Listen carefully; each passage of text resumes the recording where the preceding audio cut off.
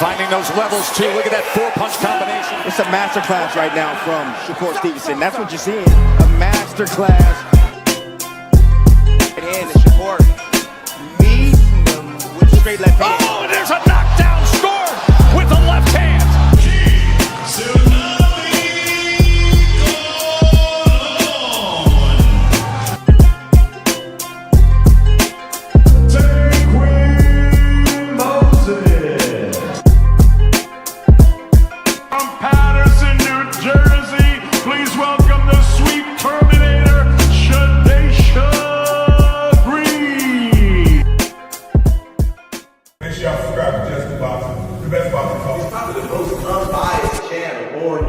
Right now, we're going to give him his just due. Shout out to my brother, Just Due.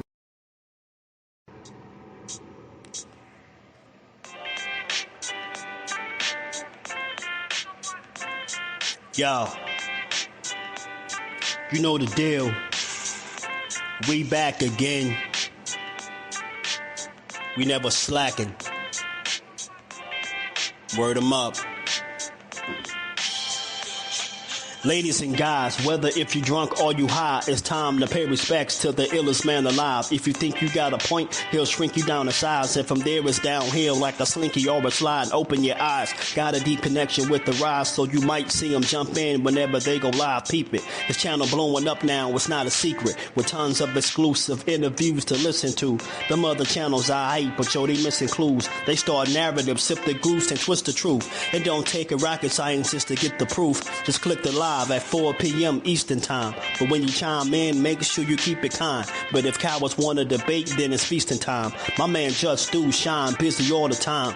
Grind 24/7, 365. Videos he might have 365. My rhyme sick, they make you do a 365. You get a rich if you think you fit to survive. It's Just Do boxing, time to click the live. Ain't no beginners, if you soft, you ain't down to ride. I crush you, respect too, it's Just Do. He got the illest boxing show on the internet. The boy been a threat and he ain't even had dinner yet.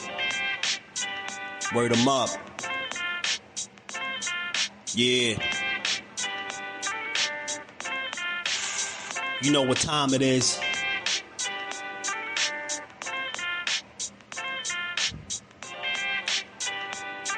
$4 p.m. Eastern. Click the link.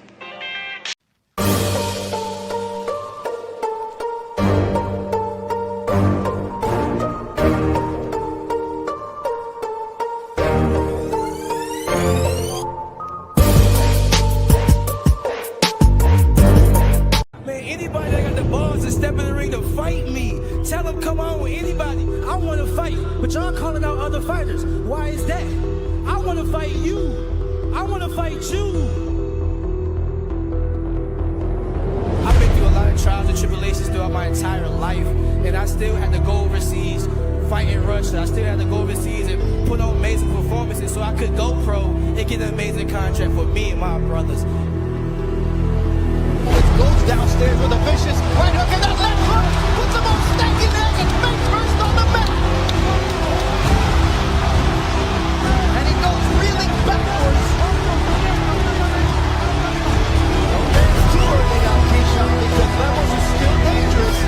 But not if you can continue to land those powerful shots. And that's how you end the fight. Keyshawn didn't say, I don't care if he's King Kong. If he comes into my house, he's gonna pay the price. Team, they've been talking all crazy. They've been talking crazy. And I'm going to back it up and I'm going to show the world why I'm the best in the world. But like I said, but no one's been talking crazy, bro. Your dad is the first one that said that I was ducking. It's on video. It is on video that he said we ducked and we didn't get no offer. it don't matter. The time is now. It's their time. Let's get this money and let's make this fight happen. It does matter because you said that we're the ones talking. We're not the ones talking. Oh, we started talking after you guys started talking. It's retaliation. It's retaliation. Your manager's talking all crazy. Oscar's talking crazy. It's the time, and I'm gonna make you pay for everything they saying. Straight like ain't nobody's gonna pay over here. I'm making you pay. No, you're not. No, you're not. I guarantee you. I'm gonna make whatever. Hey. I guarantee you. I'm gonna take your money away, bro. I'm not betting. You ain't gonna take nothing. Nah. You ain't gonna take nothing. I guarantee you. We can bet any amount of money. When we fight, I guarantee you, I'm gonna win. I don't bet, but don't make any promises you can't keep, bro. I'm gonna make every promise, and I'm gonna keep it straight like that. You're a great fighter. You look tremendous, but I'm gonna show the world I'm the best in the world. I got something for you. You got a yes for me? I got a yes right now. Hey Eddie, where the papers at? Hey, where the papers at, Eddie? All right, two of the biggest stars in U.S. boxing, two of the best at 154.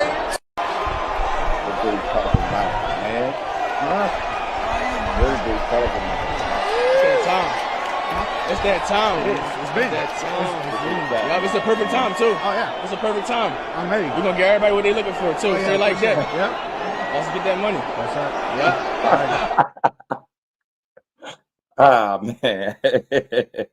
I love it, man. What's good, family? How y'all feeling on this good Saturday, man?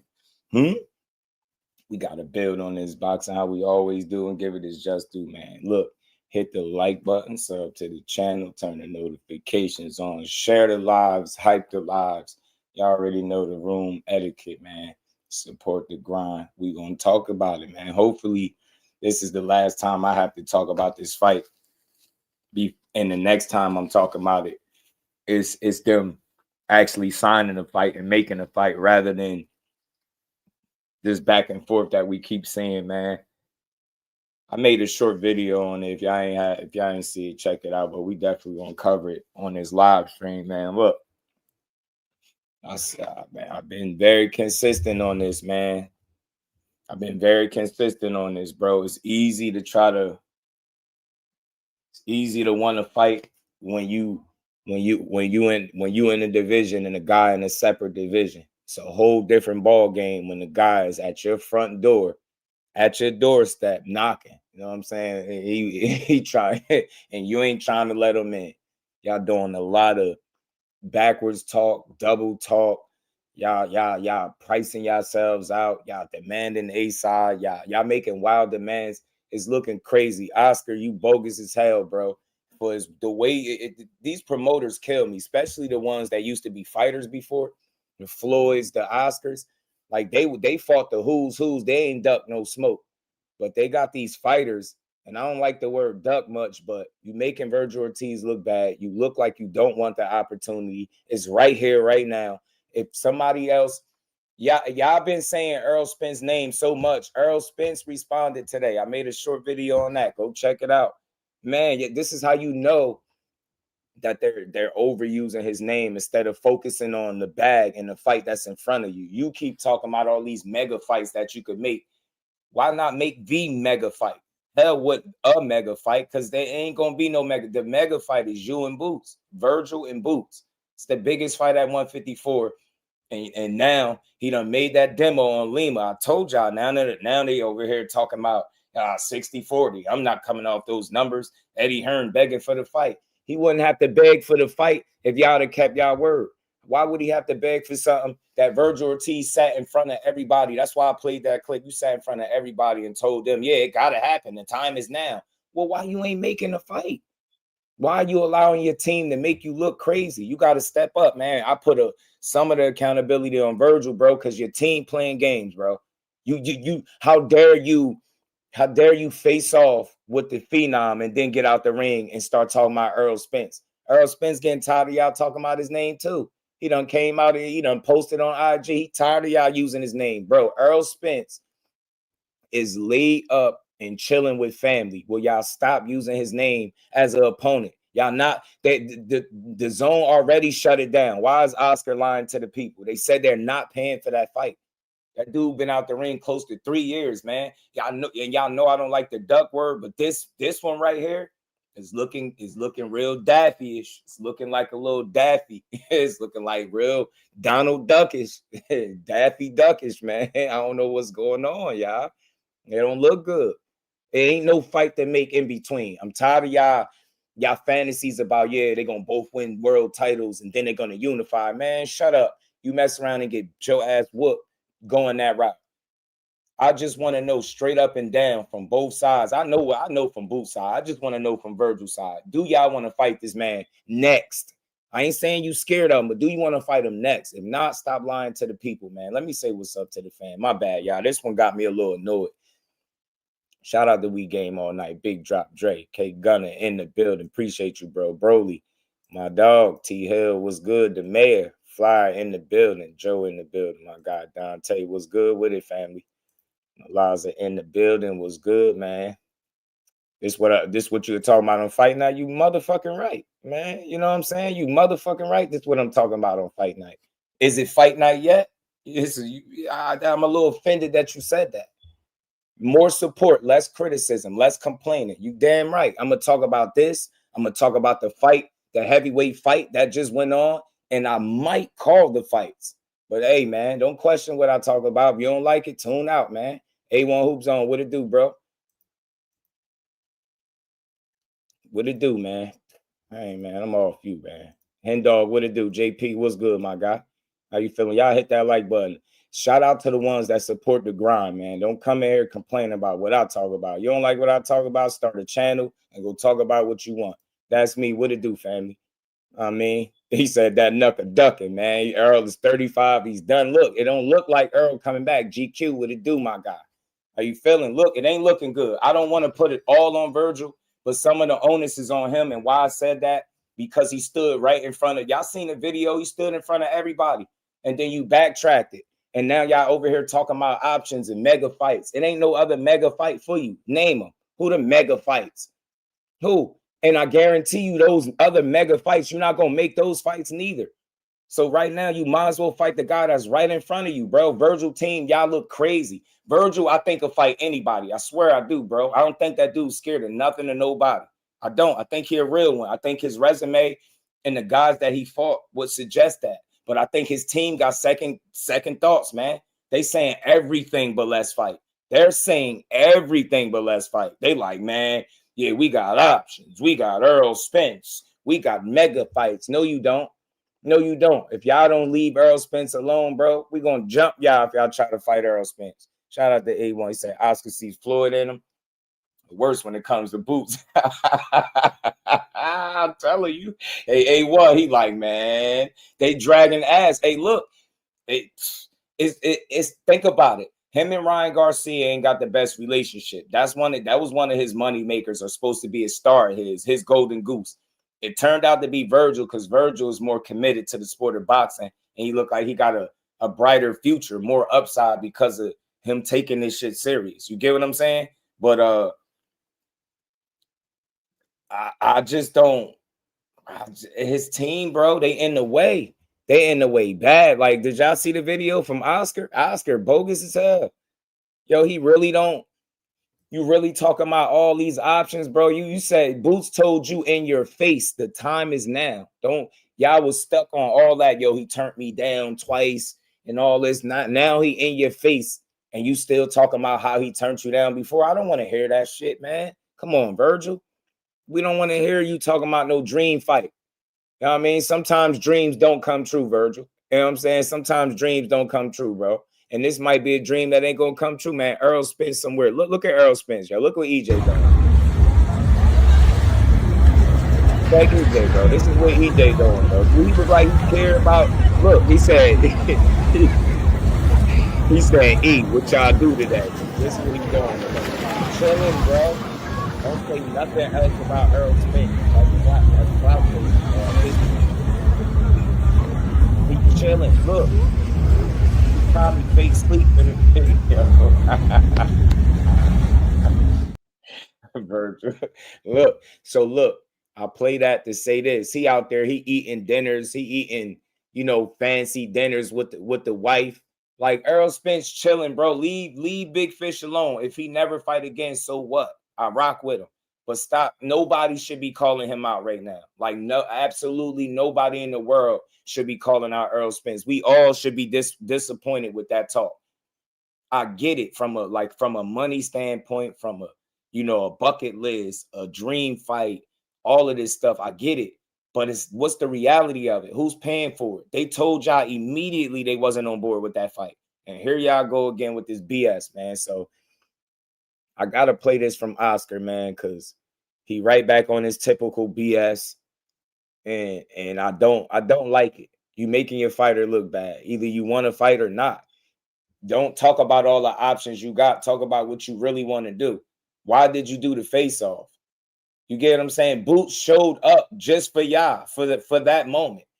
That's why he came there, bro. What they forgot why Boots was in the building? That's what he came there for, bro. This is what Boots came. Why you're here in Fort Worth, Texas? We here trying to make the biggest fight happen. I want the winner. Hopefully, it's Vergil Ortiz, but may the best man win. Do you have any prediction for the fight? Like I just said, may the best man win. I'm here for the winner. But we want Vergil to win. But like I said, best man win. If Vergil wins, is your intention to come in the ring and to make that happen? Yeah, for sure. If they let me in there. Look, man, that man Boots made a trip from Philly to Fort Worth, Texas to make this fight, to sell this fight. And y'all backtracking, man. So I don't want to hear about none of them weak ass offers. I don't want to hear about no shit in the past. I want to focus on now. And right now, Team Golden Boy and Team Ortiz looking funny in the light, man. They looking funny in the light, bro. Light shining on them and they looking funny. Boots done came, put that demo out at 54. Y'all only got to see Boots for less than a minute and y'all scared? Come on, man. Vergil, you was just on record saying how Boots get hit a lot. He get hit a lot. He frustrated. How you don't want to fight him? Teach, what's good with it, Teach? Shout out to the Queen, Lisa. How you feeling? Man, Oscar super zesty, bro. Super zesty. Come on, man. This shit is crazy, bro. Yeah, they ain't getting no 10 mil, man. They making all these bogus ass demands, man. This shit just nasty work, yo. Like his promoter is wild. Like, look at this shit. Y'all did all of this talking, man. I'm a little annoyed, y'all. So y'all got to pardon me. I'm a little annoyed. I shouldn't let it annoy me like this, but it annoyed me, yo, because y'all really got the opportunity right now to give everybody what they want. And this is exactly what's wrong with boxing right here. You have absolutely no reason not to make the fight outside of the fact that you don't think your guy could win. Because if you really thought he could win, you wouldn't be on here talking about $10 million demands. You wouldn't be talking about 60-40 and you not coming off those numbers. Like, come on, bro. What y'all on, bro? What are y'all even on? Vergil don't sell more tickets for real. You get me? He not more accomplished for real. He don't got nothing to suggest that he deserved $10 million or even be the A side in the equation, bro. This shit is annoying, man. And that's what my question to both sides. Like, what is it going to take for this fight to be made, bro? Like, what is it going to take, man? Seriously, bro. What is it going to take? Like, what my guy say? What my guy AD What is say? going on with Vergil Ortiz versus Boots Ennis? Like, what's happening? What's happening, people?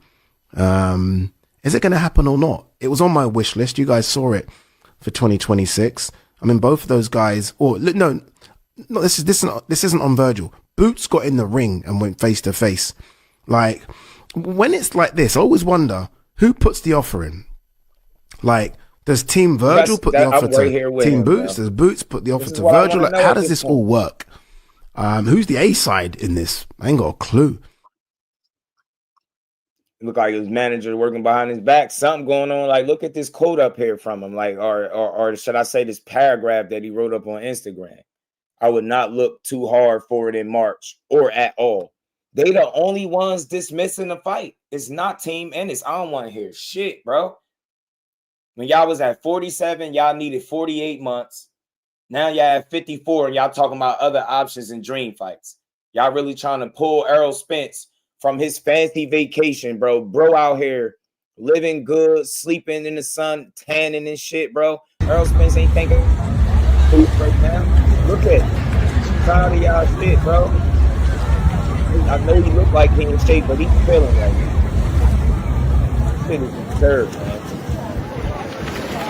DJ, look, he getting away. Yeah, he got his feet out, bro. You thinking about fighting? His feet are out. That man is chilling. You know what I'm saying? Dreads all long and shit. EJ, man, EJ chill. Let him chill. Let him chill. He, like he said, man, he be back when he be back. If he come back, he come back. But right now, not focusing on what's in front of you is nasty work. Nasty work, bro. Nasty work, man. Sat up in front of all those people talking about what fight was next. Come on, man. Look at this shit. He would not look for the fight in March or at all. They can talk to the sea is all gone, but unless you're talking to us, there won't be anything to discuss. We have had no deal, no offer, no discussion. And trust me when I say we had many options. And look, we had many options, many. But what's the options that's better than Boots, though?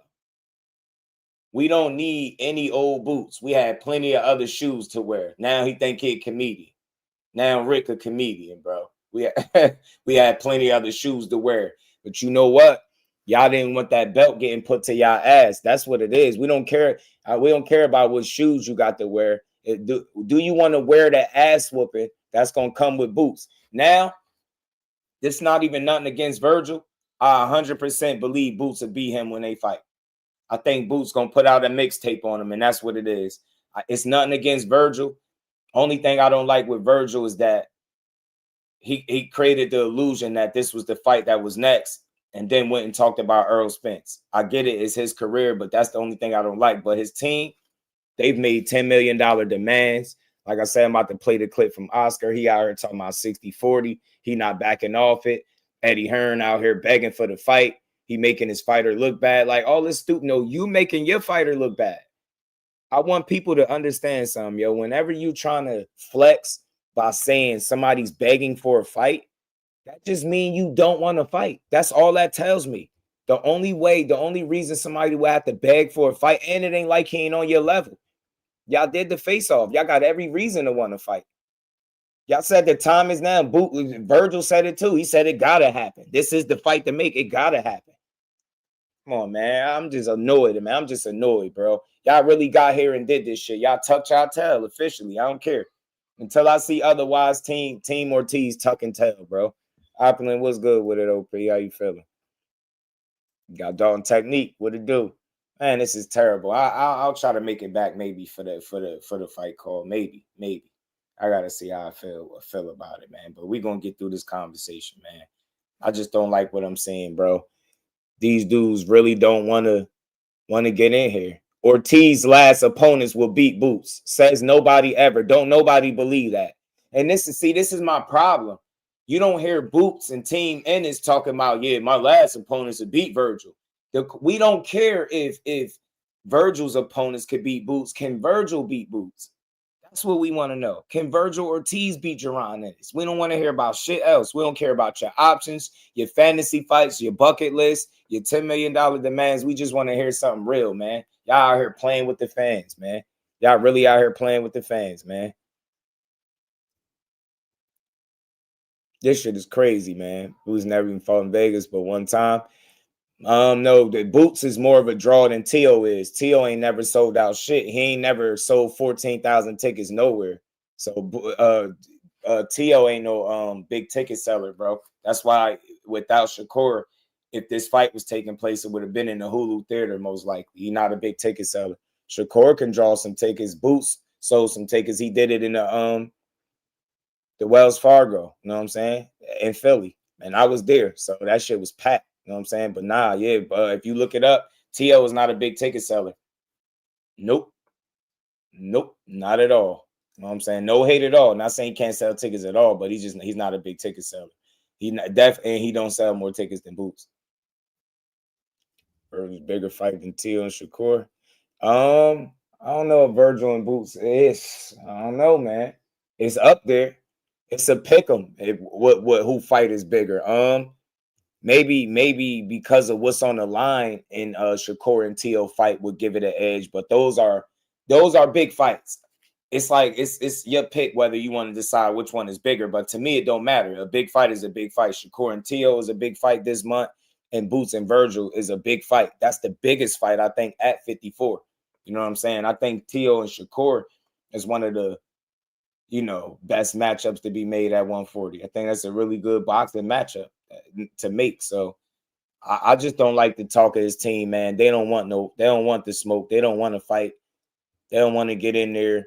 He said a lot, man. I'm okay with you even putting an offer. It's like, look at this dude, yo. Oh yeah, he's full of it, man. Putting an offer in public. He said, hell, we can negotiate it on camera for Netflix with everyone at the table. Man, shut the hell up. Who negotiates in public? See what I'm saying? Do you see what I'm saying? Do you see why I got a problem with Team Ortiz? I don't want to shit on the fighter. I put some accountability there, but it's his team that's talking real bogus. I know Vergil will fight. I know if they tell Vergil, look, this is the fight, bro. This is what we doing next. Vergil gonna sign that contract. The only hesitation Vergil probably got is him listening to what his team want to do. That's it, bro. Him not making a decision by himself. Telling you, this shit is nasty work, bro. This shit is real nasty work, man. It's real nasty work, man. Blunt was good with it. You already know my guy was good. Shout out to Cigar Talk. Najee was good, my guy. Yeah, Kabayel, man. Look, real quick. Broly, what it do? I know y'all seen that heavyweight scrap. It was a quick one, man. I think we all knew Kabayel was gonna win that fight by KO. Knyba was pretty tough, but he durable most times. But that dude Kabayel is a tank. I think he a real player at heavyweight for real. You know what I'm saying? He got something with him, man. He got some scrap with him because he can box. And he's sturdy, you know what I'm saying? He's sturdy, he got some durability, he tough. I like Ajit Kabayel. I like him, man. I do. He just beat the hell out of Buddy in like 2 rounds, man. He dusted his ass off. If Vergil was on snack, I'm rolling with Vergil. Paz Nation, what it do? Reef was good, man. The stoppage for Kabayel, I don't know, man. I felt like he was beat up, bro. I felt like he was beat up. You know what I'm saying? I felt like he was beat up. Felt like dude only was gonna take more punishment. I seen no way that Knyba was gonna work his way back into the fight. That's what I thought. You know what I'm saying? Then he was taking real big shots, and it was his body language and shit like that. Like, you got to show the referee something. He just started looking bad. He started getting hit with them big shots, man. You know what I'm saying? Blaze, what it do, man? Yeah, I thought the stoppage was fair because dude started getting hit with some big shots. And whenever you see a big guy, you know, leaning and laying on the ropes, that's not a good sign. He could try to contest the ref all he want. If he really wanted to show the ref he was good, he would have been throwing punches, having his hands up. He was a bad position, and I think it just would have got worse. You know what I'm saying? The only thing the ref did was cheat us of a highlight reel. That's all. You know what I'm saying? But it's not saying he the most skillful guy in the heavyweight division and nothing like that. But Kabayel is the kind of guy that you better have the tools to put him away, or he gonna grind you down. He'll wear you down and knock you out. He's a legit heavyweight. He got some real power. He could take a punch. He damn sure can give one. You know what I'm saying? And he applied consistent pressure that makes him dangerous. So it's a combination of the things he do that makes him effective. He's one of those guys where he might not be the most skillful heavyweight, but he's a good heavyweight, solid heavyweight. And what he does is effective and it works. And not everybody will be able to deal with that. You see, he just fought another undefeated guy. Man, he made quick short work of that kid, man. You know what I'm saying? He beat the hell out of him, bust his face up off fast. He got some legit punching power, man. So shout out to Kabayel, man. Big shout out to Kabayel. But look, let's get back to this, man. So look, like I said, I hope this is the last time we talk about this ever. I hope the next time we talking is them actually making a fight. But this is me giving y'all my final take on this. It's more so the team of Ortiz than the fighter. But, you know, the team is a representation of the fighter. And we know the fighter has the last say so. The fighter can say yay or nay. You know what I'm saying? So I think that's where I critique Ortiz a bit. You allowing your team to kind of confuse the people and make you look like you don't want smoke with the guy that you last faced off with. You know what I'm saying? You talked about all this turning down contracts and shit before, but now you fast forwarded today. What's the issue? Get what I'm saying? You have no reason to not get in there and fight with Boots. It's so real, man. I haven't even thought of another opponent for Vergil. I don't even think people care to see nothing else, because the last thing y'all told us it was going to be this fight. So again, man, this is his manager or Rick or whatever talking this shit, man. Negotiating in public on Netflix. You know they not doing that. Demanding 10 million. The shit Oscar's saying. None of it look good to me, bro. It's all a bad look, man. They didn't want this fight for real at 47, and they don't look like they're in a rush to make it now. Let me play this clip from Oscar, man. Y'all hit the like button. Let's keep rolling, man. Motown, what it do? Yeah. It's like he allowing them that have more to say so than him, A1, and it looked funny. It looked funny. And it don't look good on his behalf because not only are they talking about everything but Boots, and they starting to dismiss Boots. They're like, we don't need Boots. We can make other fights, mega fights. And nah, man, that wasn't what y'all was saying in the ring, bro. So I don't respect it, man. At the end of the day, I like to see fights. I don't want to see BS. I think it's nonsense that they treating it this way, bro. You know what I'm saying? I think them dudes need to make this fight next. I ain't even trying to hear shit else about no belts or none of that. You know what I'm saying? Let me find out, the Tim Bradleys and all of them got y'all spooked, man, feeling like y'all can't win. Let me play the clip from Oscar, man. Yo, what's up, guys? Happy New Year, man. I've been busy this week finalizing the Ryan Garcia-Barrios fight, and details will be announced on Monday. I'm really excited to be working with PBC and Al Heyman. Look, we have a lot of great matchups to be made as the U.S. top promoters, so I'm looking to keep the fights here in the U.S. In the meantime, Eddie Hearn is begging the media for this Boots and Vergil Ortiz fight. It's so stupid as a promoter to pigeonhole your fighter into one opponent. You lose your negotiating power, which ends up being a lot of lost money for your fighter. Also, every time a manager tries to be a hero and negotiate behind the promoter's back, they lose money for the fighter. And at the same time, violate the Muhammad Ali Act. And you know what? I'm going to start sending legal letters enforcing this because I'm fucking tired of it. Some managers are just full of shit, letters. And I will be exposing them. Trust me. Look, Vergil can fight 2 or 3 different guys in mega fights. He's got options. Imagine him with Errol Spence at Dallas Cowboys Stadium, or Sebastian Fundora in a mega fight in Vegas. Boots is part of the plan, already lined up but it doesn't have to be next. We're not fighting him next. But Eddie, since you're so desperate to make this fight, then let's do this.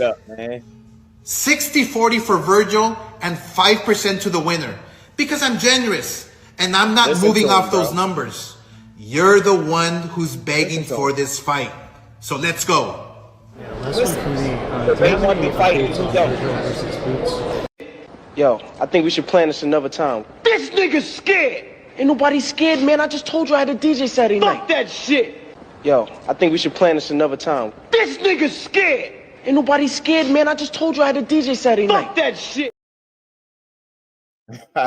That's all I hear. At this point, I don't even that's the only thing they saying. I don't care what excuse, what reasoning they come up with. That's all I hear. I just hear the Bishop and Q clip playing in my head over and over from Juice. That's it. That's all. I think we should do this another time. It doesn't have to be next. It doesn't. We can fight 2 or 3 mega fights, but you continue to name a fight that they're not willing to pay for. You keep doing this to the people like we didn't see them put out the report that they were unwilling to pay for Errol Spence in a Vergil Ortiz fight. Like we didn't just see the reports with them saying that they're putting pressure on y'all to do what y'all say y'all gonna do and doing what they say they're gonna put on the fight. They putting pressure on y'all. Y'all don't want to do it. You out here talking about putting out legal letters. Nah, put out a contract, put out an offer. That's what you need to do. You don't need to put out. You want to go the legal route, yo. Like think about this. All this shit just not to make. Just say you don't want to fight him right now. You want to go. You want to keep your guy undefeated, or just say you rather put your guy in there with somebody else. Like just say that. Just say that, man. But don't lie to the people, bro. Shout out to B Fighter. What's good? Blessings, Kyle Cooley. How you feeling, Brody? This shit is crazy, man. Shit is crazy. Blaze, what it do, homie? There's 50 people in the building. Hit that like button, y'all. We're going to keep building. He said, Blick and all boxer roadblocks and they kneecaps on site. Oscar and Coke Fishing as Delahoya just made the list. I'm tired of them, bro. They waiting on offers, but they want 60-40. Like, you get me? Nah, we're taking 60-40, and I'm not coming off those numbers. We're taking 60-40. Like, you taking 60-40. Like, bro, pissing me off, Oscar. Yeah, we're finalizing the Barrios and Ryan Garcia fight. Boy, we don't care. We don't care about that. You know we didn't care about that.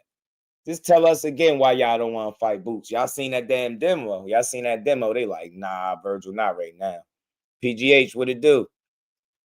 Facts, Delahoya should be ashamed, bro. They did all of that talking, bro. They did all of that talking, man. Eddie and Boots got y'all spooked. AND1 MIXTAPE got they asses spooked. Straight like that, man. What Eddie was saying, Eddie was talking shit. And I don't mean it disrespectfully when I say they just don't beat Jaron Ennis. In fact, that style is absolutely tailor-made for Boots. Just to make it clear on Vergil Ortiz. We sat in a room, me, Oscar De La Hoya, Eric Gomez, and the top DAZN execs in America. We talked about how a deal would work with those two fighters, and we agreed on a deal. We went away, we signed a new deal with Boots. Part of that deal, within the contract, was the deal that we agreed with Golden Boy and DAZN to fight Vergil Ortiz. Boots signed it. Now, we didn't hear anything back. We told them we're going to fight in October. They said they're going to fight in November, and we haven't heard anything back. On Tuesday, Eric Gomez called me and he said, look, I just wanted to let you know we're fighting Lubin. After that, we want to get the Boots fight made. I said, well, we're in. I don't, you know. So I take their word for it, and I truly believe Oscar De La Hoya wants to make great fights. But that fight is done on our side, on all the terms that we agreed with Golden Boy. That fight for me, although it doesn't carry an official world championship, which is what we want at 54, is one of the best fights in boxing. And that's it, man. That's it. That's all at the end of the day, bro. Like, yeah, they got y'all spooked. Eddie said y'all tailor-made. Y'all out here trying to, like, rest y'all hat on some fucking offers that was made to Boots when he wasn't even at 54. That shit is annoying, man. I just want to see a good fight. That's all. And I know Vergil a dog and he gonna put up a fight. Vergil ain't no easy win for nobody, right? You know what I'm saying? But AND1 MIXTAPE Boots, think he got y'all spooked, man. I think he had more confidence in that face-to-face. He said, I'm going to make y'all eat y'all words. He said, I'm going to show you. Man, Boots told you to your face he going to show you. You know what I'm saying? Nah, hell no. The fight was built at 47, Serrata, when they needed 48 months, bro. So you telling me we about to get him more than 48 months, bro? Now we about to get him more time in another division when they was talking all this shit. If this was the case, yo, if I'd have known they was going to do all this, the hell with the face-off. They shouldn't even did the face-off. They should have even did the face-off. Vergil need to come out and say something, man, because they ain't looking, Golden Boy ain't looking good in the light, bro. I'm telling you, they looking funny. They looking counterfeit in that light, man. Even Roy Jones is on their head, man. Roy spoke, man. Roy on their head. And you gonna go say about Errol Spence and somebody else? We don't want. Roy, are we getting this fight with Jaron Boots in his next? I don't see no way in the world that you go up. You actually told Boots to come up here. You called Boots up there. You understand? So all that you talking about in that post-fight press conference, you said don't nobody hear that. Here. You told the nation when they could see it, because a lot of people couldn't see the post-fight press conference. I don't want to see nothing But people else. saw the interview right after the fight. You told us that the man already told you, hey, it's time. You told us that's what was next. If you avoid that and don't do that, you're gonna lose a lot of respect from a lot of people, and I might be one of them. Because you acted like Vergil Ortiz. You better believe it. You act like you was up for the challenge. Everybody knows that it's like Boots said, it's time for him. Everybody wants to see Boots against a real opponent. Vergil, you're peaked right now. You're the best option to make us to let us figure out all the answers that we want to know about Boots Ennis. Come on, man. What Roy say, man? And you gonna go say about Errol Spence and somebody else? We don't want to hear that. I definitely don't want to hear that. You told us on national TV after the fight that you wanted to do exactly what that man said. That man told you. We don't want to hear Well, that's what I want to see. I don't want to see you do nothing else right now. You can come back and go to Errol later. You can come back and go to Crawford later if Crawford chooses to do that. But what I want to see right now is the two best dream middleweights on the horizon fight. It's two undefeated guys who are equal. Don't run from that smoke, bruh. Don't run from that smoke. Let's make that happen. Facts, bro. Facts. You heard what he said, man. That's how I feel about it, bro. Look, I just thought I don't know. I guess you just gotta expect it, man. It's boxing, man. They tease with this fight, but ain't enough reason to not give it to us, man. Like, look, I'm just tired of all the boost this, boost that. Now he right there, and it's like, yeah, well, Errol Spence and Sebastian Fundora, we got mega fights. Like, you calling for people that you ain't really gonna make fights with next, and we know that. We ain't stupid. All I'm saying is I just didn't see no reason why this shit couldn't have happened, bro. You got all the time and opportunity, bro. And again, you know y'all do because y'all said as much. It's y'all coming out making them wild ass demands. Ain't nobody doing that, man. Ain't nobody paying you no $10 million for no non-title fight. Do you want to fight or not? Your team just playing around, making you look crazy. And Vergil deserve better than what they doing right now, man. Doing it like that, bro. Shout out to the plug. Duh, what's good with it, my guy? How you feeling, bro? So I don't care what they want. Give me the money. Dangle that carrot, bro. Yeah, but they're dangling that carrot. They're going to mess around and lose to somebody else. Tunnel Vision, what up? What's good with it? Appreciate you. So you already know. Shout out to my dog, man. Y'all go tap into my bro 8-1 Hoop Zone, man. It's Art of War. Nah, this ain't no Art of War. This ain't. So what was it? So what was it when they needed 48 months, yo? What was that? They needed 48 months at 140. Now it's the Art of War at 54. The man told Boots to come here. Did y'all forget? Yo, he was like, Boots, come here. Man, hold on. Let me just play. Man, y'all bugging, bro. He told Boots to come here. Now it's the Art of War. Hell no. I'm being selfish. I don't care. I want to see this fight. Nah, bro. Y'all shouldn't have faced off then. That man took a trip to Fort Worth, Texas for you. And y'all out here talking about, now y'all want to let it marinate some more. Nah, that shit marinated when you needed them 48 months. Now they need some more time, bro. Now they need more time, bro. You know what I hear, bro. They out here, man. Yo, I think we should plan this another time. This nigga's scared. Ain't nobody scared, man. I just told you I had a DJ Saturday night. Fuck that shit. Yo, I think we should plan this another time. This nigga's scared. Ain't nobody scared, man. I just told you I had a DJ Saturday night. Fuck that shit. Hey, man, Vergil, that's how they sound. They like, man, we got other options, man. I just told you, ain't nobody scared. We ain't ducking and dodging, but my dream fight is Errol Spence. You know what I'm saying? My dream fight is Errol Spence. Man, yo, that shit crazy, bro. Nah, because if Boots was doing this shit, they'd be on his ass. Yo, that man sat there and called Boots in the ring. Like, he said, come here. Like, he told Boots to come here. We want to fight the best. Boots, come over here. We want to fight the best. Boots, come over here. We want to fight the best. Boots, come over here. He did that. He said, we want to fight the best. Boots, come over here. Come on, man. Like, I don't even like the duck talk. I know it be business, bro. I know y'all be having other things y'all want to do. But I think, listen, my criticism is coming from overselling that it was Boots that didn't want to fight y'all. And it's, in fact, looking like it's y'all just not wanting to deal with him. Because if that was the case, like, think about it. His manager came out and said, let's negotiate in public on Netflix. Like, he's saying unrealistic shit. Dude think he a comedian, bro. Whole time you making your fighter look crazy in the light. Man, the man went from saying, Boots, come over team, here. They've been talking all crazy. They've been talking.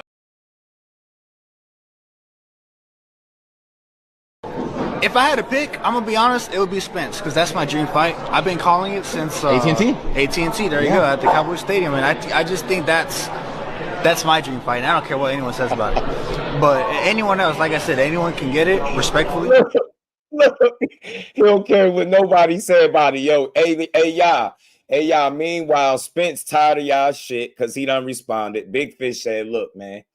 Big Fish said, this the look we got. He said, when I see guys who wouldn't utter my name before my last fight mentioning me. This is to Oscar and Vergil, bro. Big Fish got a message for y'all, bro. This is what he said. And he kicked up, feet out, laid out. He laid up, stomach, he's laying on his stomach, feet out, border bomb. Bro ass taking a nap. He ain't fighting nobody, bro. He ain't fighting nobody right now. Nobody should dare mention his name, bro. Nasty work to call out Errol Spence, bro. I don't care who you is.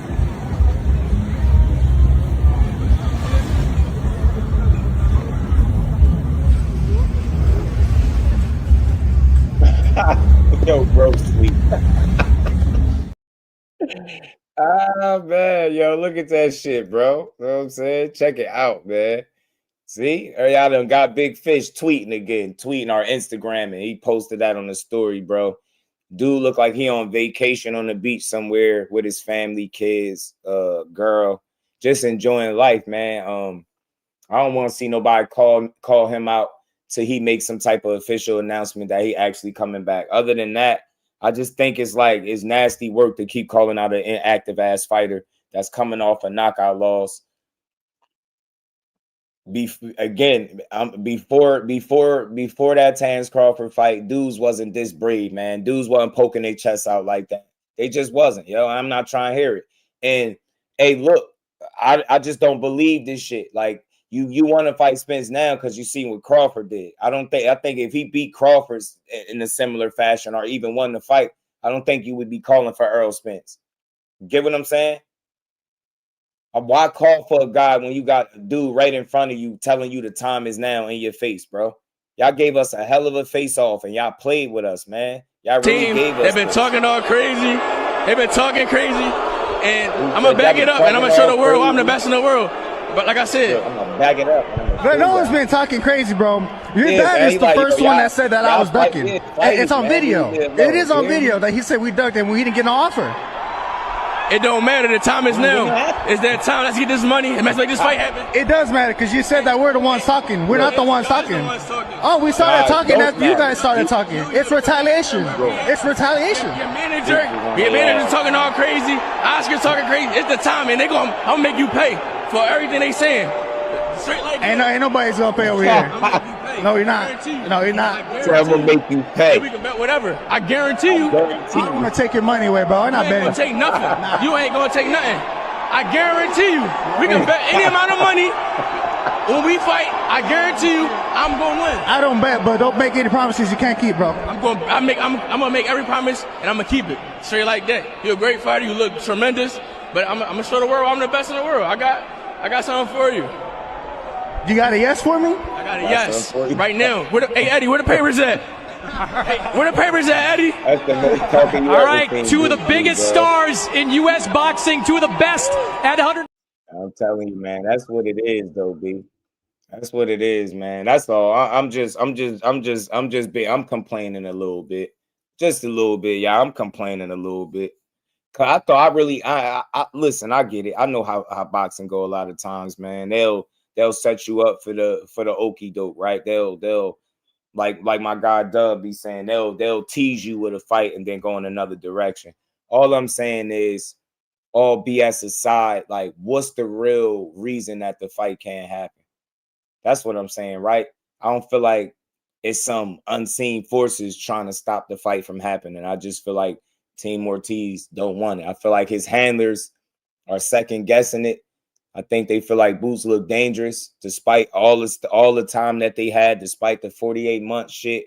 Now they need to let it marinate, and they out here trying to play the art of war with Boots. Nah, that shit looking bad, man. B-Dog, he said, I'm gonna make every promise and I'm gonna keep her. You hear me? Clay Moore, what it do, my guy? He said, Oscar scared, period, man. I don't know what's up, man. It seemed like, and maybe, like I was saying before, maybe because that's one of his last, like, you get what I'm saying? Prized possessions. Like, I think him and Ryan Garcia is like always up and down. You never know what to expect out of that duo, out of that relationship, right? And then you just got young kid Austin. You got Vergil. Who else he got over there at Golden Boy? Maybe that's what it is, trying to hold on to the last guy that he feel like got star potential. I don't know. Y'all guess as good as mine, but like I said, man, just from a fight fan standpoint, I don't see enough reasons for it not to happen. I don't see it needing to marinate. None of that. I don't like why face off and shit. You get what I'm saying? Why face off? He said Vergil got that light voice. Oscar as Zordo Ramirez. Yeah, he got Zordo. Zordo's a good fighter. He's a good fighter. Who else? I know he got a couple guys over there, right? But just like I guess still undefeated, right? Vergil It's like he don't want to let Vergil just, you know, lead a nest type deal. Like I can't even say that because Vergil's fought quality opposition. That's why I'm a little. It's like on one end I'm surprised because he got a track record of being willing to fight quality guys, but then that's why I say it got to be something with Boots. It got to be something with Boots. It has to be. It's something with Boots. It's something about Boots that makes Oscar hesitant, bro. Got to be. It's something with Boots that makes him say, you know what? We could do something else. Gotta be. Oscar Duarte about to get a good fight. Golden Boy, yeah, that's another one. He's another solid fight. But you know, I'm talking. Should I say? I don't. Vergil is looked at as a guy that is star potential, right? Like, who's a bigger? I want to say bigger name. I like Vergil, some big ass name, but like. Who has a higher upside, you would think, at Golden Boy, right?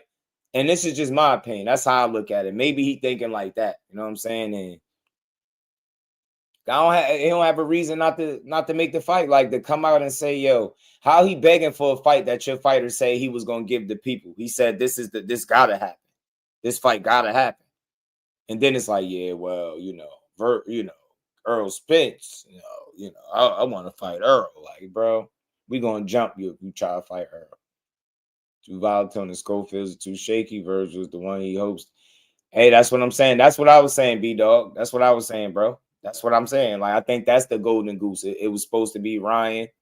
Now he do got Zordo, but I still think like the way he praised Vergil Ortiz as like the best fighter in the world, saying he gonna fight this one, that one. So what I'm saying, we know Vergil Ortiz is one of Oscar's favorite fighters for sure that he promote. Not saying this is only one, but it's definitely one of his favorite top guys. And I think it's some type of attachment there where he might not want to risk it against Boots. I think he knows exactly what Boots is. He could try to say what he want, but Boots could put Vergil in a bad situation come fight night, man. Think he got a really good chance at doing that, man. That's a tough fight.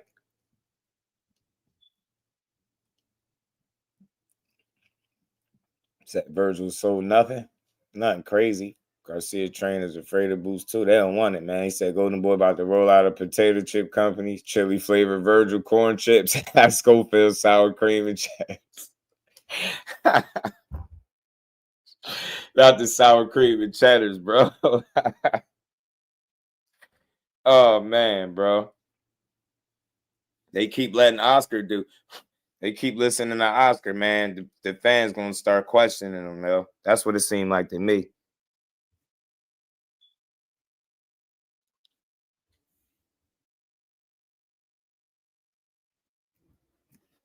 Man, I'm telling you, bro, this is crazy, man.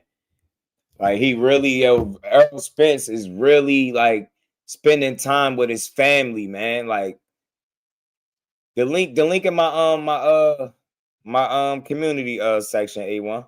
The link in there is right in my community section. You can click it if you want to come up.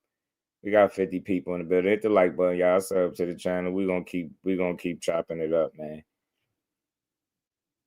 Errol Spence out there eating with the fan. He chilling, man. He really enjoying life too right now, man. And y'all want to pull him away from his family for a fight? Shit don't even make sense, man. Called a long time ago. They were afraid. Hey, B Fighter, I said it, yo. I had this feeling because they was too loud. They was too loud. Like, you get what I'm saying? It was way too loud for me with their, well, we want this and he don't want to fight that. And I was like, watch how everything changed the minute they are both in the same division after their fights. And immediately, without fail, now they got options. Shit crazy, man. Shit crazy. I'm gonna play the Oscar Delahoya clip one more time because this shit is outrageous, man. Yo, what's up, guys? Happy New Year, man. I've been busy this week finalizing the Ryan Garcia-Barrios fight. And details will be announced on Monday. I'm really excited my community to be working section, with PBC and Al Heyman. Look, we have a lot of great matchups to be made as the U.S. top promoters. So I'm looking to keep the fights here in the U.S. In the meantime, Eddie Hearn is begging the media for this Boots and Vergil Ortiz fight. It's so stupid as a promoter to pigeonhole your fighter into one opponent. You lose your negotiating power, which ends up being a lot of lost money for your fighter. Also, every time a manager tries to be a hero and negotiate behind the promoter's back, they lose money for the fighter. And at the same time, violate the Muhammad Ali Act. And you know what? I'm gonna start sending legal letters enforcing this because I'm fucking tired of it. Some managers are just full of shit and I will be exposing them, trust me. Look, Vergil can fight 2 or 3 different guys in mega fights. He's got options. Imagine him with Errol Spence at Dallas Cowboys Stadium or Sebastian Fundora in a mega fight in Vegas. Boots is part of the plan, but it doesn't have to be next. But Eddie, since you're so desperate to make this fight, then let's do this. 60-40 for Vergil and 5% to the winner. Because I'm generous and I'm not moving off those numbers. You're the one who's begging for this fight. So let's go. I don't care what nobody. That's one for me. Do you have any updates on Vergil versus Dead giveaway. Anytime you do that, no, is the answer. I mean, we 10 can't. million, 60-40 now is. We ain't coming off those numbers. It's 5% for the winner. Like, yo, at some point, yo, they gotta chill. That shit look crazy. And they're gonna do all of this to fight somebody lesser than a Boots Ennis. Watch. Clay, A1, what's good with it, man? He said 105% for the fight. Nice. I'm tired. I want to punch Oscar in his stomach, man. I just real quick, man. The crazy thing is, I ain't never seen no situation where he's saying y'all like him Oscar being talking about some y'all the one crying and begging for the fight. Last time I checked, bro, like the fan base and the boxing community been begging for this fight because apparently when they try to call Boots a duck when Ortiz is at 154, Boots is at 147. They saying, "Oh, you ducking us? You're not willing to come up." Boots said, "I'll be up there soon."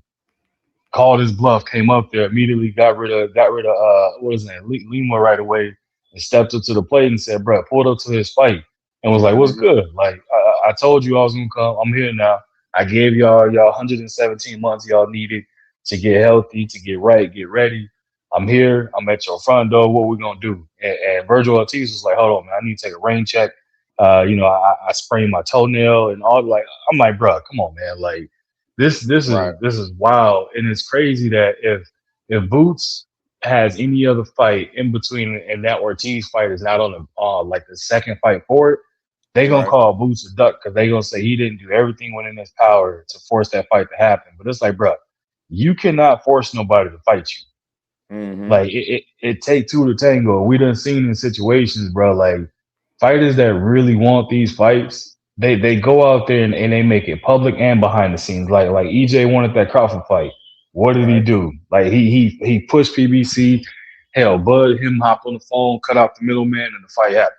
Like all these other fighters that really want these big pressure type fights, they do what need to be done to make it happen. We seen, even though like in the situation with Dev going over there and fighting Cambosos, like he ate a shit sandwich twice to do what? Right. He wanted undisputed, or he wanted that belt, so he did what he had to do to make it happen, right? So in this case and situation, if Ortiz put his foot down and was like, "Look, Oscar, win, lose, or draw, make this fight happen." Because it's we still young enough that if we lose, we can recover from it. If we win, guess what? Our name and recognition will go up even further from there. Canelo just lost to Bud. Mexico got the Mexican Monster, but they also looking for another star outside of that. So Vergil Ortiz got the charisma, got everything behind him. If he beat Boots, his stock go through the roof. If he lose to Boots, it's like he's still young enough to say, "Hey, you lost to the phenom. You lost to a person where this dude is deemed as the next face of boxing because he got the skill set and the ability to be able to beat anybody from 147 all the way up to 160. So it's like it's there in its prime to happen. And again, they still young enough where whoever loses can still bounce back from it. If the longer he wait, bro, and Boots fill out even more, and you know he's steady getting better each and every fight, and he still ain't even showcased all the tools he got in the toolbox. All I can say is, If he allowed Boots to continue on that uphill trend be on now, and they step in there and he do him even worse than what it could potentially be done now, it's only gonna be worse for Ortiz, bro. Yeah, 100%, 100%. I agree with you everything you were saying, man. I just didn't expect it the energy to shift this bad, like to the point where he got to double down.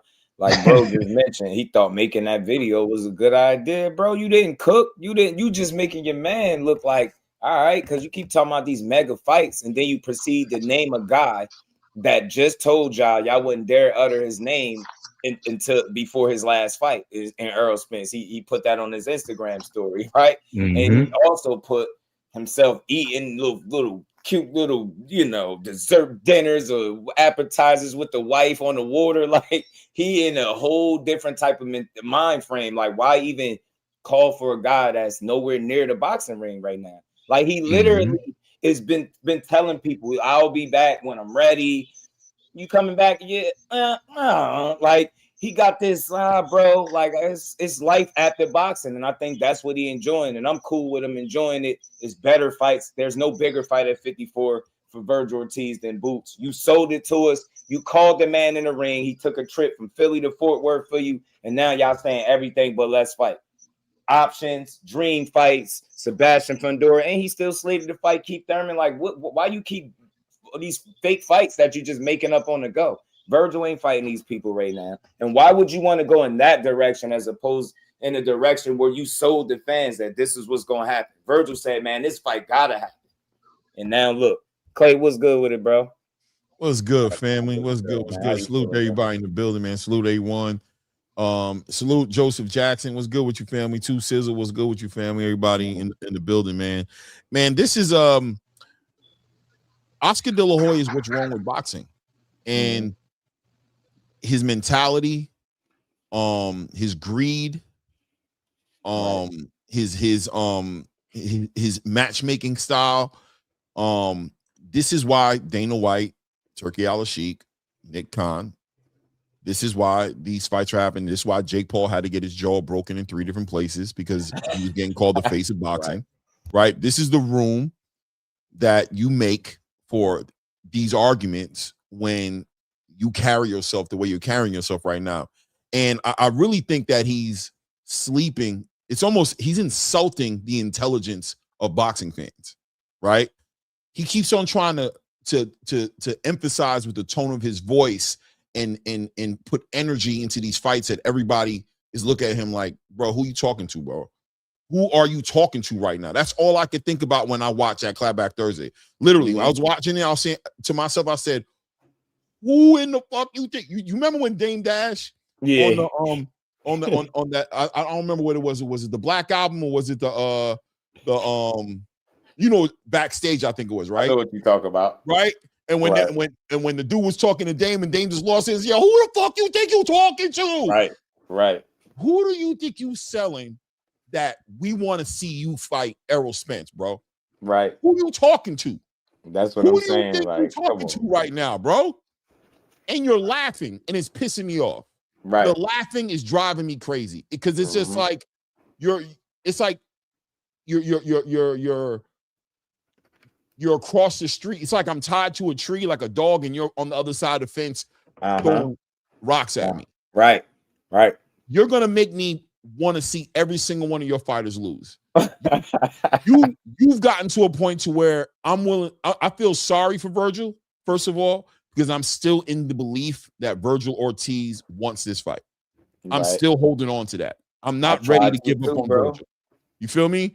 So, but unfortunately, Vergil, if you don't put your foot down the same way David Benavidez did, the same way Errol Spence did, you're going to just end up being complicit, and you're just going to have to go down with the shit, bro.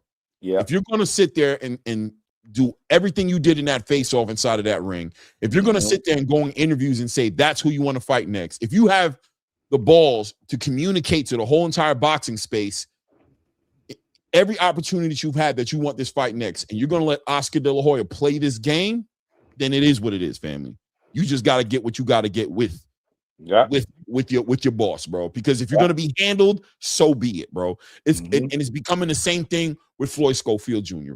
Salute to Floyd Schofield Jr. I don't think you're scared of nobody, but if you don't put your foot down and be an adult, be a grown man about your career, it's gonna have to be what it is, bro. We're just gonna have to. You gotta go down with your daddy, bro. Hey, you saying something, bro? You saying something, man? And I thought of it, and it slipped my mind to mention it, to connect it to the Floyd Schofield situation. Does look very similar to this one. You see how they kind of got counsel to a degree, right? Not to fight Shakur, and then everything that led up, they end up not fighting them. And now you see Vergil stand in the ring. You see him say, "Yo, this gotta happen." But then the only knock with him where he switched energy was the Errol Spence fantasy. I think he need to leave that alone. But outside of that, it's his team, his management. He out here talking about you don't bet on seeing the fight. You know, we got other shoes to wear. We don't need boots. And he's making some little jokes and saying these other people that he can fight, but there's no better option though. I ain't hear y'all say one realistic better option yet. And that's where me as a fight fan, where I get a little frustrated why I ain't letting it go, where I had to talk about it one more time. Cause I'm like, come on, man. It's clearly no better option for neither one of y'all. How you call that man? Hey man, come here, Boots. You called him in the ring and you get out the ring 2 moments later. Like I get the SpongeBob little thing on my head. Like, well, you bro, just at this point, just they like talking to you like you stupid. Now you gotta say something or you're gonna look dumb. Now you gotta be like, man, fuck out of here, bro. Now you gotta do it. You were trying to be nice, right? Like, all right, man. But now you got to respect your own face, right? I gotta have some respect for myself, right? I gotta respect myself. I can't just sit here and just let you just do this right now and play this game with you, bro. You scared that Vergil's gonna lose, bro. Yeah. You're scared, bro. Yeah. Your team is scared, bro. You've got too much to lose on the back end, bro. And you're making this decision based off of the mortality of your fighter, who you're trying to convince the world is the best 154-pound fighter in the world. Ring Magazine has Vergil Ortiz at #1, and you are scared to death of losing that spot. Right. You're scared. You're petrified, my guy. You're petrified. And you keep on. I would respect it more, bro, if he'd be like, listen, man, if he would have been more serious about it, I'm like, listen, man, this fight right here is a great fight. I just don't want to have it next. I want Boots to go do this. I want my fighter to go do this. Speak to us like we're not dumb. But when you're trying to sell it to us like, hey, we don't need this and the options and we can fight anybody and you guys are the ones begging for the fight. If you don't, bro. Like, look at this shit his manager was saying. Like these dumbass quotes. Stupid ass like paragraphs at that. Like I had to screenshot this twice. That's how big it was. And all he doing is mocking the fight, shooting it down, killing the fight. He literally suggested that they negotiate in public on Netflix. That's a dead giveaway. Meanwhile, what Oscar just do by throwing the numbers out there in public? Come on, man, you killing the fight. Whenever you see a negotiation out in public like that, you know what's happening. Vergil, I rock with you, but your team making you look crazy in the light. They making it look like you, and you fought quality guys. You fought quality guys. That's why I'm disappointed too, because it's like you ain't got no excuse to be moving like this, bro. Stand up and tell them, look, I want to beat his ass. Just when they was talking, we did the face off. While we do all, I just want to hear something real. Don't just the Madrimov fight. Listen to me, bro. I've been saying this forever. Nobody wants to hear this. Madrimov was beating Vergil up, bro. Yeah. Even though it looked the way it did in the second half, Madrimov had an upper respiratory infection he was healing from. His conditioning went to shit. If the Madrimov that fought Terrence Crawford fought Vergil, he probably would have beat Vergil. Yeah. His conditioning went away, and he ended up standing in front of Vergil because he couldn't move no more, and Vergil busted him up to his body. And by the way, shout out to Vergil. I give you that victory. I'm letting you know what the eyes of his handlers saw. You understand what I'm saying to you? Right. What his handlers saw was, damn, bro, you might have lost that Bohachuk fight. I ain't going to even hold you. What his handlers saw was, damn, thank God Madrimov had an upper respiratory infection, bro. Look at your face, man. Your face was beat up by round 2, 3. You had knots on your head, bro. Your eye was all red. You got a black eye at the end of round 2. You was getting pieced up. He was jerking your ass into an issue. That's what they saw. he got victories on paper, but the team has not seen enough from Vergil Ortiz to believe that they can give enough confidence in him that he can fight against a Jaron Boots Ennis. That's what's happening, bro. Same thing, by the way, happened with Schofield. I like Same that. thing happened with William Zepeda. I like Oscar that. saw William Zepeda win against what's my guy's name? Tevin Farmer, and was like, we should do a rematch. You feel me? Right.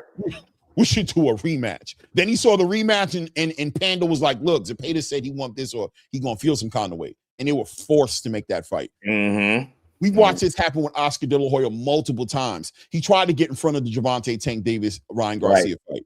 He tried his best to get in front of that fight. And he tried his best to get in front of Schofield and Shakur Stevenson. This is his resume, bro. This is what he does. And he's doing it right now with Vergil Ortiz, family.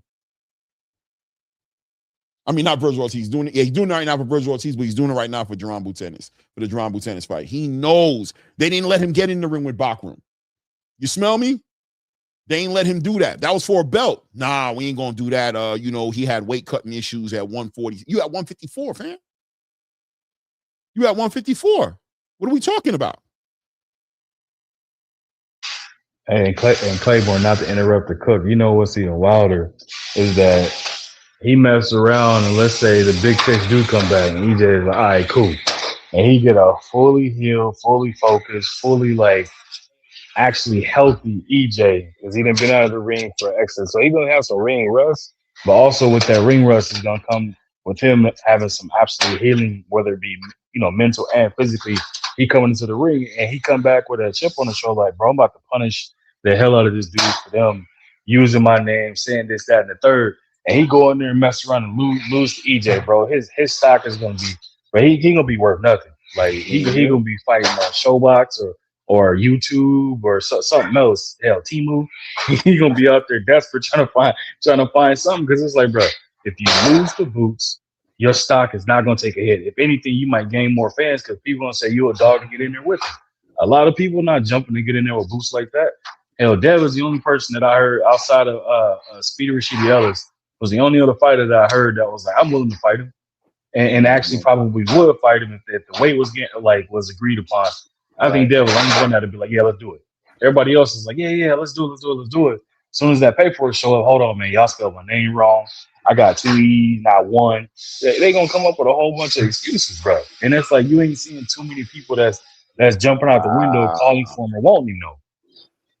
Do you think that this being their last year with the zone until they renew their contracts, do you think that this year is just a year that Oscar feels like he cannot afford a loss, that he feels like he needs to leverage every star he has in order to leverage his negotiation position with the zone or with whoever else he may be looking forward to work with if he's not going to be with the zone? Because even the zone is pushing at him like, yo, bro, stop playing with me. So what is for me, I'm the kind of guy who's just like, what's the other side of this conversation about, which is what do you really have to lose on the back end of a loss if Vergil Ortiz takes a loss? What is it that we're looking at here? Because like my guy on the panel here is saying, you lose against Boots, you didn't lose against no scrub. Right. You should be able to, that should be a loss that you should be able to wear almost proudly on your, I'm like, you beat Boots. Stop playing with me. But for some reason, Oscar looks at it like, same thing with Ryan Garcia. He doesn't, we're not fighting Rolly again. Rolly, nobody wants to think of Rolly. What? Bro, he lost to Rolly, bro. Right. That's a get back fight, man. Right. No, so that fight, nobody wants to see it. Nah, bro, you're protecting Ryan, bro. Yeah. What you saying make a lot of sense, bro. I don't think he could. He at least in his mind, it seemed like he can't. He feel like he can't afford to lose with one of his guys, and I feel like Ryan, like I was saying before you got here, Ryan and him got an up and down, back and forth relationship. It's never stable with them two. But you've heard the complete opposite with Vergil. Vergil and Oscar, they get along like two peas in a pod. So, and it's like, I think it's just, I don't know, it's protection. It's like, I got to protect them a little bit, man. Because I think if you're Vergil, if they go to Vergil and say, look, this is what we doing next, Vergil, all right, let's do it. I truly, truly in my heart believe it. But with the same token, I feel like He ain't making the decisions by himself. And when you got your father sounding like, oh, we can do other things. Oscar, we can do other things. Your manager, we can do. Everybody is. That's where I start to find, y'all saying the same thing. Y'all all saying, oh, we can do something else. And that's why collectively it's starting to sound like that's what y'all want to do. And ultimately it's going to trickle down. And it's going to look like your fighter just don't want to fight this guy now that he done put out that demo at 54 in that one round.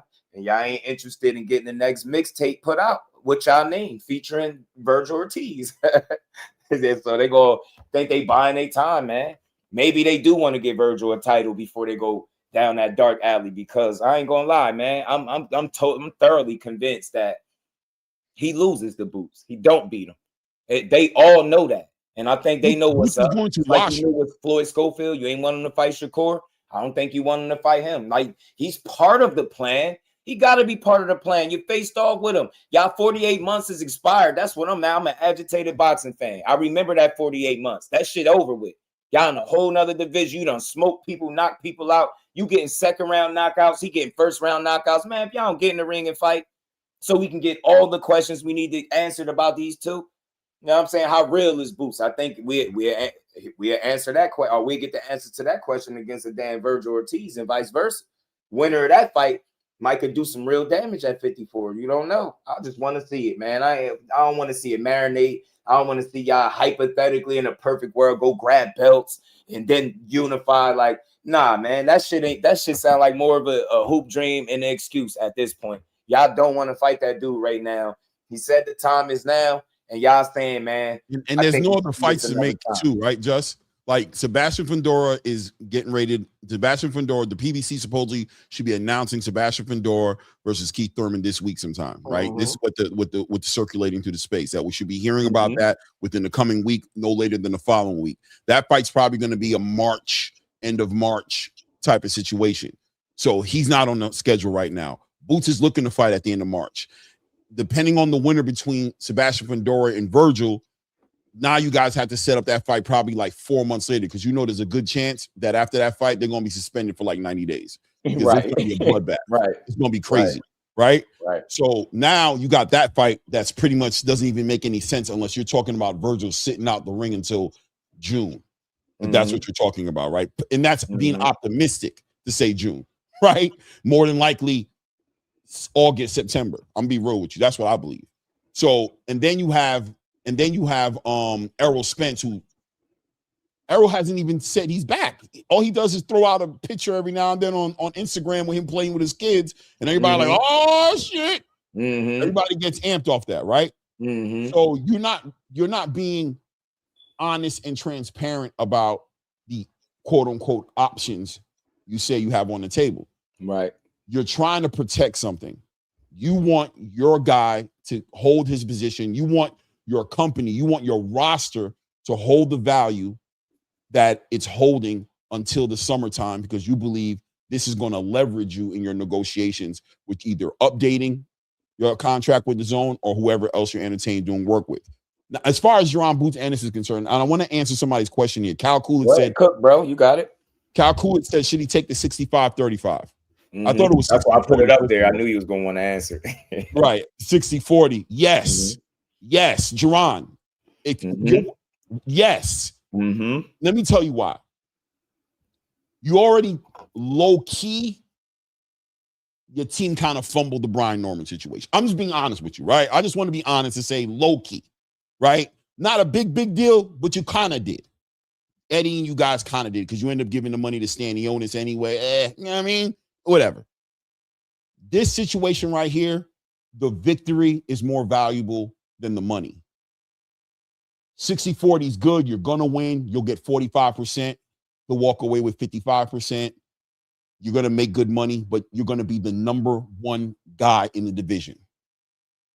Your leverage is going to be crazy. You're already in position right now to fight the winner of Xander Zayas and Abbas Baharu, right? Because you have that WBA title. That's a mandatory that's already there. You're already in position. And Xander and Abbas Baharu, both of them are not scary. It seems like both of them would give you a fight. That's what it looks like. Even though Xander has Top Rank, who's a little smarter than that, but Abbas will definitely fight you. And then you're already in position even with the WBC.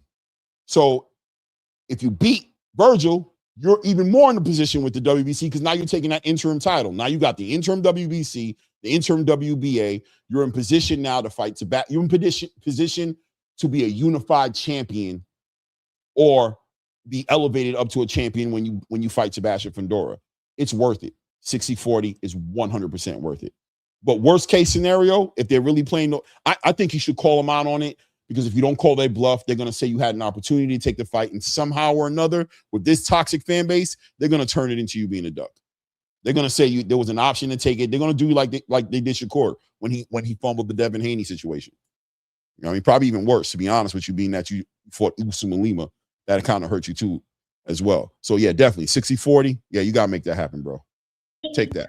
Yeah, man. It's the only way you could smoke them out of there, man. Like, you get what I'm saying? It start to look like if it's anybody that's gonna make any immediate concessions, it'll be Boots. You get me? And if it's any way where you could get it remotely fair and make this fight and go beat his ass, I say go do it, man. It's unfortunate that they playing these games with the people, and y'all tell me if I'm tripping. What's stopping this fight? That's my question. Like, Oscar, what's really, you get me? Come on, man. Just tell the people, look, we rather do something else. Like, it don't mean you scared. It just mean you don't want to do it right now. I could look at it from a business standpoint and see that you don't want this guy to take a loss right now. Ryan just got beat up by Rolly. Now you about to go sacrifice him to Boots. I don't think he even ready to take the risk right now. Like, you hear he telling us some of what's really going on. Like, you're part of the plan, but it don't gotta be next. Like, and then you got the manager talking about we got many options, many. Like, he doubled down. Like, so they like it. To me, I think it's fair to say, without even going the duck route, is saying that y'all not prioritizing fighting Jerron Ennis now that he's in y'all weight class after one fight. And I knew y'all was gonna do this sucker shit, man. That's why I'm a little annoyed, man. Damn, I knew y'all were gonna do this. He ain't even put out a full mixtape. That was a demo. You know what I'm saying? It was one round, bro. And y'all don't want to fight him.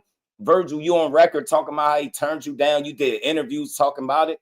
You talked about one of his performances, how he was getting hit a lot and getting frustrated. That ain't somebody you want to fight. He get hit a lot. Remember, I want to see y'all back up some of this confidence that y'all was talking with, the mistakes that he making. Robert Garcia saying, you know, he'll have to kill Vergil to beat him. Well, I want to see this shit get put to the test because Boots got all the firepower. If you trying to get hurt, if you trying to get a first-class ticket to the hospital, getting there with AND1 MIXTAPE Boots, man. I'm telling you. If I was them, I'd be very light with the death thing with Vergil Boots. Don't even talk about no death or send nothing like that in his direction because he already battled and almost lost his life to this boxing game, which is why y'all don't want to fight Bachram or even do a rehydration clause. Ice God says, shout out Claymore. How confident are you Boots will beat Vergil since you cool with him taking less to fight a fighter he better than? Well, being better than somebody doesn't necessarily leverage the money, historically speaking, right? That's not what makes the money happen. At the end of the day, they're gonna have to pay for the fight, right? Mm-hmm. And on top of that, fights have different values. Different fights have different times. Like you saw how Devin Haney, who we knew was better than Kambosos, went to Australia, right? Sacrificed everything to go and risk. More than likely, he knew he was going to win, but it was a risk regardless to become an undisputed champion because he knew how much he could leverage that on his resume. Boots is in the same situation, man. He's made sacrifices already with Stanionis. Like I said, he kind of fumbled the situation with Brian Norman, especially looking how Brian Norman performed against Devin Haney. Boots would have more than likely devastated Brian Norman, right? So he didn't get that opportunity to do that. Here he is. He kind of messed up already. Boots has a pattern about him right now that a lot of people are doubting him. Yeah, which is crazy, but it's just the truth. He can't let this fight slide because of no damn 10%, bro. He can't do it. He has to take it. Claymore stole my talking point. I just want to throw it out there because I was definitely about to go right back into looking at based off the history. You see the Floyd and Oscar split, how he took that. Again, Devin Kambosos, when I brought that up earlier. It's like, bro, at some point you got to eat a shit sandwich in order for you to really have a true coming out party where it's like, now there's no denying me. Now there's no longer B-side conversations. It's I'm making an offers and you accept it or you're not accepting. You know what I mean? Like, or you doing something where I'm still gonna come out. Like even with EJ and Bud, right? Like a lot of people say EJ was the A side. Why? Bigger sales. What he had 3 belts. Like he was the A side from a multi different factors of it, right? But at the end of the day, like he was willing to kind of 50-50 coin flip all of those things just to make the fight happen. So I 100% agree with Claymore though. Boots gotta take this. And Oscar need to go back to doing math, bro. That man said 60-40 split and the winner gets the other 5%. I'm like, all right, that's 105 last time I checked. But he must be coming out of his pocket with some extra money for it or something. Yeah, I mean, and plus you went to Texas, you stepped to him, you did all these things. You know, I mean, listen, man, I know fighters are in a place right now, just in A1 where they're not listening to fans because fans are toxic. Fans are wishy-washy. They're not real fans anymore. You know what I mean? They're not real fans of the sport no more. Once fans became really fans of fighters to a certain degree, they became very opinionated about fighters and the moves that they're making, right? Mm-hmm. So if Boots really doesn't care what people are saying for real, then move accordingly and don't and fight for your 10%, whatever. Right. You'll get scrutiny for it, but as long as you're okay with it, move forward with it. But you did make it a point to go to Texas and do this face-to-face with Vergil. So I'm believing the talking kind of gets under your skin a little bit. Well, if that talking got under your skin, I think the next level of talking might make you jump Vergil Ortiz in the parking lot, right? Like, so if you're going to be honest with yourself, Oscar has a little bit of a point to when he's saying you guys are begging for the fight. And the reason you guys are begging for the fight is because of the talk. You know what I'm saying? Right. In the space. Eddie could give a shit, but clearly Boots is at his, right? He's at his wit's end with it to the point to where he's done something that's very uncharacteristic of him, which is he went to a fight, walked into the ring, stepped face to face. He didn't do that with Terrence. He didn't do that with Errol. He didn't do that with Brian Norman. He didn't do that. You know what I mean? He's always been a laid back, hey man, if they want, I just want the belt, man. What? Now he's hit another level, which by the way, we celebrate him for, I think, right? We love what he just did with Vergil. But to let that slide away now for 10%, you'd be the talk of the town, brother. I'm not gonna lie to you. You might be the talk of the town, brother. I mean, Vergil's going to get the heat he's going to get anyway. But at least Vergil has, we said yes then. We said yes over here. We've got a title fight with Sebastian Fundora. Why should we sacrifice becoming champions? He has reasonable arguments if he makes the right move. Like, if he goes and fights with Sebastian Fundora, there's going to be a large percentage of the boxing space is going to be like, you can't fault him for that. Am I bugging? Nah, I think listen, because it's business too at the end of the day. Like Sebastian Fundora right now, like say if he wasn't lined up with Keith Thurman, he would have something that Vergil is desperately seeking, right? And you right there at the cusp of it. And I said this before, messing with Boots, you might not make it to that title fight, man. That's going to be a setback if you ask me, if you fight him. And I think they feel that way. And maybe they are sitting around waiting for another opportunity to present itself, right? Outside of Boots, maybe something like a title shot, but that's risky, man. Like, you're going to be doing some sitting around and you're going to get criticized. And it's the only thing, this is the biggest issue I have, Clay. You just brought it up about like, you said yes over here, you said yes over here, but guess where the offer, guess where they not saying yes at when he's at 54 with him. Notice these offers allegedly came when he wasn't there yet. Now he's here, one fight out the way. Remember, they was he need 2 tune-ups. He got one out the way. He got right in your face after your fight, and now they like, but I can fight Errol Spence. We can fight Sebastian. Nah, you could fight that phenom that told you, slapped that wrist and told you the time is now. He looked you in your face. He said, I'm gonna make you pay. All Boots got that finger out. He said, man, he had the teacher finger on you, Vergil. He had the teacher finger in your face, like, look, I'm gonna make all of y'all pay. He didn't even know who he wanted to point at. All of y'all. And man, come on, give us the fight, bro. Ain't a better option for neither one of them. Real talk. I don't care what they say. Hell with them titles, man.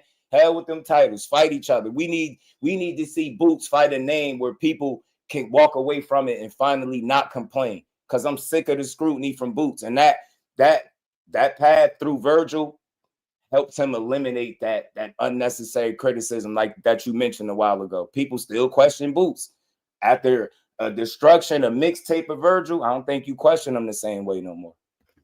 Yeah, I agree. I agree, man. I think for Boots, you know, just it's kind of like the Shakur situation for me.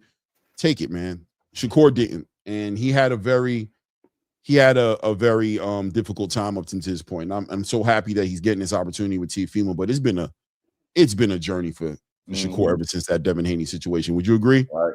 Hell yeah. You know what I mean? I think hindsight, even though Shakur says that he doesn't regret it. Hey, man, I'm not gonna say you capping, but I'm gonna say I would have done it differently. I would have taken the Devin fight, and I'd have became undisputed because I believe you would have beat Devin, and you'd have been undisputed, and it would have been a whole different conversation right now. It's just been different, more than likely, right? And you went through a lot, and then the hand injury and the De Los Santos performance. I mean, who knows? Actually, with the hand injury in Devin, I don't even know. Maybe that's the way it was supposed to play, right? I don't know. But for Jaron Boots Ennis, yeah, man, you're not losing right now.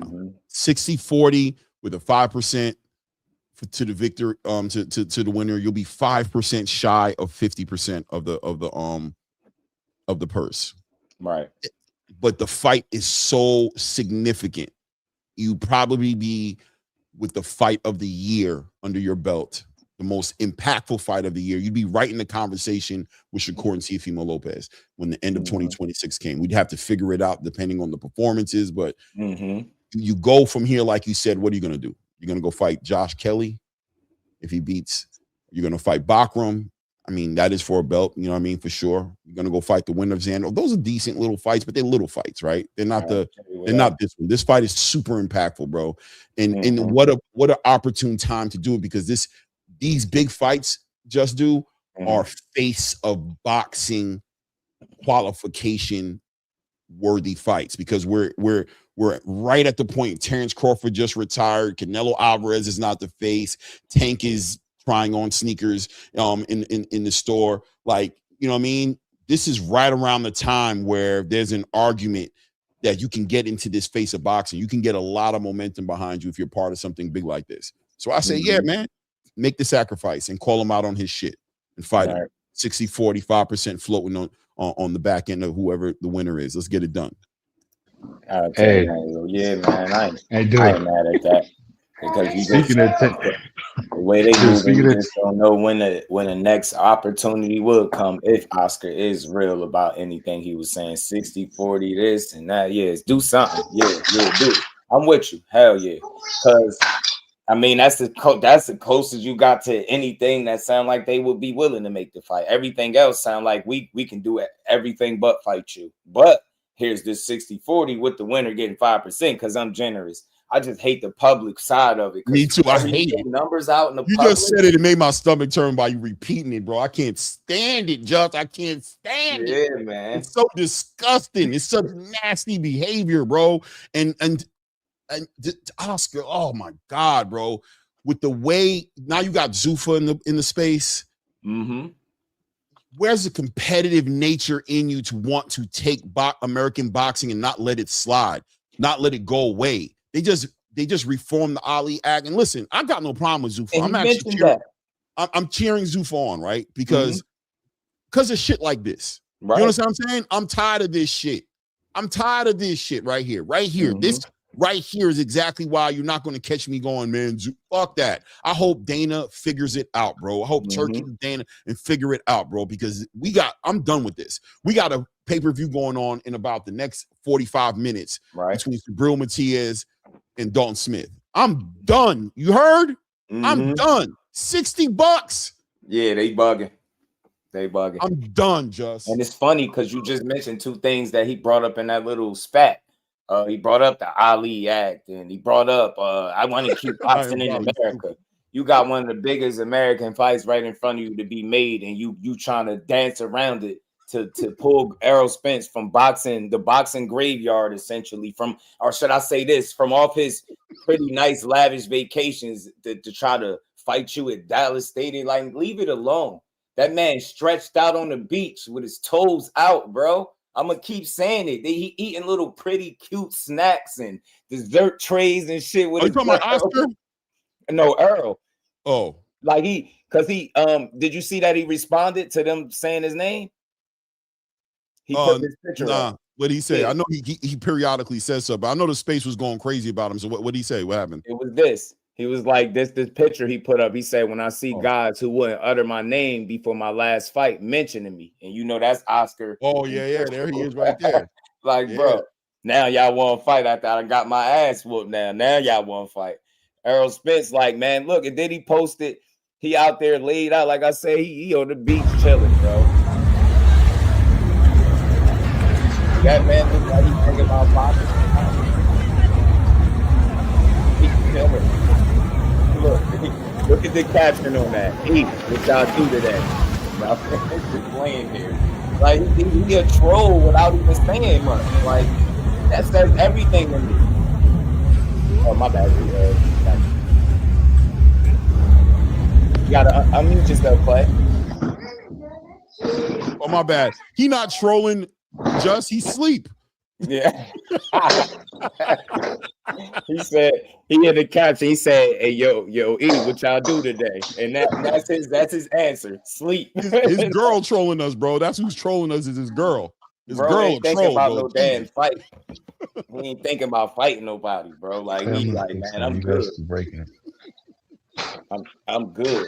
And I didn't even pull up the other ones where he in the back holding a little food tray. They in jacuzzi or whatever, a pool. I don't know what they in, but they look like they on an expensive vacation somewhere with their feet in some pretty sand with the water and waves blowing.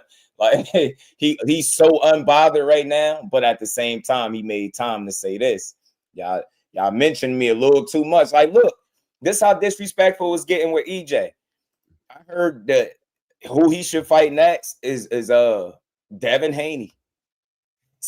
Errol Spence should fight Devin Haney next. What they say, 54? I'm like, yeah, y'all tunnel vision. Can I speak to tunnel vision? For sure, talk to him. Tunnel vision, how you doing, good brother? By the way, Just Deuce wants to salute you, and he appreciates the $5. Always, shout out to Tunnel Vision. Yeah, shout out to with my guy over there at Ness's show. Shout out to the live chat, Power Chat. You know what I'm saying? For showing love to Just Do, man. Great channel, man. A great platform for great boxing talk. Salute to Tunnel Vision, man. Tunnel Vision, let me talk to you for a second, brother. Everything is a process, right? What am I hoping Zuffa does? Am I hoping Zuffa puts together the biggest fights in boxing? No, bro. Because that's a little too, we're wishing, that's a big task right there. That's not what we're talking about right now. What we're talking about is the fight against the way boxing is. That's what Zuffa boxing represents. They don't want to deal with the sanctioning bodies. They don't want to deal with boxing the way it is. They want to change boxing and set up a place to where they're building fans who are excited about seeing the best fight the best, to where fights in situations like this, it's happened when Oscar De La Hoya happens, the whole entire space would tear, a Zuffa fan base would tear Oscar De La Hoya up for trying them and not giving them the fight that they want, right? So it's almost like the government right now with the healthcare system, everything that's going on and what Donald Trump is doing. People are very upset, and I understand. But what's really happening, and why did people vote for Donald Trump to get in office? They voted for him to get in office so that he would challenge the way the system is aggressively, so that he would do what he's doing. Even though it's crazy, that's what people voted for, because they're so sick of what the government and everybody's doing that they want to see chaos. They want to see things be attacked. They want to see things change in an aggressive way. So I'm hoping and wishfully thinking that Zuffa will represent that side of the conversation for hardcore boxing fans who are upset about what Oscar De La Hoya is doing right now. Are they going to solve all the problems? No, but they're a move in a direction for anybody who's really tired with the sport, because outside of that, we have to continue to deal with what we're dealing with this nonsense, with this dude talking about trying to sell us Errol Spence fighting Vergil Ortiz Jr. You know what I'm saying? Right. And as far as John Jones and Francis Ngannou's concerned, Francis Ngannou's in a whole nother network. John Jones was retired before before Francis Ngannou in that situation. By the time he got back Francis was already dealing with a big bag of money because he was going to get in there with Tyson Fury. So for the most part, the UFC is known for putting together the biggest fights. That's what they do. The biggest fights that they can. It's the best fighting the best. That's what everybody understands the UFC to be. But I mean, that's neither here or there. At the end of the day, bro, if they're not the ones for it, and that's for you, you feel like they're not the ones for you, I always return the question back at you guys and go, and I say, then what then? Because if you don't have, they're the only ones offering this fight right now. Nobody else in boxing is pushing back at the system in the way it is. Shout out to Terrence Crawford, who did his thing, right? And just let it be known and put the WBC on blast and let it be known, bro. Boxing is in a fallen state, my guy. American boxing has fallen to the wayside underneath the powers that be, underneath the Oscar De La Hoyas, the Al Haymans, yes, even Bob Arum. And I thought Top Rank was the better out of all of them as far as being more honest about the way they're moving their fighters, but it's fallen. And under our watch, as far as fans are concerned, boxing needs to change. It's going to have to be aggressive. It's going to be ugly before it's nice. It's going to be nappy before it's nice and colorful dreads. You know what I'm saying? It's going to ugly phase, but it has to start somewhere, bro. So if it's going to be Zuffa, so be it.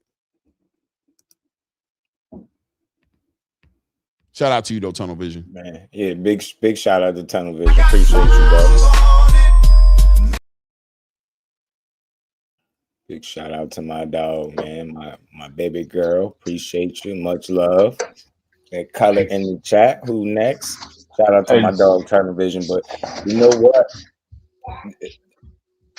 I feel like the Zuffa boxings and the Turkey Al Sheiks don't matter if the people that have been in place long before he came along, long before Zuffa boxing was an idea, or at least it got long before it got put into play. I feel like if the people that's in position do what needs to be done for boxing, then it doesn't matter what they're doing as much, right? They can either be an addition or just do what they're doing, right?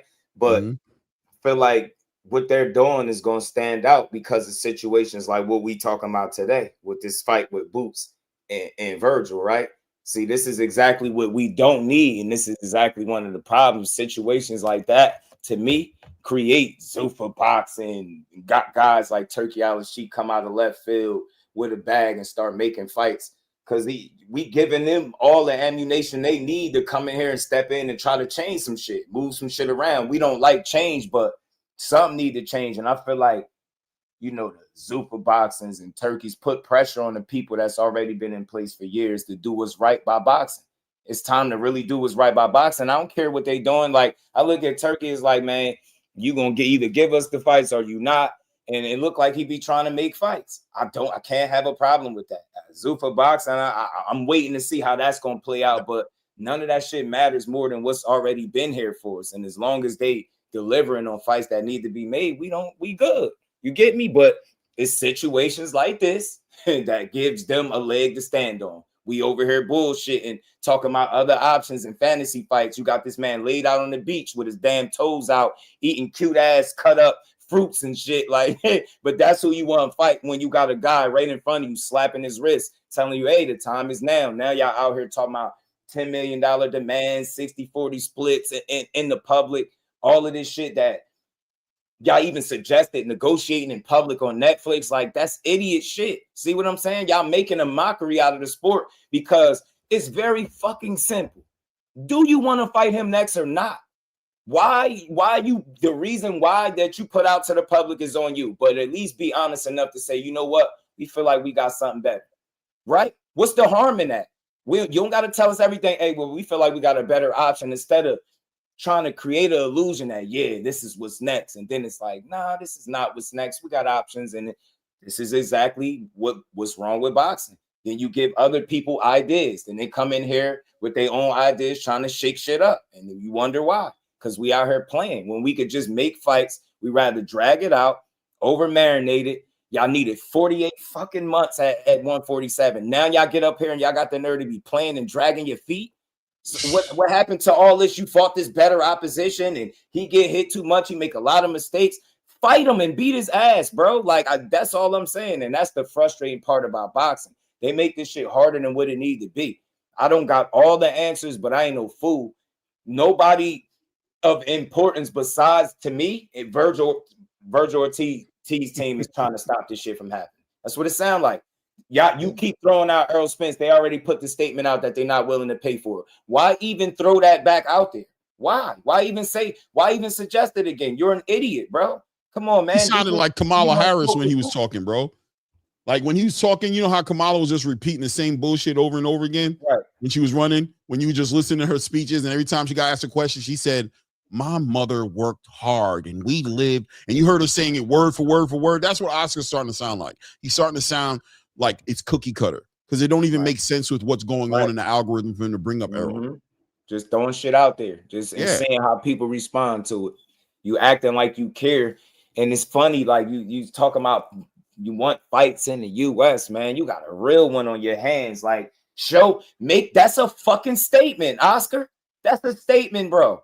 That's like standing on business. Hey, you talking about making fights here? You got a big one in front of you. That's a splash. Win, lose, or draw. You making a statement. Look, I'm willing to make these fights when it makes sense to make them. But instead, you're going to give us the runaround, the 52 fake out, the smoke and mirrors, the public demands, public negotiate, kill the fight in real time and act like we can't see what's going on. Nah, and I'm very disappointed. I don't know how y'all heard it. When I hear somebody say that somebody is begging for a fight, you're immediately telling me you don't fucking want to fight. Period. Why do I gotta beg you for something you said you wanted? You said you was gonna give it to the fans. You called. You said, "Can I get a yes?" You said, "Can I get a yes?" You get me? You get me? I'm gonna get an answer? Like, come on, bro. And you got one. And now you like, yeah, I'm gonna let my team figure it out. They bugging, man. I ain't gonna trip too much. I just had to talk about this one more time because it was blowing me. When I seen that little 3-minute clip or whatever it was, I was like, yeah, you not outsmart. And I feel like he pushed it out like that because people don't do their homework and they don't pay attention, right? How much is it? Does anybody know how much Oscar De La Hoya's mansion is? Right. You said what? Oscar De La Hoya's mansion that he lives in Vegas. I think it's like 7 million or something like that. 7 to 12 million, somewhere in that range is how much that mansion that he lives in. Let me tell you something. It's salt in the wound to see a man so happy to sabotage boxing, getting his abs done and his face laser treated to look 20 years younger, right? Walking around with a chick with fake booty, fake boobs, sitting by the pool, living his best life. And trying to tell me something about why he wants the Ali Act to stay around. It's for the fighters to protect the. You don't give a damn about a fighter, bro. Stop playing with me, man. Shout out to Greg Hacker. What he say? I'm a spirit, gang. Stop playing with me, cuz. You know what I'm saying? Stop playing with me, cuz. I'm a damn spirit, gang. Stop playing with me, man. Stop playing. And we ain't stupid, man. Yeah, bro. This ain't the days of yesteryear where people ain't paying attention. We paying attention, man, because we forced to. We talk this shit all the time. We refuse to be lied to and manipulated because you got a camera and a microphone in front of you and it's being posted everywhere. I don't care. I know you blew a lot of hot air in that damn video, bro.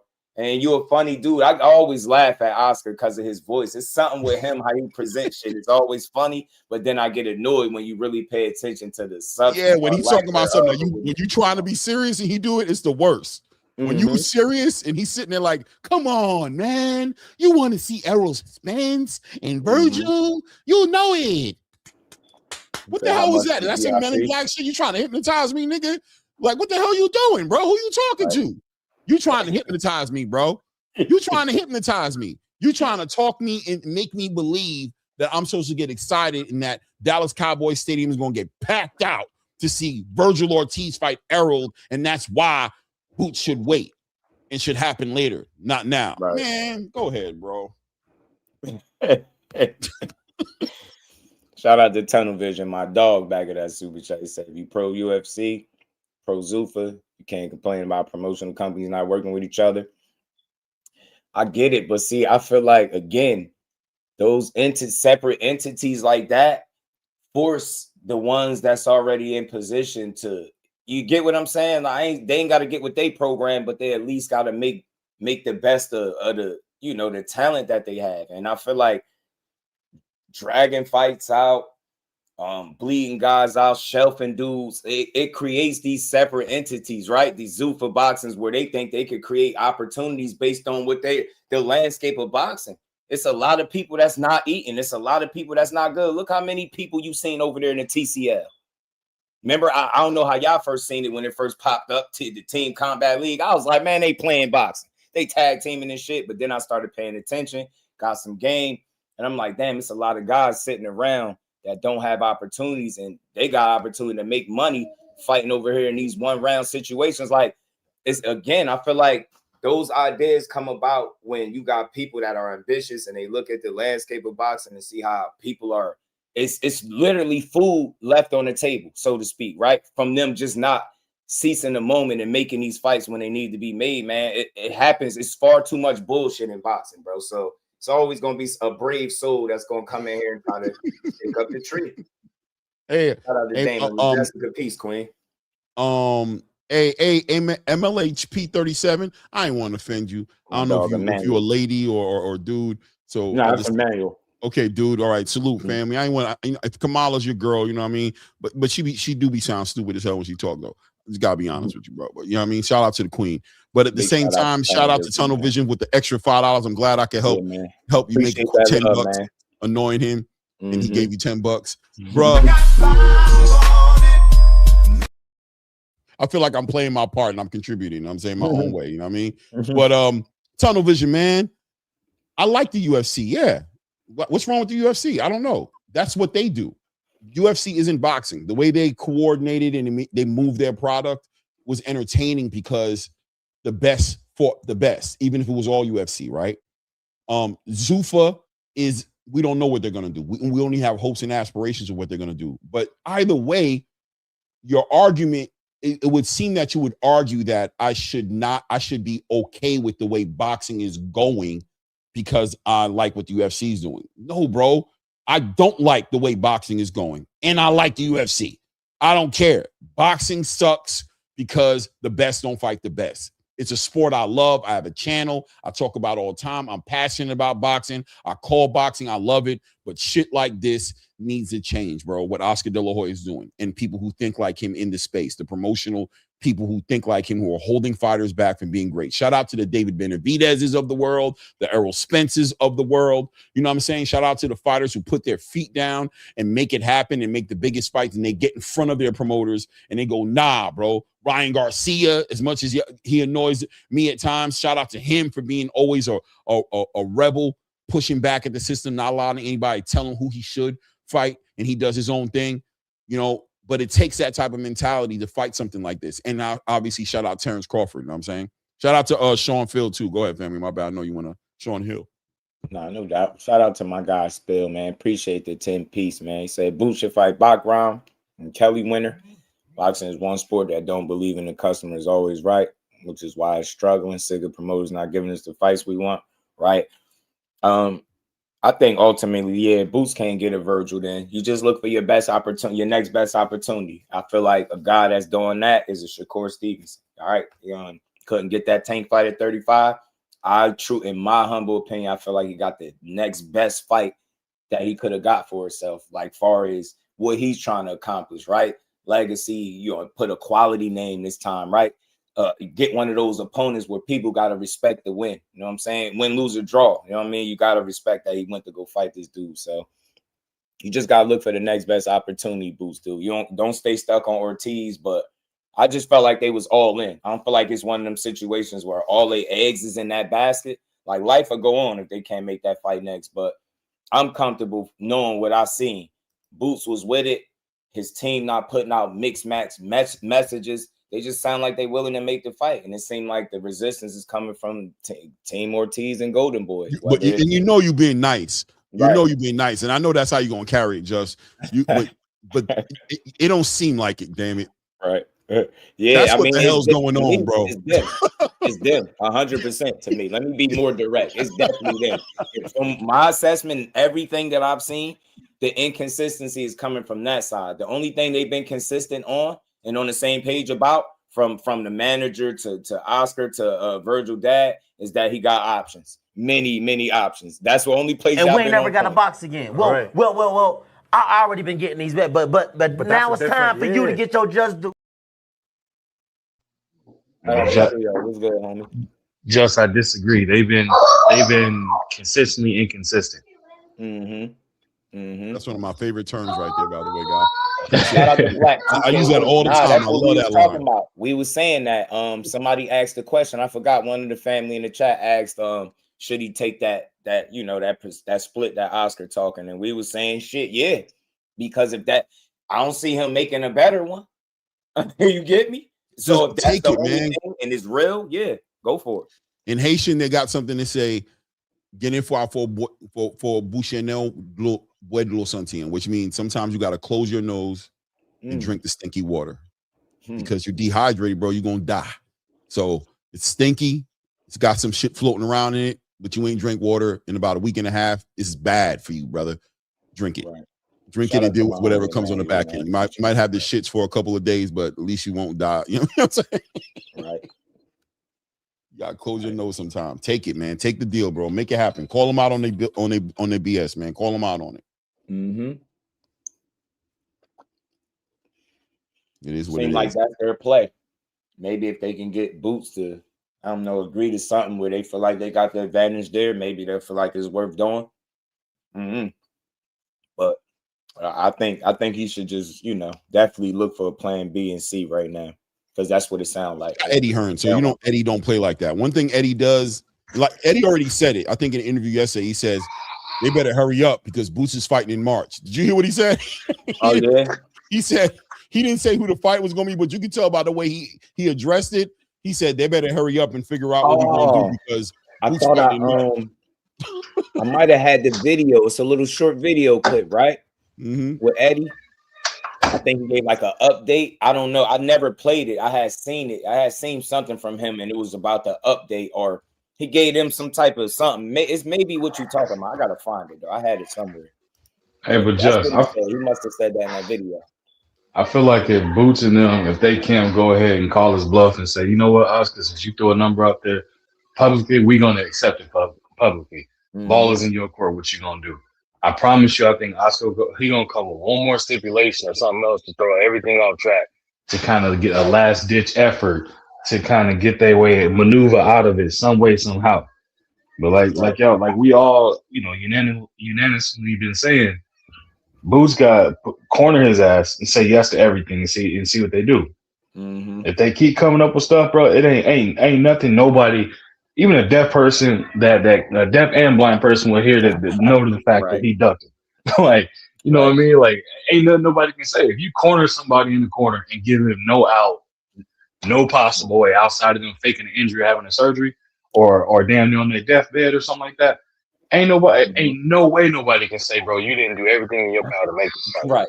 I think if they call his bluff and this fight don't happen, they don't have to fight him no more, in my opinion. Yeah, that's a good question. I wanted to ask y'all that, man. And Clay, definitely to you, or and A1 too. What do y'all think Turkey Al-Sheikh fit in this particular fight? Because that's something that ain't came up. Turkey has been quiet. Even with Devin Haney, right? We're helping to make this Devin Haney and Lewis Crocker fight, or any of the fights that we would have thought maybe Turkey would have gotten behind some of these situations and made those offers you can't refuse, and he'd have put his, put that money up. But I think ever since the rollout of Zuffa, I think he has interest all over the place at this point, and I think he's going to allow the free market to operate for everything to move organically. And I think that's the way the play is playing right now. It looks like he's allowing the promoters to put together the fights, and he's not going to compete against his own interests right now, right? Like right now, he wants to see Zuffa kind of catch some heat. So I think he's going to hang back unless it's a mega fight. But he may still get involved with this. Who knows? But he might beat it out.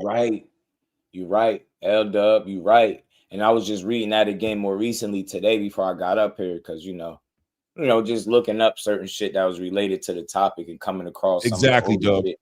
I do remember him making a statement about, matter of fact, it was Ariel Helwani was asking the question, and that's what it was. He was frustrated with how he was moving because of him not accepting the offers for the fights that he essentially had. So maybe that's a contributing factor as well as what Clay was mentioning. So yeah, and good though, because at the end of the day, you shouldn't need him to come along and make a fucking fight that you know you should give everybody. That'd be my problem. We don't even need him. Y'all got all the components. Why would you need him? It's not no money thing. I don't want to hear it. It's a priority thing. Do you want to do this shit now, or do you want to treat it like, it's an option or a priority? Boots looking like he treating it like it's priority right now, and Team Ortiz, they looking at Boots as like an option. We could eventually do that. We ain't got to do it. Do it right now. So it is what it is. B Dog 6491. He says, "Daddy's all out of sugar turkey." Talking about the Saudi. No, that's not what it is. It ain't about y'all gotta stop with that. Let me tell you something. Saudi ain't running out of no money, bro. Y'all gotta. I think y'all wishing that's not happening, bro. They're printing that shit. You know what I'm saying? They're in the oil business. They're bailing America out of financial issues. You heard Donald's knocking at Prince Salameen, whatever his name is. They're bailing America out of financial situations. A couple of boxing matches ain't gonna break their bank. But I love what L Dub said. That's real. The bad experience of trying to put fights together with Jaron Boots Ennis, and Turkey's definitely at the end of his limit when it comes to that type of shit. You know what I'm saying? He's tired of. He cut Tim Tszyu off. He almost cut Canelo off for playing with him. It was Terrence that made him bring that back. You know what I'm saying? He told Canelo. Remember when he told Canelo, "Yo, I ain't even interested in doing nothing with you no more, bro. Go ahead, man." You know what I mean? He tried to make Terrence fight Vergil, and Terrence was like, "Nah, bro. I need Canelo." That's Claymore, Manuel. Somebody asking for me? That's who is this guy? Oh, what's up, ML? Yeah, he's mad at me. He about to get at me, huh? That's the guy who like Kamala. He about to get me. Money. He about to get me. I mean, I did hear something about them pulling their funds out of boxing or something a while back. I never looked into it because I'm not that vested in if he has money or not. I think it's just, again, it's priority. Like, Black Turkey might be running out of money, but funds. It's a matter of Turkey not paying for the fights. Saudi paying for the fights, or where his interests lie, right? Yeah, right now. And if you from there, obviously you gonna look to establish some shit where you at. You know what I'm saying? So I get that. That's one thing that people never took into account. You see, it ain't like he from here, so of course he definitely, if he can and he got the money to do it, he gonna put on fights where you from. That's just normal. It's just like the same thing people over this way do. They're gonna put on fights where they at. So. Yeah, he's just doing what he's supposed to do, bro, which is the job he has, which is play his position in his country's betterment. So still appreciate the fights. It is what it is, you know what I'm saying? Yeah, man, but yeah, man. So hey. Plus Ramadan coming up next month, the end of next month. So he's probably not really trying to cement anything. Like, I'm sure if Jaron Boots Ennis and Vergil maybe were willing to wait until June to make this fight, maybe that would be something when he's putting together his next big ring card. I wouldn't be shocked to see that fight get put on one. I know. People have said it. I know what you're saying. People have reported on that. For me, man, I always my thoughts on Turkey overall has always been, I just hope that his intentions is good, right? Because with a bag the way, you know what I mean, with access to the bag like him, man, he could do a lot of good or a lot of bad. You know what I'm saying? With that, you got some power. You know, that money is power. So I mean, I just don't think he's been bad for the sport. I think people be taking stuff way too personal. It's just boxing, right? You've seen some things that you can question, no doubt, but I think overall seemed like the free pay-per-view thing, animated way of looking at boxing. I want to make this fight, man. The dude talked about fighting on Alcatraz, right? In Alcatraz, so he just he a wild. I thought that was gonna be kind of cool. I don't know. I wanted to see how it was gonna work out. Right. And somebody did bring up something. It seemed like he was done with Teo too. Yeah. Right? It seemed like he was done with Teo, and he made the Shakur, and he involved in that, right? So yeah. It is what it is, man. I guess it's just what he want to do. This is a dude that tell you he want to fight and then turn around and be like, I don't want it no more. Like, so hey, bro, when you got money like that, people be mad at you sometimes, right? When you just decide not to do something no more, you go to the club every week, just doing and you buy 20 bottles and you get the VIP jumping. Then tonight you go in the club, bro, and you got your little section with 2 bottles. You and 3 of your friends are like, oh, this. You're like, bro, I don't feel like doing that, bro. You know what I'm saying? He tapping, he running out of money. Look at him, he over there with his little corner. Now you want, I told you was a big front. You sitting there like, what I do, guys? That's funny. That's funny. He said, or moving away from fossil fuels. Oh no, when I said, if you was talking about me, man, when I was saying moving out, I'm talking about like pulling out of, their funds, so to speak, out of boxing, where they're saying like basically it's not a focal point. Right. You know what I'm saying? Not that they was broke or lacking money, but maybe to me that sounds like if somebody's withdrawing funds from a situation, sound like that's a lack of interest there. Or maybe you have something else that you know what I mean? So reallocating funds, like right? that's where I don't stress myself about, because they playing with money that I can't. There's no way I could be worried about. But I just want to see who's gonna give us the fights, so I can sit back and enjoy them. Like, you get me? I'm one of those people. I don't care which one of the promoters, the promotional entities or whatever, whoever putting on a fight that's good, long as it's fair. Let me see it, man. So I just hope Turkey continue to try to be what's right with boxing, right? By trying to put on good fights. You know what I'm saying? To keep putting on cards, right? I think he's done some good. But I've always said this, boxing ain't never needed no savior. So that's not something he had to do. But he's added in his own way. And it ain't been all bad, bro. I just want to see boxing. I don't care about these people money and none of that. I just want to see fights that I know is worth my time and my money. And again, we got one. So hopefully we'll see this. But it's looking like we won't see it this year, and that'd be sad if Boots and Vergil. We might not see it at all if it don't happen this year, because Boots is a big 154 pounder, just like he was a big 147 pounder. I'm gonna tell you right now. Yeah, did you see him? Bro, look like he been there. Look, Boots went up in there, and he's one of the biggest guys at 154 right now. He ain't outside of Fundora and like a handful of people, and so is Vergil too. Vergil's going to 160 at some point too as well. So when they say they move up, how they gonna be stronger and this and that, you feel like that a little bit about him. You see it, you like, yeah, we see why you need to get up away from 47. Yeah, go ahead and breathe now. You could breathe a little bit. I'm ready to really see what's under the hood at 54. If you get what I'm saying, like that one round, that was a little demo. That was a teaser. I'm ready to see a tough, rugged, durable guy that is more crafty than what people give him credit for in the Vergil Ortiz, right? Like Xander Zayas got on his ass a little bit too recently. Did you hear the quote? He said about Vergil?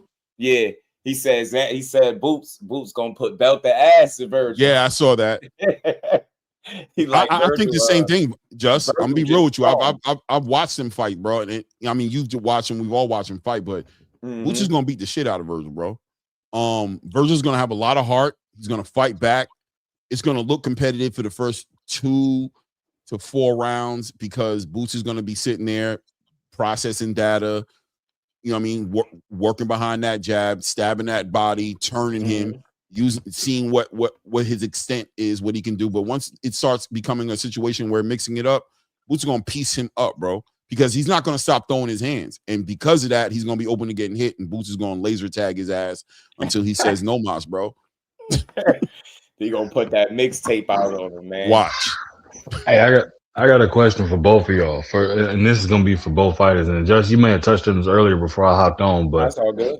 If this fight can't be made next, who is an acceptable opponent for both fighters that we as a collective won't have an issue with?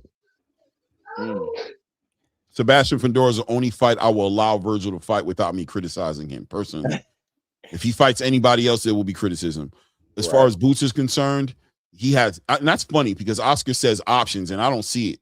I see Boots with the options. Where these mega fights that he was talking about? It's funny, Clay. He said mega fights, but went on to mention a fight that they already publicly shot down.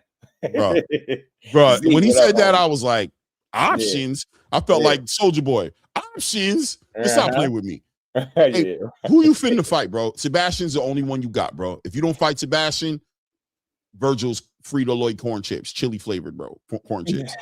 If straight up, he's done, bro. He's done. It's gonna hurt him bad, Oscar, and it's gonna hurt you bad. And this year too, being that you guys are up for another network deal or you're trying to re-up the deal, this is gonna be a bad year for you if Vergil goes and fights Sebastian Fundora. I just don't see it being hard for Boots to hit Vergil, man. And you was hitting on it earlier, Clay, when you was speaking about some of the fights and how he was getting touched. And I'm like, If that's Boots on the other end, if you're Oscar, a former fighter, you can say what you want in the public, but in your mind, you like, you know boxing. If Oscar don't know nothing, he know boxing. Oscar like, man, that shit right there could be a problem. That nigga like Vergil still getting hit with that shit. Every time Magic Magic on pivot, he say he's still getting hit with that shit. What are y'all working on over there? He's still getting hit with that shit. He like, bro, I'm not sure we want to do that. We don't want to do that shit right now. We got options. Oscar's on the side like, I thought y'all said y'all worked on that. Right. He said you're begging for the fight. Eddie Heard, you're begging. Gotta get that jab going. Get your head off the line. Fuck. I'm not trying to be funny. Get your head off the line, Vergil. Fuck. This only shot at beating Boots, in my humble opinion, early pick. He gotta stop. I think shout out Boots to Corey B down there said Oscar back on that snow because of Vergil. Man, he gonna Vergil got Oscar in the bathroom like, Vergil, get your head off the line. Oscar gonna mess around and miss the fight like he did with Canelo and Floyd. Oscar gonna go check in before the fight. He ain't gonna why he gonna be out of there before the final bell ring. You gonna see pictures circulating in a minute. They say they got up out of the building with Ryan and Tank. They said they was receiving death threats. Imagine what they gonna come up with Vergil. Man, they gonna be the crowd, man. They started fighting. We had to get up out of there. He ain't gonna even be there to support you, man. I'm telling you, he gonna be sick as hell. That's the worst thing in the world, though, to know your fighter. I'm joking, but he did both of them dirty. Yeah, he wasn't there for Canelo. No, I don't joke about the rehab thing. It's like it's public knowledge, but he wasn't there. And then Ryan was like, they left him hanging after Tank punched his damn rib through his kidney. You know what I'm saying? And then he gonna mess around and not be there. He got a history, bro. He gonna mess around. That fight kick off, man. It start getting bad for Vergil. Oscar gonna get the hell out of there, man. Yo, shout out to Golden State Highway, man. I already see what it is, bro. We don't want to rub you the wrong way, bro. Shout out to Vergil Ortiz Jr., bro. We know he a great fighter, you know what I'm saying? He's one of the best fighters right now. He's earned a spot at #1 on the Ring Magazine, as #1 in the Ring Magazine. I think I don't know if I agree him being #1, but I think he's up there top 3. He's a great fighter, but styles make fights, bro. And I genuinely believe that Boots is a horrible style for him. Eddie Hearn was saying it. He was like, he's not trying to be disrespectful, but he said that style just doesn't beat Boots.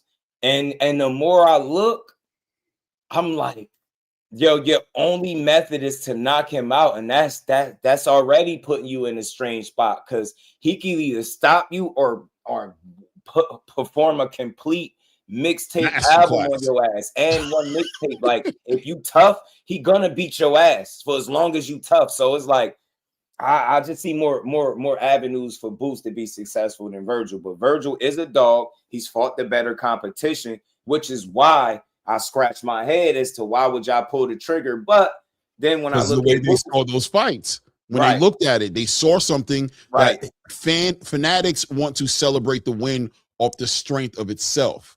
Boxing enthusiasts watch fights. For example, Abdullah Mason and Sam Noakes. Shout out to Abdullah Mason. Great win. Fight of the year candidate. Right. Abdullah needs to not get hit like that no more. Hell no. He got to chill. Yeah. Hell yeah, he got to chill. Salute to Abdullah. Salute. Great victory. Don't do that no more. They said don't do that again. Am I bugging? Nah, hell no, you ain't bugging. Nah, great victory. Great victory. Fight of the year. Stop it. Don't be fighting other people's fights. You too good for that. Yeah. You got to make them try to fight your fight, not the other way around. Come on now. And if you're going to fight their fight, you got to be able to not put yourself, at a deficit, or it can't be to your own detriment what you doing it. Like, I feel like Core played with fire in the last fight, right? To be fair, he did that something similar, fought his Don't fight, do that no more, Core. I don't think do that no more. Himself in a bad situation. He ended up, it worked out differently for him because we was craving a certain type of performance with Abdullah. We already know you can do this, but can you beat ass without them beating your ass too? Right. Or, touching you up, cutting you, buckling you and shit? My answer for that is yes. I think so.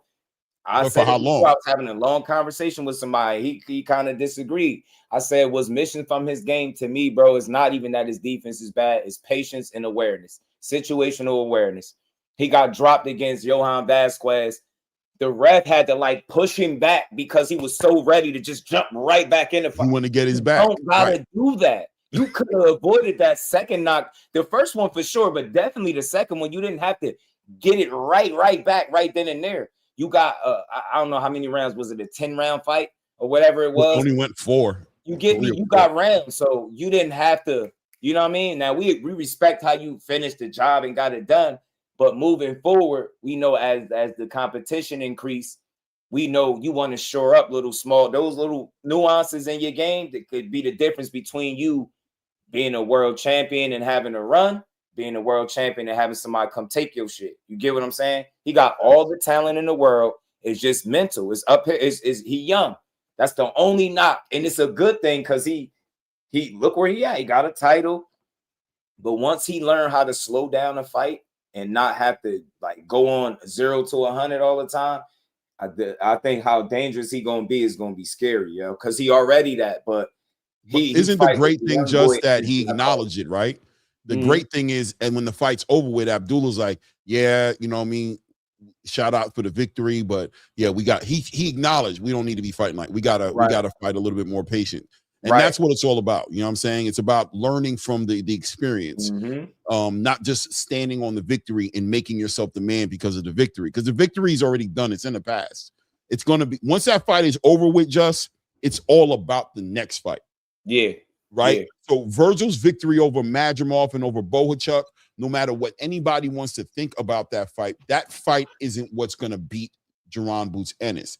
It's going to be about the improvements, the development, and the evolution of Vergil Ortiz off the strength of those fights that may beat Jaron Boots Ennis. But if you're not evolving, if Oscar's still seeing you get hit with shots he feels like you shouldn't be getting hit with anymore, it's going to hurt the confidence he needs to have in you to be confident enough to put a deal across the table to put you in the ring with an animal like Jaron Boots Ennis. So if you're not making those improvements, if he doesn't see it yet, it's the same thing with Floyd Schofield. He didn't see it yet. And I don't know if he sees it right now because I don't know.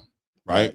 But that's what happens when real boxing aficionados, I hope I'm saying that word correct, watch fighting, they watch boxing. We see these things and we can see a victory and give credit to the victory, but at the same time on the back end be like, all right, now when Abdullah get in the ring with, he can't do that. Right? When I don't want to see him doing that when he gets in the ring with what up, homie?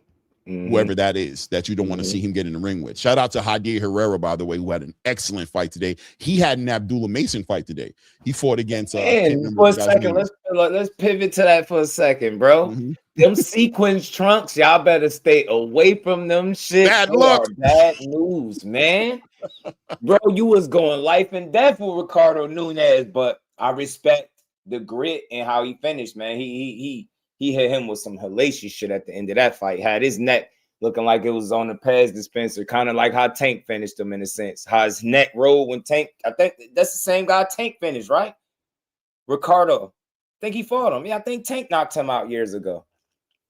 That's why I didn't expect dude to have such a tough time with him. But he young too, and he's still growing, but I don't know. Maybe I'm just being a fan, but I couldn't help but to think the whole time watching that fight, man, he better not never call Shakur again in his life. But then I'm like, nah, he's supposed to do that. But it's levels, man. You can see you clearly some notches away from that, but still a good performance, man. It's all about getting the win.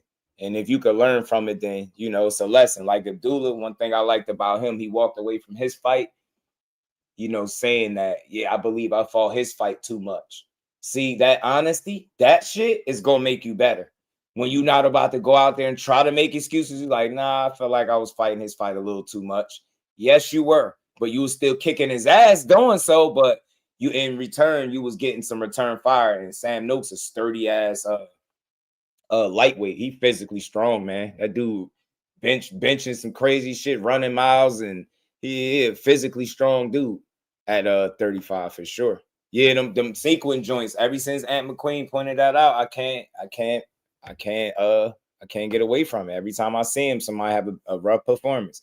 Every single time, bro. Everybody. Shakur, everybody. I was like, every time I see them shits, Charlo, I'm like, bro, them all black joints, they just not good luck or something, man. I don't know what it is. Yeah. I mean, but that's what it's all. Them sequence shorts, though, you ain't lying about. I was thinking about the same thing. My guy was walking up to the ring, and it ran right through my mind. Charlo had that same situation going on. There's a couple of fighters that really came with them sequence shorts and just had bad nights. But Javier Herrera is up there right now, right? No, 135. Are we excited? Do we got another player in the game? Do we got a dance partner for Abdullah or Schofield or you know what I mean, Andy Cruz or you know what I mean? Do we got one? Yeah, I like his energy though. Yeah, I ain't gonna lie. And he tough, he gritty. Yeah, he resilient. He was cut. You know, damn, you hit it on the head. He really had an Abdullah Mason fight tonight. And Right? He had a struggle. He had a learning fight. If he can walk away from this fight with the experience, he can be better. But if he doesn't, if he just takes the win and thinks that that's all it was, then you know he's gonna get pieced up. Facts. Ray Ford coming to 135. Go fight for Mason. Why is Schofield scared of Abdullah though? That's all I want to know. Schofield and Abdullah. Oh, listen, man. I'm this close. A1. Real talk. Listen to me, bro. I'm this close. I'm almost there, bro. Where I just want to see Golden Boy go down, bro. So I'm legitimately this close to be rooting against every Golden Boy fighter off the strength of Oscar. He's getting me there. He's getting me there to where I just kind of want to see his boys get clipped. You know what I mean? I'm not there yet, but I'm fighting it, yo. I'm trying to be mature about this. I'm a grown man. You see the gray in my beard. I'm trying to be grown. His ass need to stay away from the Ohio fighters, man. Kid Austin. They be mad. They be doing them filthy. Let him go out there, Jess. Him and Abdullah Send that boy out there, man. This just let him go out there. This dude was 3-0. He was dropping him, beating his ass. He from Ohio. He gotta leave them Ohio fighters alone, bro. All the way alone. Who's that? I gotta look up his name again. Clay. I had saved it somewhere. 3-0. He was 3-0 from Ohio. Putting hands on the kid off. No, let Ohio go ahead and put him in the dirt, bro. We didn't have enough of mama or papa or confused. We're gonna call him he a transgender rock, and he identified as a pebble, bro. I'm gonna say that about Schofield, his daddy. That man confused. I think if Schofield get knocked out, you're gonna see something come out of Floyd Schofield Sr. that's gonna check a lot of boxes. That's all I'm saying. I just got a feeling. It's not it. You gonna have to put that clip on where DC Young Fly get up and walk off the couch. Just do it.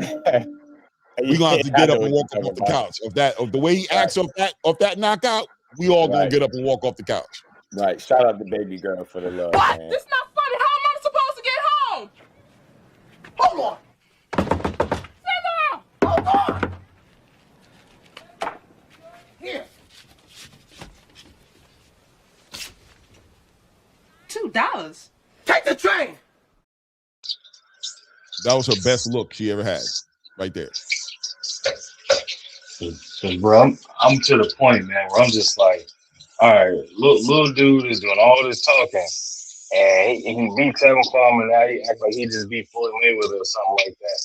You not even gracefully bowed out of the Shakur fight, bro. You faked the injury. You had iPhone.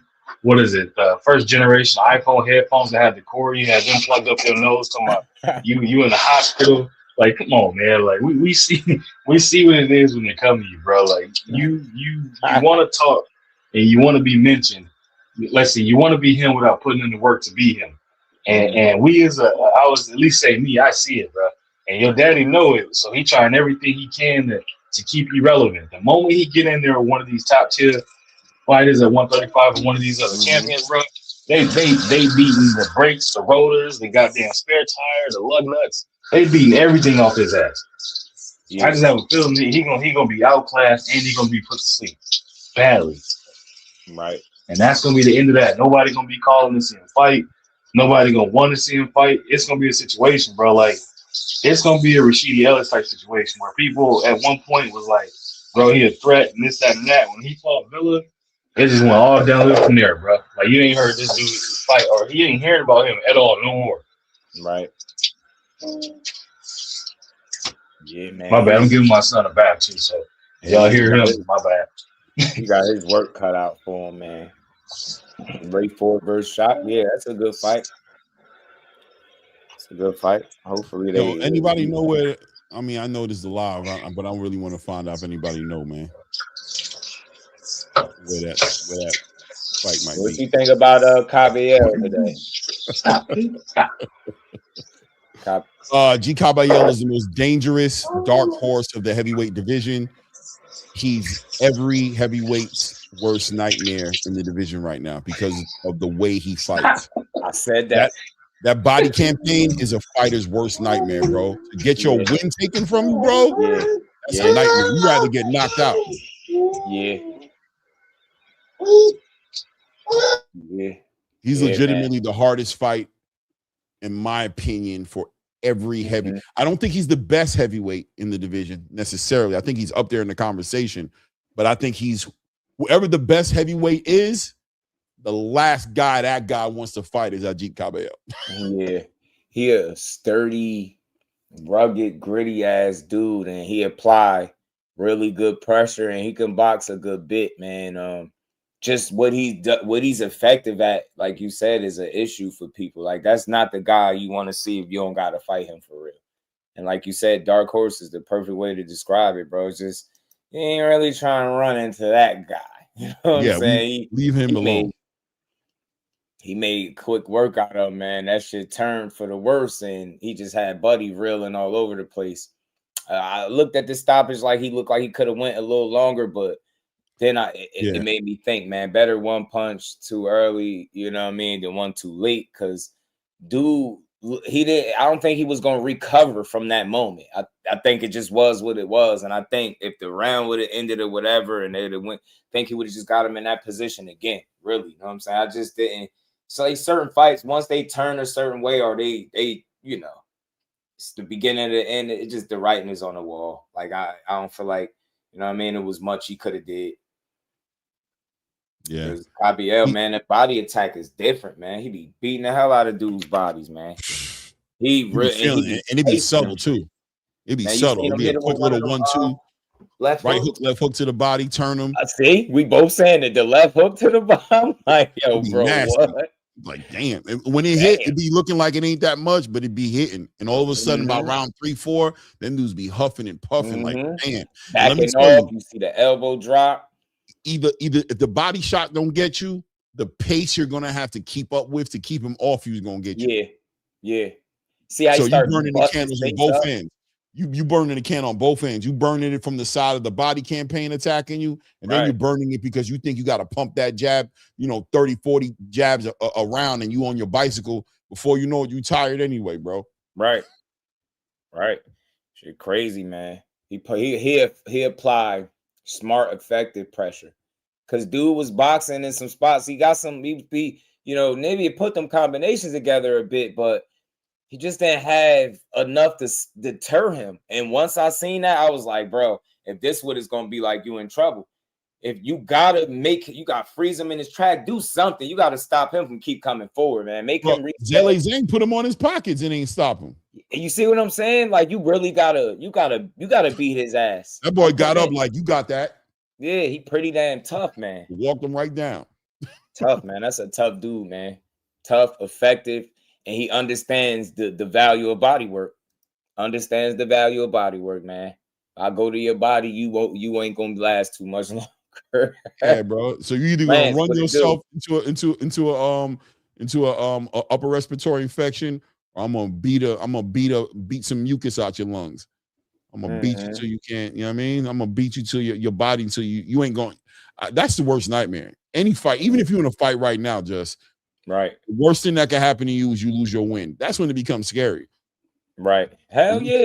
You heard what Terrence Crawford said? He lost a couple fights early in his career, you know, as an amateur because he wasn't in the best of shape.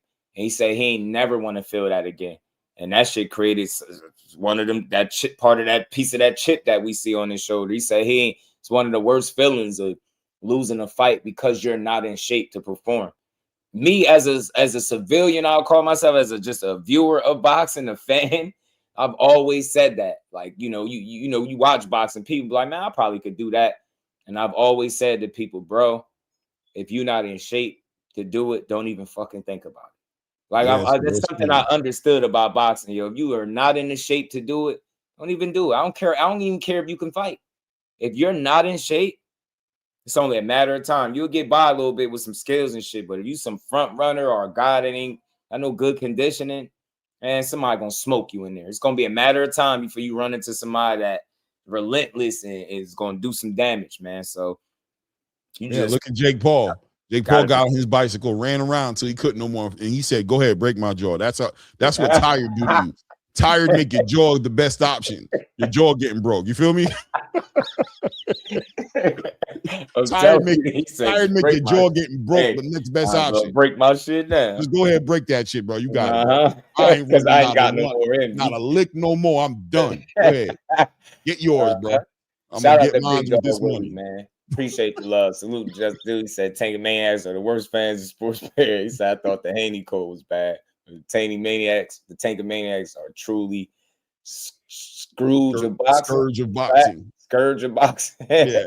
Scourge of the 7 seas.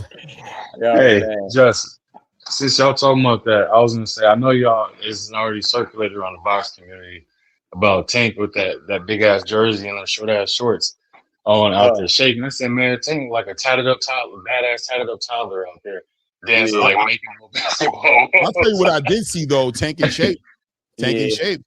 It made me think that the rumors was true, like the good rumors, like saying that he was in the gym locking in and you know staying focused. I seen that too. I seen he looked small. Yeah, big ass jersey. He's stupid. I laughed as soon as I seen that shit. I like Tank. Yeah, what the hell was that though? What was he? I'm telling you, he looked like a badass tatted up toddler, man. I'm telling you.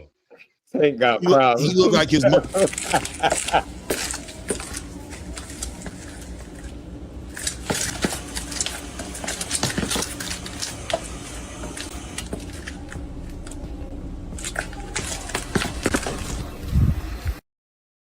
Crazy this whole video is the fact that he posted it. It's the fact that he posted it. That's what makes it weird. It's like maybe he was trying. I don't know. You do that kind of stuff privately, right? You just I want to see what this. You know, I don't know. I want to see how to fit. I don't know. But why did you post it? Yeah, his ass is slow. Like he a fool, a damn troll. Like it's just no rhyme or reason why he do shit. Like he just do it. That's why I think he's a funny guy, bro. That's the type of shit I just laugh at. I'm goofy, so I see some shit. I'm like, this man's stupid. He did a broke ass crossover. It with a big ass. The thing about it is, there's going to be content circulating for about the next 2 weeks. But I think he did. Right? I think he know that. When you do stuff like that, like, look, they fight hype be on it. They get it up fast, man. Like they had that shit immediately. They're gonna be whole entire 3 hour lives with like 150, 200 people in the live. Like, yo, Tank is letting us know that the knee is on point. He in shape, and he letting us know he on his way back. I said the same thing. He got that my player crossover before you get any VC points. That shit before your guy get up, before you get your overall. hey, Judge, you're tripping, bro. Talk about briefly that I was seeing circulating, man. It was this picture, and y'all already know where I'm going with this. Shout out to Big Dog Willie, man. Appreciate the love. Look, I gotta be honest, man. Where's the fight at? I wouldn't even call people a tankomaniac, but when I started getting DM'd, when the dude started talking about my mother and my aunt and just like random shit that you threatened me, I can't come with you. And then when the thing that took it over the top for me was the female that used to be around and she started disrespecting, and I'm like, damn. So I was like, yo, y'all really are tanking maniacs. That's when I started calling people that shit. like still to this day, man, I always tell people, like, if you could find any audio of me hating on him, I'll pay you. I literally go in my pocket and pay you. I swear I would. Anybody, go find the audio. They can't find it, but if I'm not overly praising them the same exact way they do, now I'm a hater of his. Now I'm fake. Now I really didn't like him. Nah, I'm consistent on what I said, man. If I think somebody can beat him, I think somebody could beat him. That don't make me a hater, but you know, I'm glad that some of that shit just died down because some of those people got weird, man. I needed them away from me anyway. But let's keep building, man. I seen this picture. We know this fight coming up. Seen a couple of videos with Shakur, man. I got one of them I was thinking about playing his you know, he been doing the blogs and shit on his channel. I think he up to like episode 4. I see Keyshawn doing the same thing. And you know, I seen a couple videos from Teo too, looking like he in top shape. And I seen this picture, and you know, you always go in the comments and you see what people saying, and they're like, he looks skinny, he look drained. Man, look, anytime you cut in weight, that's you gonna look smaller, bro. You gotta think he's gonna be lighter than he was, right? He's cutting weight. You gonna look smaller. You gonna look, you know what I'm saying? I think he in shape for real. I think the last thing anybody like Shakur, his team could think is that he ain't gonna be on point.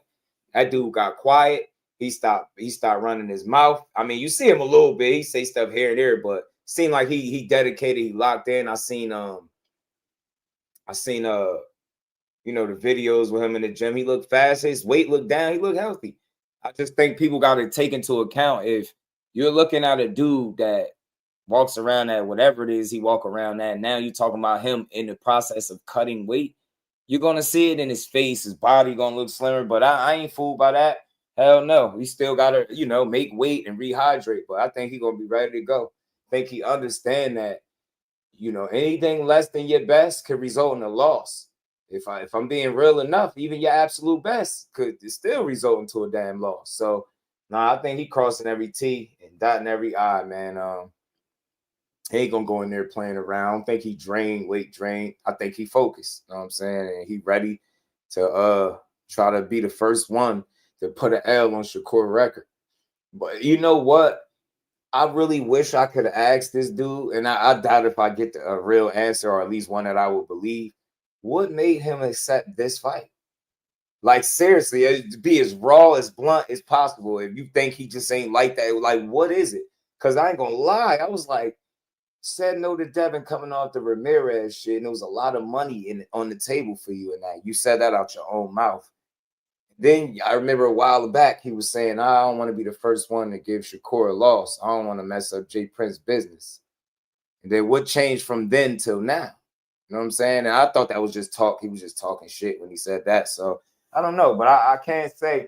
The only thing I could come up with that made him say yeah is that he's established that 40 in court now.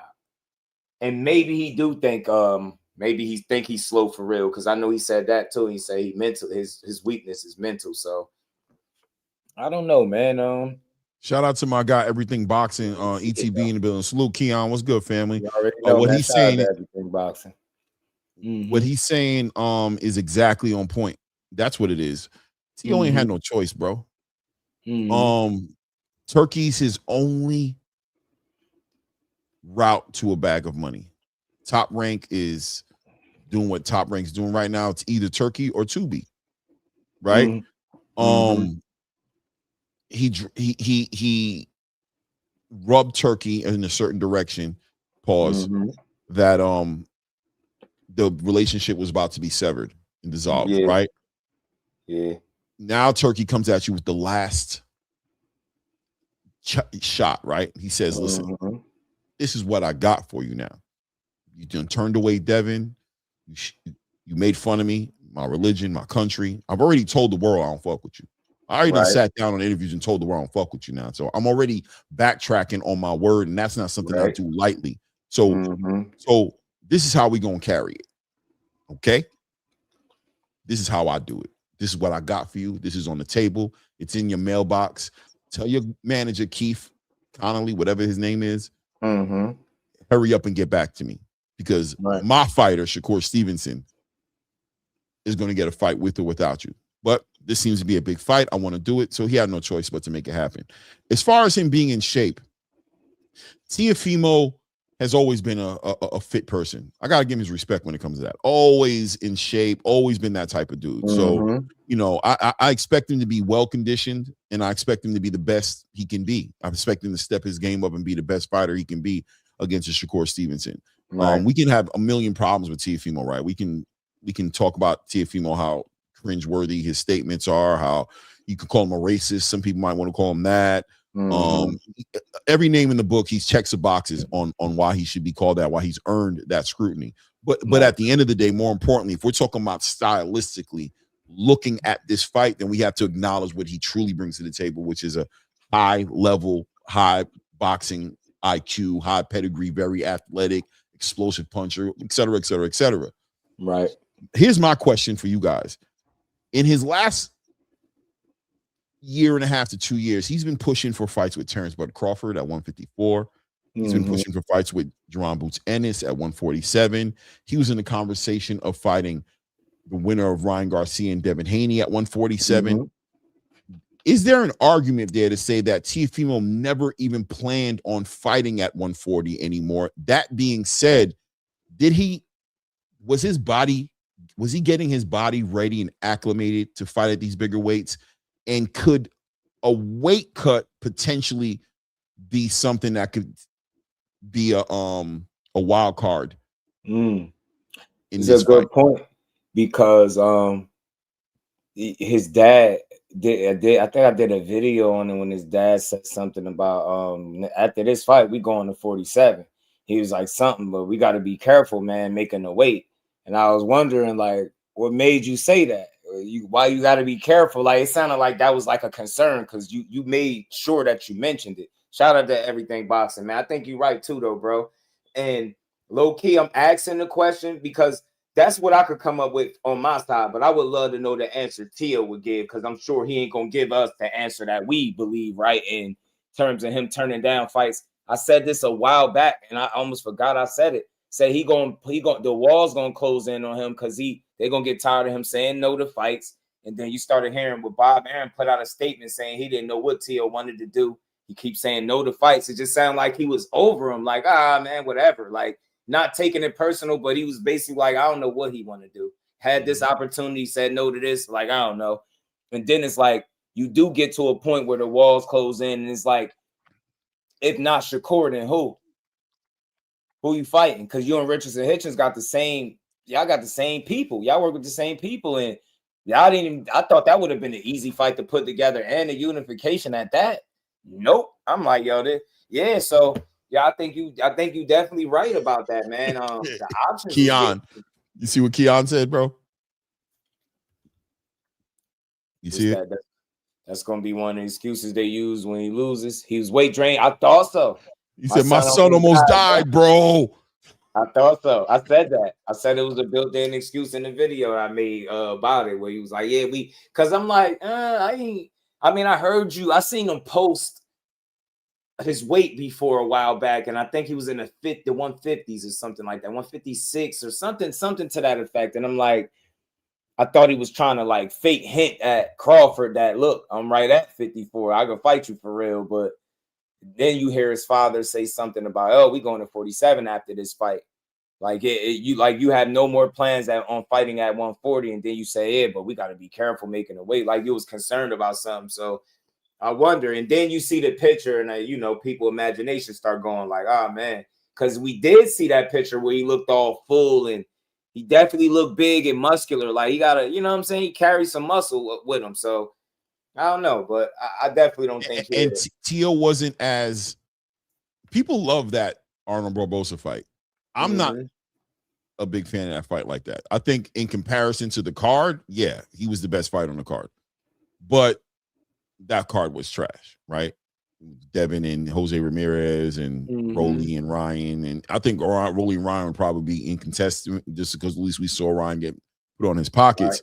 Right. But what I saw was a fighter who I've seen him be way more athletic and explosive than what he was doing Arnold Barboza. If you pay attention and watch that fight back, it looks like he was kind of pacing himself. Right. He was very methodical with the way he approached that fight. And like I said, this is a fighter who for the past 2 years has been campaigning on fighting fighters that are way bigger than him. Yeah, you're right. You're right. What has he been doing this whole entire time? How many times he's turned down the Subriel fight? He turned down the Hitchens fight. He turned down all. He wouldn't fight in his own division. He wouldn't unify or make any of the fights that were right there for him to make in his division. So what has he been doing to prepare himself? And is it a reverse move when you look at a picture like what you just saw there and you look at how he's looking? I think people may have some legitimate concerns. I think the concern might be legitimate to a degree. I don't know, right? But I'm just being honest to say that for the past 2 years, this guy has not been talking about fighting nobody at 140. Yeah, that's a good point, man. It's a great point. And then it's like, but you sat alone. It's like I felt like, and he put himself in a weird space because the fights that you clamoring for was people that's well out of your weight class where you ain't never fought at, right? At one point, like, remember, it was Tank, Crawford, and Boots. Like, with Tank, Crawford, Boots, all. You know what I mean? It's like 2-3 different weight classes. You got 35, 47, 50, 54. Like, bro. And I felt like those options weren't really options. It's just hoop dreams, fantasy, shit you just throwing out there. And it's like after a while, you just back yourself into a corner. You throw out a bunch of unrealistic expectations or unrealistic fights based on where you campaigning at. You're not in none of those divisions. They're not coming to you. It's not going. None of those fights was going to happen. We knew that. And then the ones that they are bringing to you, Subriel Matias surprised me because he's on record saying Puerto Ricans is easy to beat, and he beat them easy. He don't care if they feel some type of way. He beat them. He was talking shit. And then you get an opportunity to fight the Puerto Rican, and you like, nah, I'm cool. You know what I'm saying? You get a career high payday offered to you. He said no. Then, you get the Devin Haney fight. You like, nah to that. And I guess you just, after a while, man, you Shakur out there. You like, look, you ain't got no choice. You know what I mean? You ain't got no choice. Yeah, I mean, that's a fight. I mean, and I appreciated the little bit of honesty I kind of got from him in an interview when he stated why he didn't fight Devin next, right? He said Devin ain't had no, what did he say? No flow or something, no energy. What did he say? He had no motion or something like that. Right. And I appreciated to a certain degree, right? Because I kind of understood where he was coming from with that answer. Even though it's still just diabolical, you would turn it down, being that you've been campaigning for all this money and what you think you are as a star, and you would turn that opportunity down. But regardless, Devin's motion was a little like stunted after that Jose Ramirez performance. Right. And Shakur did have the motion on the back end of that Williams Zepeda fight. Right. You know what I'm saying? So in the spirit of giving him some credit to say he does want to be in exciting big fights, he does want to be the takeover. He wants to he has some legacy that he's still taking into consideration. You know what I'm saying? When he's signing for his fights. I don't feel like the Shakur fight was a crazy fight at all. I thought that was, look, man, you're bringing him up in weight. He's fighting for your belt. You get to be as big as you can be, I guess. And you're a good fighter. This is going to be a good fight. This should be a good fight. You know what I'm saying? So it's not that crazy that he made this fight happen with Shakur. I think he loses though. I think this whole entire process of him getting ready for this fight is either going to dial him in, or he's going to go into it not confident if this weight cut doesn't go the way he wants it to go. And I think it's going to show. He's mentally weak, bro. Whenever I see people doing what Teofimo's doing, the first thing comes to my mind is you're mentally weak. That's why you're sitting out there trying to trigger a race of people, and you're mentally weak. You're breaking. Yeah. You don't have no discipline about you. You're sitting there saying stupid stuff. You're mentally weak. You make videos that make it look like you sent bananas and watermelons in somebody's room. That's weak shit. Right. Bro. You're not strong when you do stuff like that. I mean, you're too caught up. Now you're trying to steer. You're concerned about the narrative, and you think by getting in front of the narrative, it's gonna make us believe you don't care about the narrative. Right. If you don't care about the narrative, then you don't change your behavior based around a narrative. Exactly. The moment you alter your behavior because of a narrative, we know you're concerned about the narrative. Yeah. Yeah. There's no such thing, right? We're not playing that game. Yeah. How Sway? You don't care about narratives, but now all of a sudden you're all about narratives. Tio, do you know that there was a different version of you before this shit that you've been doing? Right. Do you know that you're a different person now? Right. You know what I'm saying, to us, and we see it. And I don't know if that's gonna be good or bad. Because he ain't moving like Teo right now. And is it the Shakur experience doing that to him? Is it like a psychological thing and low-key round one going to core already? Because he got you acting how you don't normally act. You're not fully being yourself. That's why he was like, you saying the weird shit at the depressor. But then aside from that, you just got this different energy about you. Like you're a little more humble. Like You think you're Bruce Lee now. You're trying to be like water. But Showbiz had made some little breakdown talking about water. Teo is more water. He more it's water versus water, but Teo is more water than Shakur. He had this little breakdown. I was listening. I'm like, I hear you. Was he referencing the Bruce Lee? Or that was just to a degree he was. Like he was like, it's the rock and water effect. And then he went on to breaking down how, Teo is like water versus water, but Teo is more fluid. And he had this little breakdown, and it wasn't a bad assessment. Like, I'm not a big agree or disagree guy. I could hear it out. Yeah. Well, you thought it was interesting. You thought it was an interesting approach. Teo was more flash. Shakur is more efficiency. Like I said, wouldn't you argue that Shakur is more water than Teo, being that he's the one? Because when I think about water, I think about adjustment. Yeah.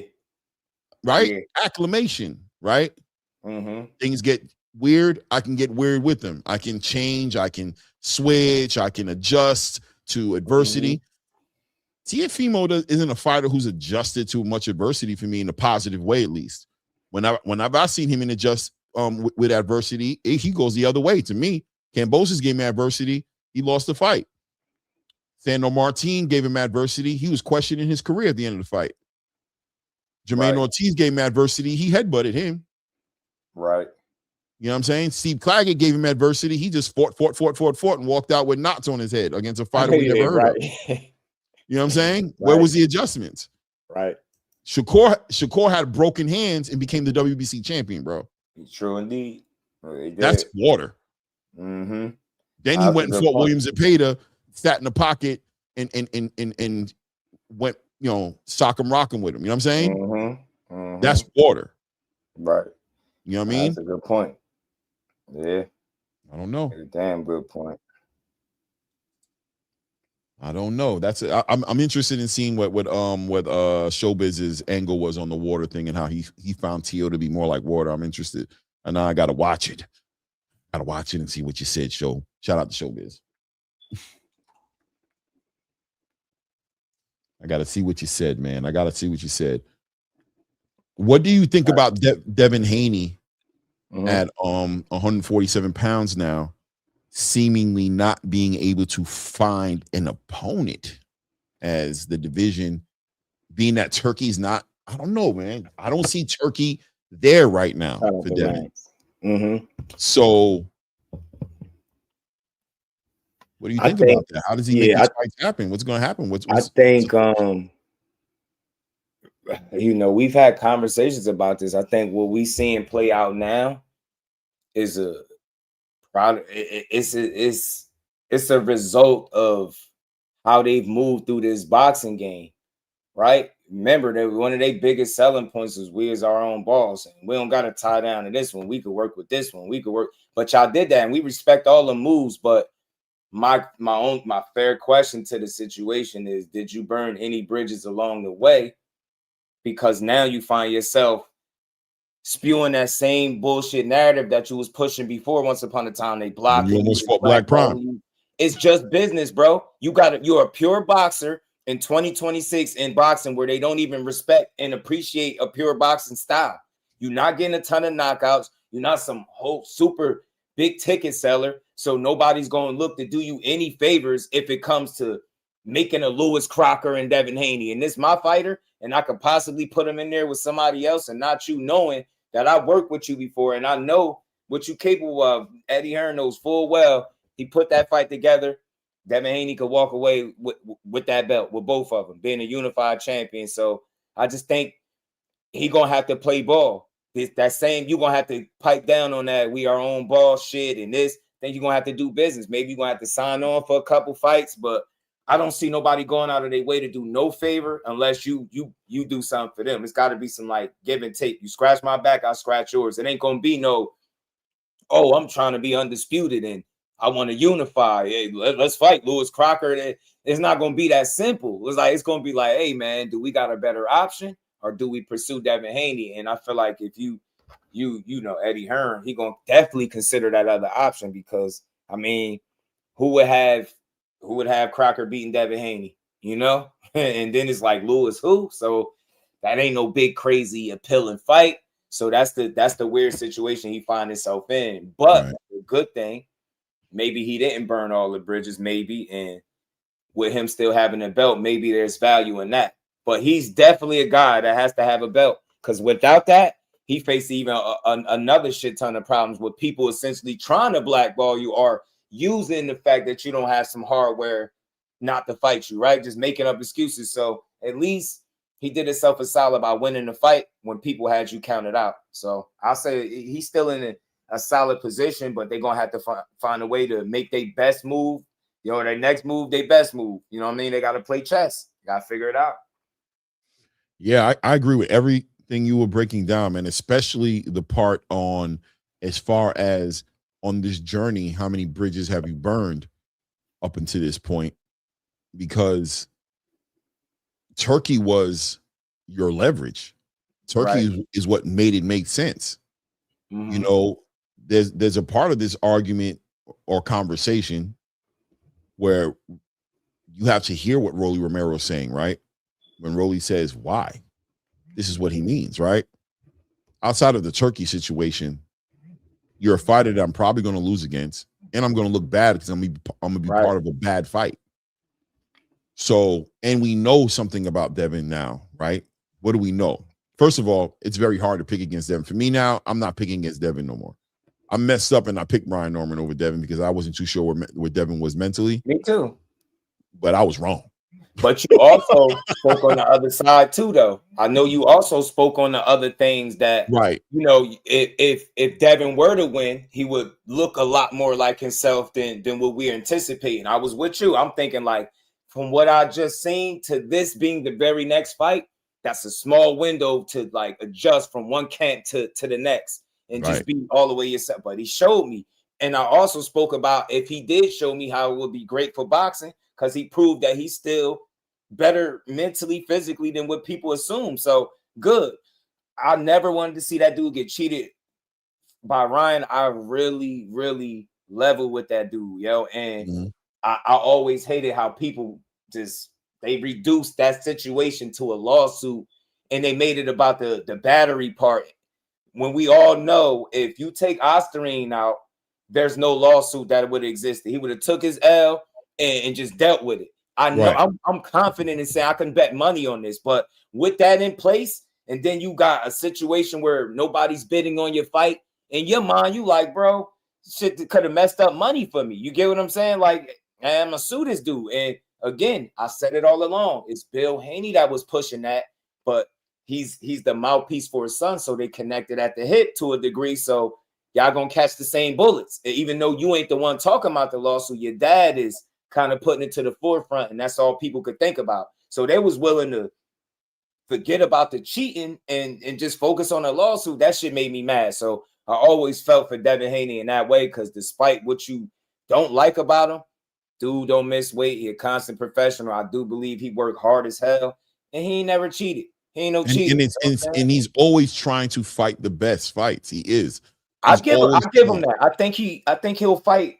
I think he'll fight with the right circumstances and situation. I don't think he'll duck people and not fight nobody. I think he'll be willing to fight. He's always checked that box. Because he like, even as a youngin, like, think about it. He got clowned for how that first sparring had came out with Tank, but I seen a bigger picture. He was willing to do that shit as a youngin. Then not even him and Shakur got sparring that was fucking viral too. So he always was willing to get in there with that type of talent. So I respect him. I think he got heart. I think he willing. And I just wish people ain't like use these like petty reasons not to like him. I don't dislike none of these young dudes, man. I like what he doing. I like the way he moving since getting cheated, right? He didn't cry over spilled milk after they overturned it. All right, he moved on and he put together a plan to try to get back in the mix.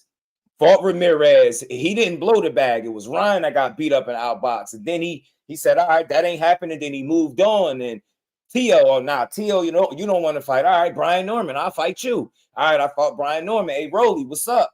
Rolly don't want to fight. Like, so he even tried to fight Boots. I respect it. And it was conversation about that they said was legit. So I respect it. Yeah. But I think that another thing we learned about Devin, like those are the great things that we just saw. We just had a moment of celebrating Devin for what he's accomplished and what we appreciate about him, right? But now let's be honest and let's hold him to task and hold him accountable for a minute here, right? And say, Devin, you know what else we learned about you, bro? That you don't gotta fight the way you fight.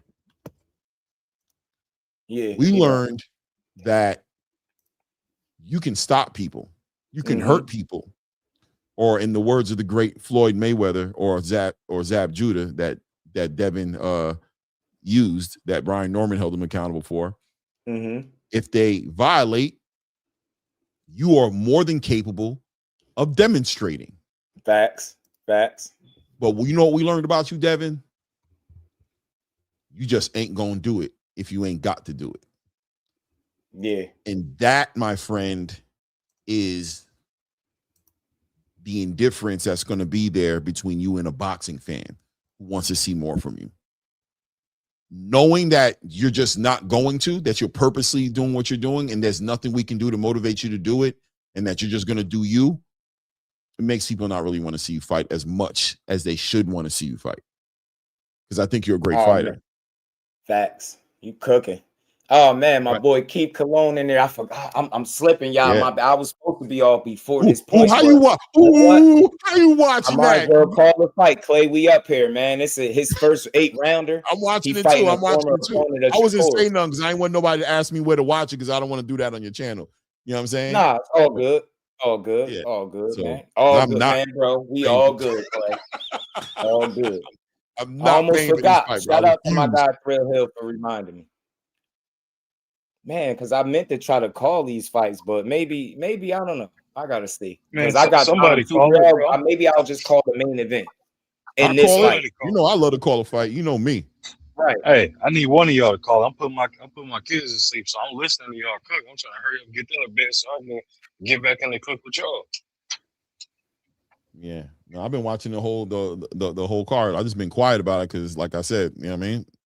I felt kind of bad because this is not my style. It's not what I do. But I can't allow the boxing to do me in 2026 the way they've done me the past couple of years, bro. I can't do it. You can't just keep on doing me like that. You know what I'm saying? I already paid. I paid my upcharge with the zone. You know what I mean? I got that package. Right. But I've been at like a love-hate with the zone, but I've grown to appreciate it a bit more. Like, you know what I mean? I had like a back and forth. I have it for a month, won't have it, won't care about calling they fights. And then, you know, I was like, the more I lock in with the channel, the more I feel like all things boxing, right? I'm a junkie. I gotta watch it. Who you think $60 for this shit? It's not worth it, but it's the issue. That's what the issue is. Just the reality is we really like boxing, and that's a problem because you know when the zone is giving us as many events as they're giving to us, it makes sense for somebody like me. I ain't gonna lie, I hate it. I'm like, damn, but I can't lie. You feel me? I need to watch boxing, man. I like boxing like that. Anyway, we got Keith Cologne in the red shorts, white trims, blue tape around his gloves, red gloves, fighting against what's my guy's name here again? Is it Ricardo Nunez or something like that? Here in the black gloves, black shorts, top of the first round. Not right now. Keith Cologne, both men approach the center of the ring here, taking their time. We're dealing with two orthodox fighters, so we don't got no awkward styles up in here. That's Keith Cologne. It's taking his time. He's taking his time and getting the cadence of Ricardo Guevara. Pedro, who's he fighting? Guevara, right? Anyway, it is what it is. Keith Cologne, nice. As Guevara shoots a nice lead hand right there. Cologne slips in and sticks into the body real quick. Hit that like button, y'all. Clay, I appreciate you. Hold me down. You can call the fight. But listen, we're going to sit here and try to do it, man. We'll just keep rocking. Hey, whatever you want me to do, bro. You know what I'm saying? Nah, if you got time, call it. I'm gonna be on mute for a second. All right, no doubt, man. Keith Cologne. Appreciate you. Y'all hit that like button, y'all. We gonna call Keith Cologne. Y'all know that's my guy. He family over here, man. So. Yeah, Keith a beast, man. 8-0, man. 8 knockouts. This kid is definitely the future, part of the future of boxing, man. He's in the same conversation with a lot of your favorite fighters right now. The Zaquin Moses and you know what I'm saying? Jamal Harvey's, you know what I mean? The up and comers, you know what I mean? You're gonna see these guys getting in the ring. Good work as Keith Cologne's taking his time, walking him down here. Great head movement right here, just getting the timing down, the cadence of Guevara down here, working behind that jab. We're about the minute and 35-second mark here in the first round as Keith continues to work behind that jab, but just taking his time. There you go. Keith tries to set up a big old right hand right there, but Guevara is just circulating the perimeter of the ring right now, staying out the way of Keith. Keith, great jab. Good lead hand by Keith right there. Catches Guevara right there, trying to use that footwork and move out to the left. But Keith right on top of him. Good work as Keith is now getting him to bite on these feints right there. Good work by Keith. Cologne. There we go. Keeping that lead hand right out there. Just walking down the opponent who doesn't really want to engage him like that, but just showing that ring generalship. Just using that. Now he shoots a big overhand right there. Guevara ties him up. Referee gets in there and separates him. We're just about to hit the minute mark here in the first round here as we have Keith Cologne in the red shorts with the gold and white trim, against Guevara. I can't remember what his first name is. Maybe Ricardo Guevara. I can't remember what his name is, though. Right here at the 43-second mark. Good work here as Guevara tries to reach and touch that body with that lead hand. Keith doing a good job of just keeping that distance. You know, he's walking his opponent down, but he's also respecting the distance, and he's not allowing himself to smother his own work. Good straight right hand right there. Catches Guevara right there. Continues to walk him down. There we go, working behind that jab. Good work by Keith Cologne, I'm telling you, because a lot of prospects would have been smothering their work right now. You got an opponent who's not scared, but on his back foot, you can catch him. Great work right there. Great timing right there. Sticks him right there with that lead hand. He's allowing that lead hand to control Guevara just past the 10-second mark. Good work by Keith Cologne, man. Just backing him up, stabbing him to the body, being patient, not jumping in, knowing that he's probably dealing with a fighter who he's a Mexican fighter, so you know he wants to scrap, he wants to fight to get dirty. So Keith is handling his business, man, walking him down, keeping that pressure, but not smothering that work, taking his time. Real good athlete, man. Salute to everybody in the building. I'm not too sure what the numbers look like as far as the people in the building, but take a moment, hit the like button, smash that for sure. Subscribe to the channel if you haven't done it yet. Oh yeah, here's my link in the chat. If you want to know what my channel is, salute. That's my channel right there. If you guys want to subscribe to the channel and help grow my channel, I wouldn't mind you over there as well, man. Instruction right now by Keith Cologne, who just pretty much Clay drop the link and make sure I don't know which stream you on because I'm doing vertical and horizontal. Make sure you dropping it in a horizontal one so they could click it. The vertical one, I drop it here in the stream. I think it goes in both because I do that too at times. Right, but if you got your phone next to you, you can do it from your phone. Go to the horizontal one and make sure you drop your link. That way they'll be able to click it. No doubt. We're at the top of the second round here. Keith Cologne. Who is this guy and what is his first name? Let me pull it up, man. Let me stop disrespecting this guy. That's a former Shakur Stevenson opponent. Guevara? Yeah. All right. I want to pull up his name. Pull it up right here just to find him real quick. I just want to disrespect the bull in the ring right here. Subrio Matias. Let's see who he's fighting. My guy Keith Cologne's fighting here. Definitely one of the big fights I wanted to see on this card here. We're just past the 2 minute 30-second mark here. Rivera or something like that. Yeah, is it Alberto? Nah, you might see 24, Damon, but we got almost 60 people in here. Yeah, because it's a combination. It's just, when you stream on both sides, whichever side you on, it hasn't merged it yet, but it merged it for me. So I'll see it, but you might see 24. We got 54 in here right now. So Alberto Guevara is the guy's name. We're gonna keep going. I'm gonna let Clay do his thing. Hey, Clay, I appreciate you, bro. No doubt, family.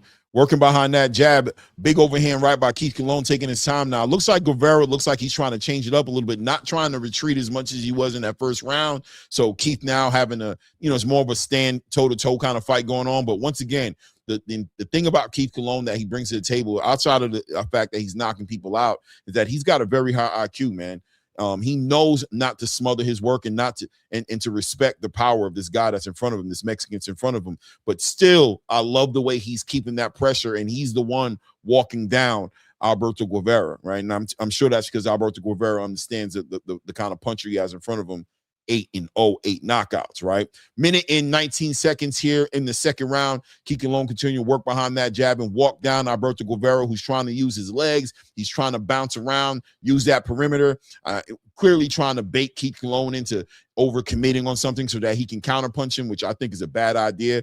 I think without a doubt, just looking at this fight, you can see that Keith Colon is a more athletic fighter, more twitchy fighter. You're not going to get him with that. You probably have been better walking him down and applying some pressure, tying him up a little bit more. There we go. Nice counterpunch. Pull right hand right there. Hits Alberto Guevara coming in. Just passing the 40-second mark here, approaching the 40-second mark here in the second round here. Keith Colon in the red shorts and gold and white trims right there, working behind that jab, has Guevara on the ropes right now. Good work right there. Catches Guevara coming, trying to slide out with a nice right hand, makes him unbalanced. Great work. Good check left hook to the body, straight right hand up top as Guevara is now trying to tie him up, and Keith is pretty much muscling him now. Beautiful body shot right there by Keith Colon, catches him with a nice right hook to the body. Big overhand right by Keith Colon, hits nothing but air, but Guevara, big right overhand right by Keith Colon now as he's smelling blood in the water right here. Guevara tries to get his own flurry combination, go there to get that respect with Keith Colon, runs in, tries to time up. Keith Colon hits him with about 3 rib shots, big right hands to the rib right there. We at the end of the second round. I've got it 2 rounds to zip at this point, ladies and gentlemen. Easy fight so far for Keith Colon, taking his time. Without a doubt, Guevara's got to be feeling the pressure right now, knowing that I doubt he planned on beating Keith Colon by decision. So I don't know what the corner's telling him, but I'm expecting to see way more pressure coming from Guevara, and I think Keith Colon knows that, being that he's ahead right now, 2 rounds to none. So I believe we're going to start seeing some real significant punchings and counter punching happening by Keith Colon. Probably see this guy get put down in this next round. I don't know. We'll see. Salute to everybody in the building. Once again, hit that like button, support the channel, man. Hit the like button, subscribe to the channel, and salute to everybody in the building. You can subscribe to my channel too, Claymore Rain, right? If you see the link, hit the link, subscribe to the channel. We're at the top of the third round here. Keith Colon in the gold shorts, white trim, and Alberto Guevara in the black shorts with a little bit of blue situation going on at the bottom right there. As Keith Colon continues his work behind that jab, keeping that distance, but still keeping that pressure, right? The feints. Guevara's biting in all the feints because Keith has been able to hit him with some clean shots. Now Guevara trying to be way more aggressive right there. As Guevara lets off a 2-3 punch combination right there, trying to lead behind the jab and come over with that big right hand. But like I told you guys, I expected this aggression. There we go. Alberto Guevara ties up Keith Colon now. Doesn't want to continue to go backwards. He's not able to get that power together. He's not doing well off that back foot. Keith Colon's been able to handle him. So now he's trying to stand his ground a little bit more. But, Keith is loving it. So if you're going to stand your ground there, that's okay, because when you punch, I punch. I'm going to slip your shot. Boom. Big shot right there as Keith Colon slips underneath a shot right there by Alberto Guevara. Guevara tries to tackle, tie up Keith Colon. Keith Colon's way too athletic, moves out the way. Alberto Guevara falls on the ground. Just a slip. Referee doesn't count as a knockdown. But referee giving some instruction to both fighters right now, asking for this fight to remain clean, stops the clock and lets him know. Big shot right there by Keith Colon, comes over the top with a check left hook and a big overhand right hand, catches Alberto Guevara off balance as Guevara ties him up again. Big shot by Keith Colon, not having any mercy. Let's go as Keith Colon continues to work. Big, nice footwork by Keith Colon right there. Slips right underneath that lead hand, walking down Guevara now. The feints are, Guevara's biting on these feints right now. It's definitely in retreat mode right now, whether he's been hurt or whatever it is right now. He's not engaging. There we go. Big overhand right hand by Guevara responds to Keith Colon as Keith Colon continues to walk him down and work behind that jab and that high guard, stabbing him to the body right there. Guevara continues to stay on the perimeter right there, pretty much almost laying on the ropes right there as Keith is walking him down. Good football work. Keith spins him around, brings him to the center of the ring now, and walks him literally to the other side of the ring. Big overhand right by Keith Colon as Guevara gets up under it, goes out, and he's on the other side of the ring right now as Keith continues to walk him down and keeps finding his back. Alberto Guevara does on those ropes. We just passed the minute mark here in the third round right here. As Keith Colon continues to apply that pressure to Alberto Guevara, who looks like he's trying to get the timing down of Keith Colon to throw something back, but it's just too fast and the shots are too consequentially bad on the back end of getting hit by Keith Colon, who just caught him with a nasty check left hook and then a right hook to the body. Guevara runs for his life pretty much and gets up out of there, back on his jab, trying to stand his ground and get his own offense going here. But like I said, the cost of admission is way too high for Alberto Guerrero tonight. Any exchanges he's throwing up with Keith Colon right now is ending up in a bad counter-punching situation for him. There you go, stabs him with that lead hand. We're running up into the last seconds here as the third round's about to wrap up. Big right hand overhand as Keith Colon goes for it, but is not able to connect with him quite yet. Keith Colon now with his hands low. So what's happening? We're going to bait you in, walk you into that shot that you don't want, man. Good work by Keith Colon here, man. Salute to everybody in the building, man. Yeah, man. Yeah, man. We're at the end of the third round here. Keith Colon seems to be feeling like he needs to get this guy out of here. Guerrero tried to be a little bit more offensive in that round, tried to exchange with Keith a little bit, but learned very quickly he didn't want to do that. Got on his bicycle again as Keith Colon was chasing him pillar to post and touching him with anything he could touch him with. But Guerrero is being very evasive here. Very evasive here. Here in the replay, they're showing Keith Colon caught him with that straight right hand. Guerrero tried to run and tackle him and tie him up, but Keith was just way too athletic and moved. Guerrero just ended up on the ground, right on the slip. Big shots right there. Big shots.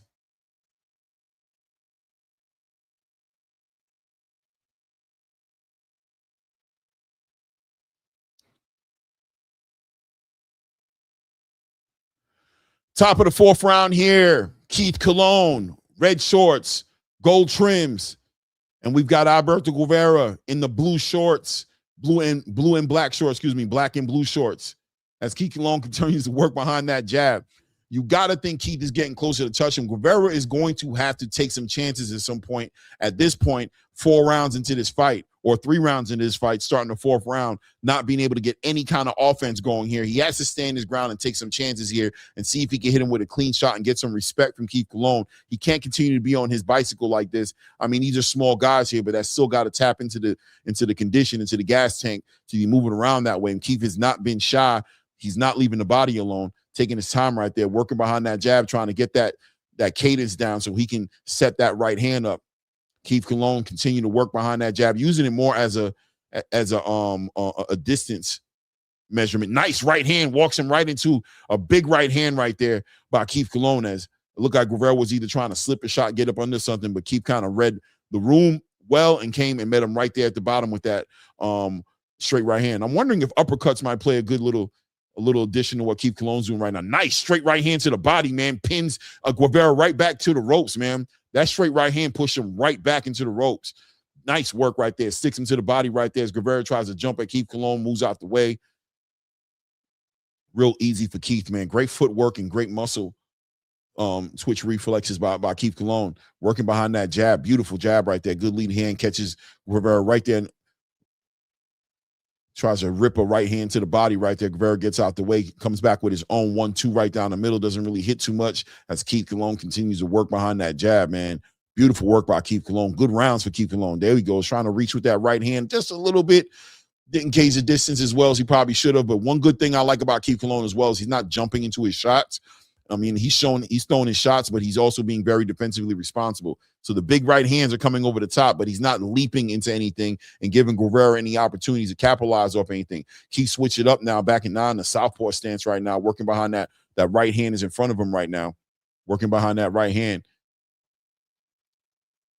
Trying to set up that straight left hand there. But now he's using that right hand, that lead power hand up front, and he's shooting that left hand up in the middle, trying to catch him with that instead right now. Guerrero now having to deal with that big a left hook right there. Guerrero gets under it, keeps his hands up right behind now. Keep working with that lead right hand out there, and that straight left hand is finding him as well, man. He's using that left hand to try to tame him, stick him to the body. Good work right there now. I love how he switched it up there. He's using that backhand almost as a lead hand and still using that power behind that right hand. He switches it back up now to that orthodox stance right there. Great rounds. Keith Colon is trying to mix it up, see if he can confuse Guerrero, who's on his bicycle for sure, and see if he can get him out there and add another knockout to that 100% knockout ratio he has.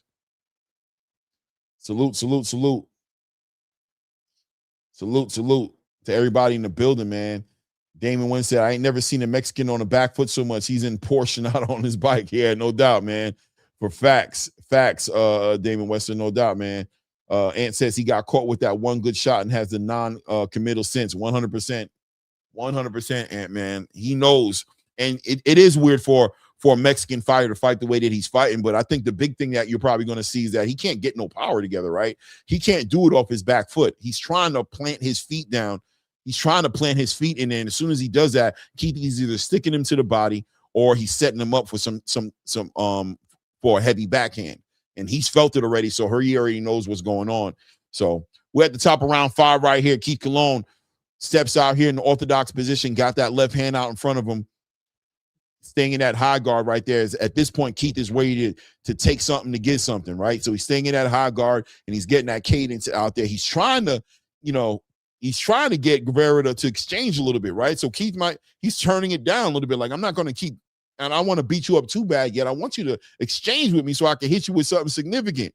But Guevara's too smart for that, right? Been in the game long enough to know, I know what's coming.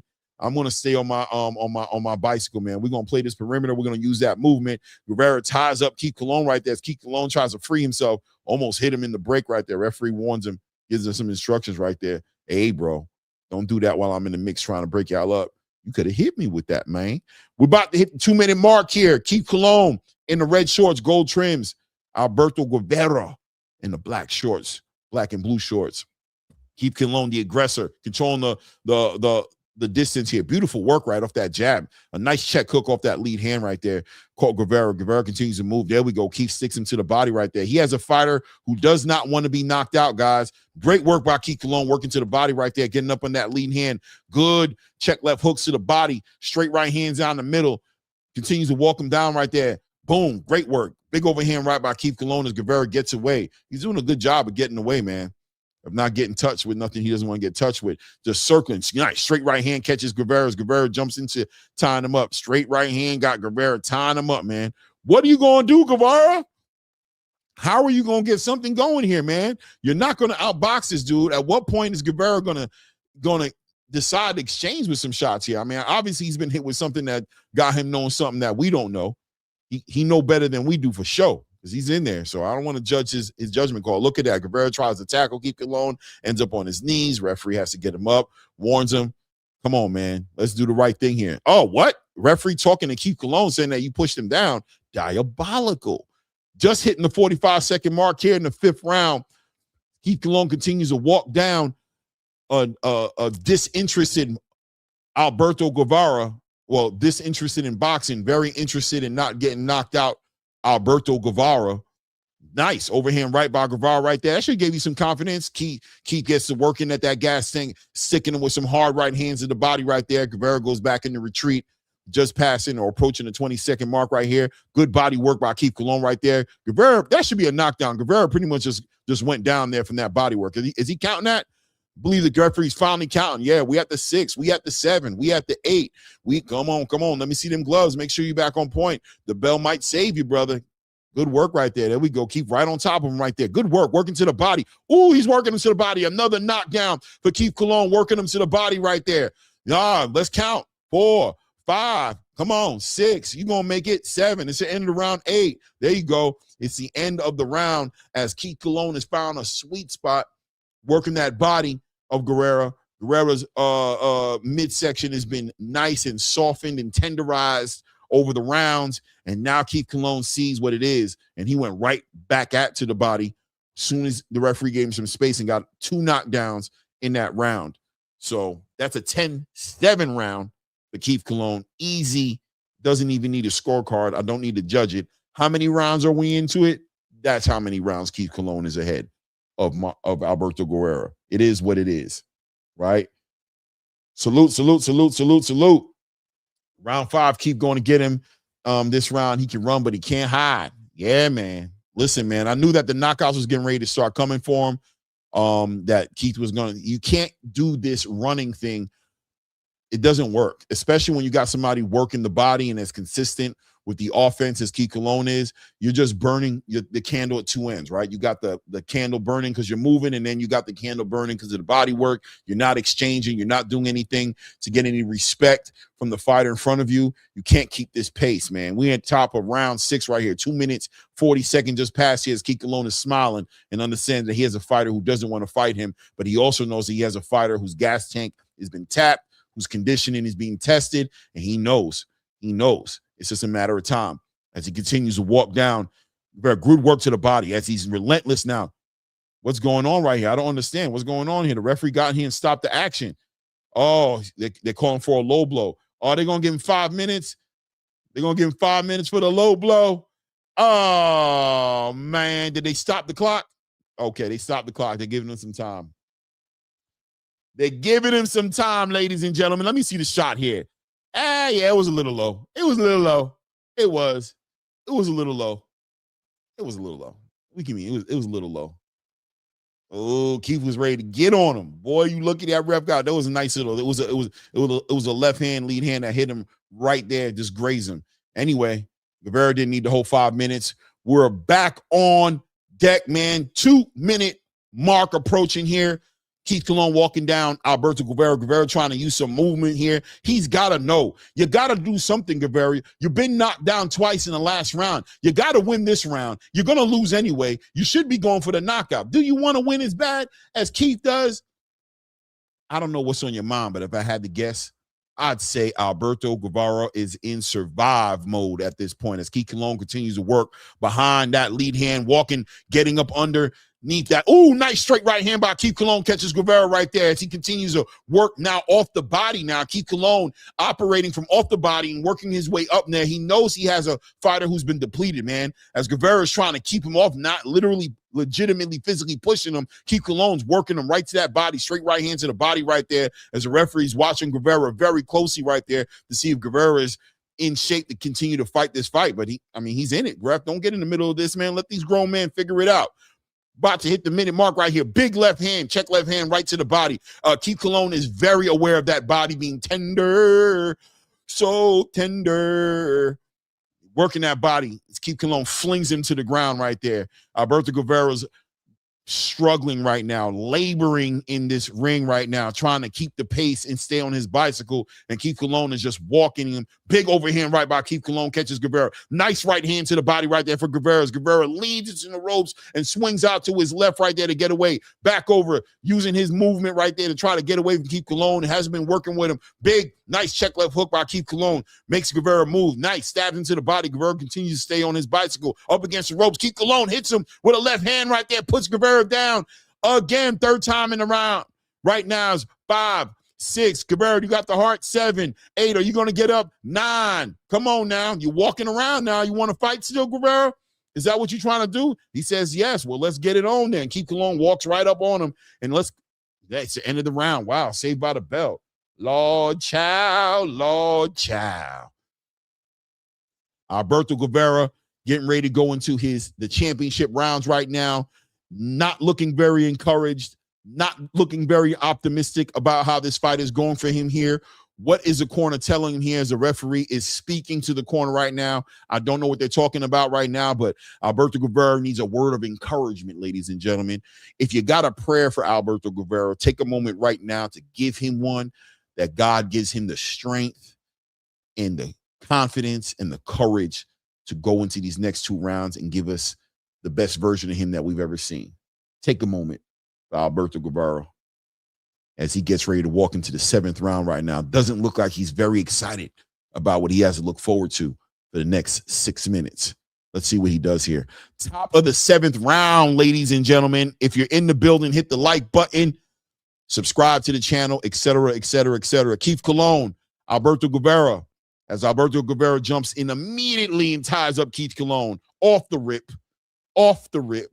as he's trying to pump and use that lead hand right there. I don't know if he's setting it up. Are you going to follow it up with a right hand, Alberto Guevara? You're working behind that jab, but Keith Colon sticks him with that left hand and then check hooks him immediately, sticks him with a straight right hand to the body. Alberto Guevara is already on his bicycle again. Straight right hand to the body by Keith Colon. As Guevara's trying to work, he gets hit with a nasty straight right hand right there and tries to tie up Keith Colon. As Keith Colon blinks at him and must got a little sweat in his eye. Nice right hand. Good work by Keith Colon. Continue to work Alberto Guevara, who's not running anymore. He's definitely walking as fast as he can, dragging his feet right now. The legs don't seem to be there like they were in those early rounds, moving around the perimeter of this ring right now. 2 minutes and 5 seconds passing right here on the clock. As Keith Colon is in his high guard, nice right hand to the body of Guevara. Another big right hand, another overhand right hand knocks Guevara down as he tries to convince the referee that he got hit over the back of his head. And the referee says, whatever it was, I'm going to do you a favor, brother. If your mother's in the crowd, she could thank me later. He's called the fight here in the 7th round. That was easy work for Keith Colon. Good working. Keith Colon got some good rounds in, man. Up-and-coming fighter adds another stoppage to his record. 9 wins, 0 losses, 9 stoppages. Easy work. Let's go.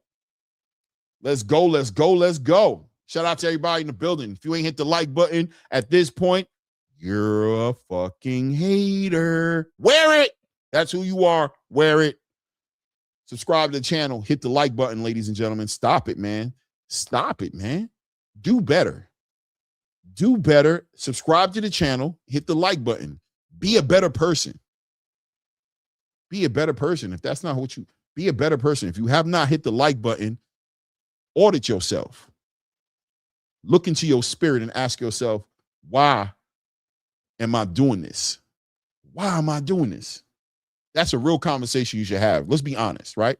If you haven't hit the like button and subscribe button, you need to have a real conversation with yourself. And what's wrong with me? Don't look out, look inward.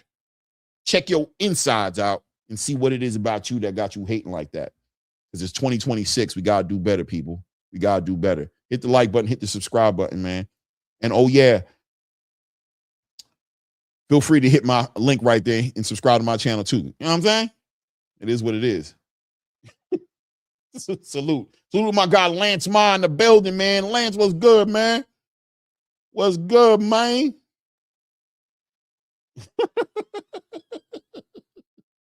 Good fight.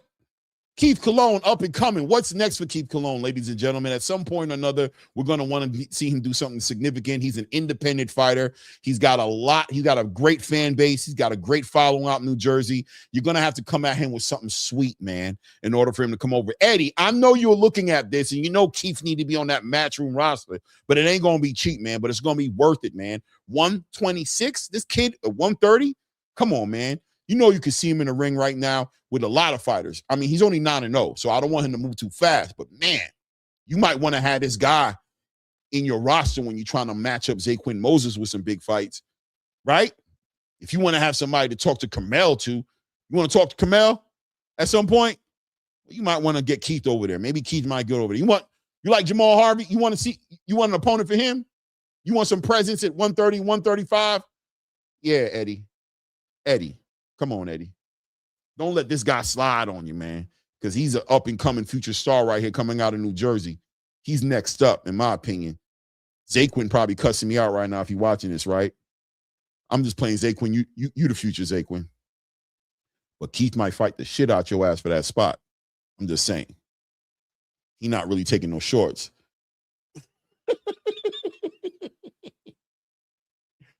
Salute to everybody in the building, man. Salute to everybody in the building. God, I don't know, man. This Shabril Matias Dalton Smith fight, man. I'm such a scaredy cat, man. I was gonna put a little bag on Dalton Smith because I got this feeling tonight, ladies and gentlemen. I know. You guys, I know. Justice probably, come on, Sabril's probably supposed to win. I get it. I got a feeling. Redemption? I don't know, man. Did Shabril Matias win his fight against Alberto Puello?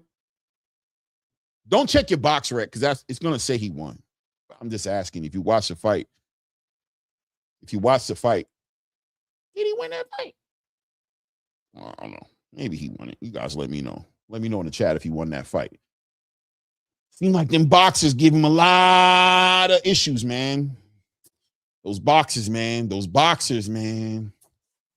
Subriel don't like them boxers, but, you know, redemption, right? This is a big fight for Subriel Matias because at the end of the day, Subriel's never been the biggest boxer. But let me tell you something that's dangerous for a fighter like Subriel Matias is to know who you are. See, once you lose that identity and you start to trying to answer questions that you ain't got the answers to, Sway, that's when it gets crazy for you.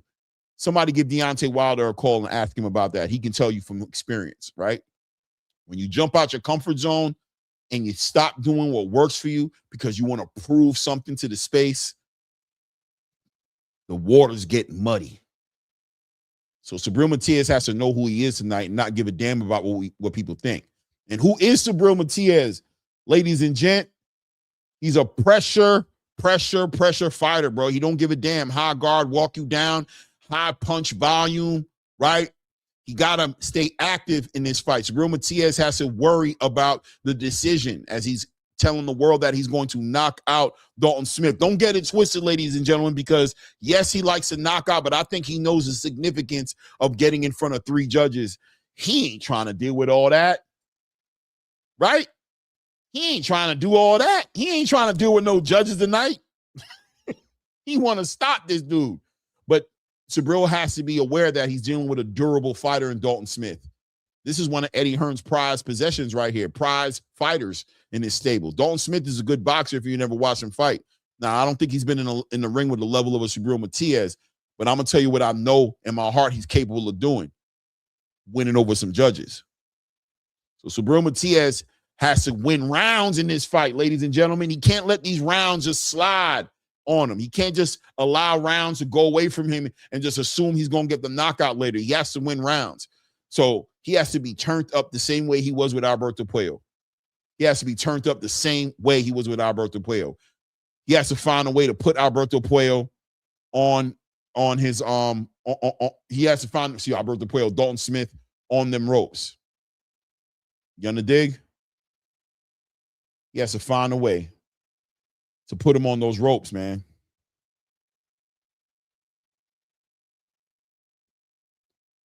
I'm trying to get this going here. I'm not used to these websites, man. My thing had fucked up. I think I'm back. Yeah, I'm back. He has to find a way to put that pressure on him and not allow Dalton Smith to have his way with the ring, with the perimeter. He can't have him playing with the real estate. He has to cut that ring off, and he has to make it a dogfight as much as he can. And obviously, Dalton Smith on the other side of that conversation is going to be trying to box, work that foot movement, score points. Dalton Smith also punching too. Don't get it twisted. Is he punching hard enough to get Subriel Matias off of him? We're going to find out tonight. Can he get that respect for Subriel Matias? He better. Because without that respect, it's going to be a problem. It's going to be a problem. Salute to my guy in the building. Manson Moose said, Clay, what happened to your other channel? On my channel, busting, we here, man. We good. I'm just over here hanging out with my guy, Just, man. I ain't called the fight tonight, man. I wasn't going to even call the fight. Just you know, this just happened, man. I wasn't going to call the fight tonight, man, because you know why? I'll tell you another time, man. I'm definitely calling this fight, but I'm feeling a little diabolical right now, man. Salute to everybody in the building, man. Hit the like button. Subscribe to the channel, man. That arena, by the way, is barren. Nobody is in the building. Not yet, at least. I'm sure people will stack in eventually, but ugh, you know, nobody in there. Big 6'6" in the building. Shada Murder, referee in there. Don't violate so he don't got to demonstrate in the ring tonight. They got a big referee in the ring tonight, man. No doubt, Just. No doubt, Just. Big fight right now. We got right now. Who's coming to fight right now? I haven't been paying attention. I'm too busy running my mouth, and I missed who's in the ring right now. We got Nestor Bravo versus Pedro Campy here. This one is a 10-rounder. Nestor Bravo comes in with a record of 23-1. 1. Pedro Campa, 37 and 1, 4 losses by knockout. How many knockouts does Pedro have? 27 knockouts. Big puncher right here. And Pedro Campa. And Nestor Bravo coming in with a 23 record, 16 knockouts, 1 loss here. So you guys can take a guess at who's the favorite in the fight. Nestor Bravo bringing in that Puerto Rican heritage. Should have some support in the crowd tonight. This should be mostly a Puerto Rican crowd in the building tonight, right, to support Subriel Matias. Even though England is, I guarantee you, is going to be in the building. Get ready to hear England in the building. That UK coming in there, bro. There's only one Dalton Smith. There's only one. That don't even rhyme. I wonder if they'll say that tonight. I wonder if they'll even say that tonight. You know, they always got cool songs. Sweet Caroline. Oh. How the rest of it go? Good times never been so good. Let's go. Referee gives the final instructions, sends everybody to their corners right there. Corner gives final instructions to Nestor Bravo. We are about to kick it off here tonight. We've got Nestor Bravo in the white trim, black lettering on his shorts. I don't know what the color of his shorts are. And Pedro Campa in, black shorts with maybe some gold trim on it. Nestor Bravo in the, I want to say they're fatigue colored almost shorts, but let's go. Both fighters take a center ring here as Nestor Bravo works behind that jab, taking his time, staying flat-footed. Already counter-punching on Pedro Campa right there, catching him with some check left hooks, working that jab that doesn't want to back him up. But this is going to be a shootout. I could already tell you right now, just by the body language, that Pedro Campa has no plans on going backwards, and neither does Nestor Bravo. So, I mean, this is going to be an exciting fight. There we go. Nestor Bravo working behind that. Great work right there. Nestor Bravo working behind that jab. Really just kind of reaching with his shots, kind of telling his shots a little bit, to be honest with you. Not very slick, but, you know, working behind that jab. You can tell he's a flapper. Beautiful work by Nestor Bravo. Hits him with a jab, a hard left hook, and a hard left hook to the body. Nestor Bravo hitting him with some shots right there. And clearly Pedro Campa is used to getting punched on like that. Wasn't really dissuaded at all, just walking down Nestor Bravo. But I don't know, man. If Pedro Campa doesn't get his head off that line and continues to get hit like that by Nestor Bravo, it's probably going to be bad news for Pedro Campa right there. Minute 50-second mark here in the first round here as Nestor Bravo continues to work behind that jab, but on his back foot, nonetheless, as Pedro Campa continues to walk him down. Nestor Bravo ties him up right there. Referee separates him. Big dog referee in the building right now.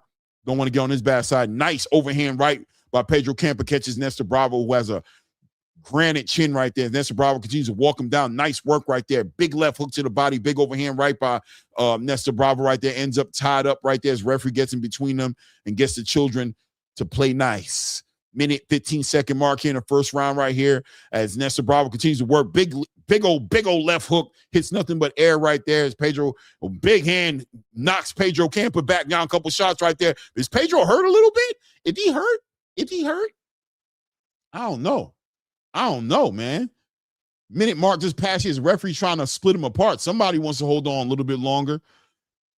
Big overhand right by Nestor Bravo as right now, without a doubt, Pedro Campa is trying to survive right now as he's the one initiating a lot of this tying up right there. Nestor Bravo catches him up with another shot as there he goes right there. Pedro Campa hooks him with that left arm and tries to tie him up, working behind that jab. Nice work right there. Nestor Bravo continue to work behind that jab.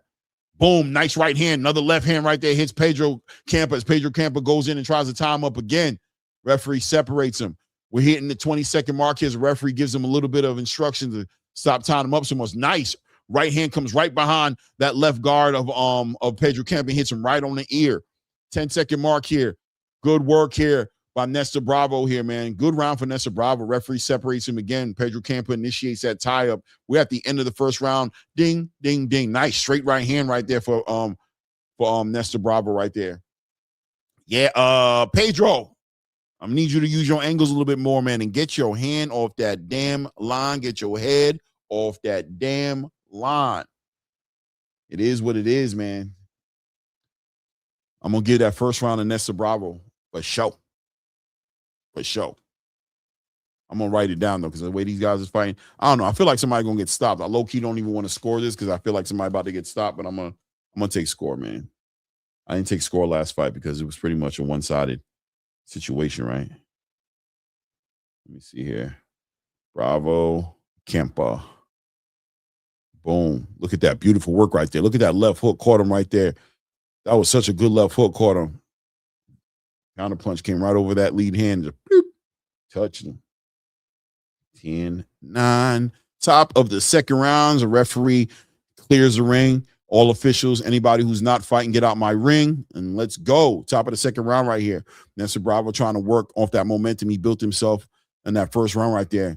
Nice work right there by Nestor Bravo as Pedro Campa tries to tie him up right there. Wants him to go backwards, right? Let's take away the power from Nestor Bravo by walking him down. When he's coming forward, he's just way too much to deal with. You know what I'm saying?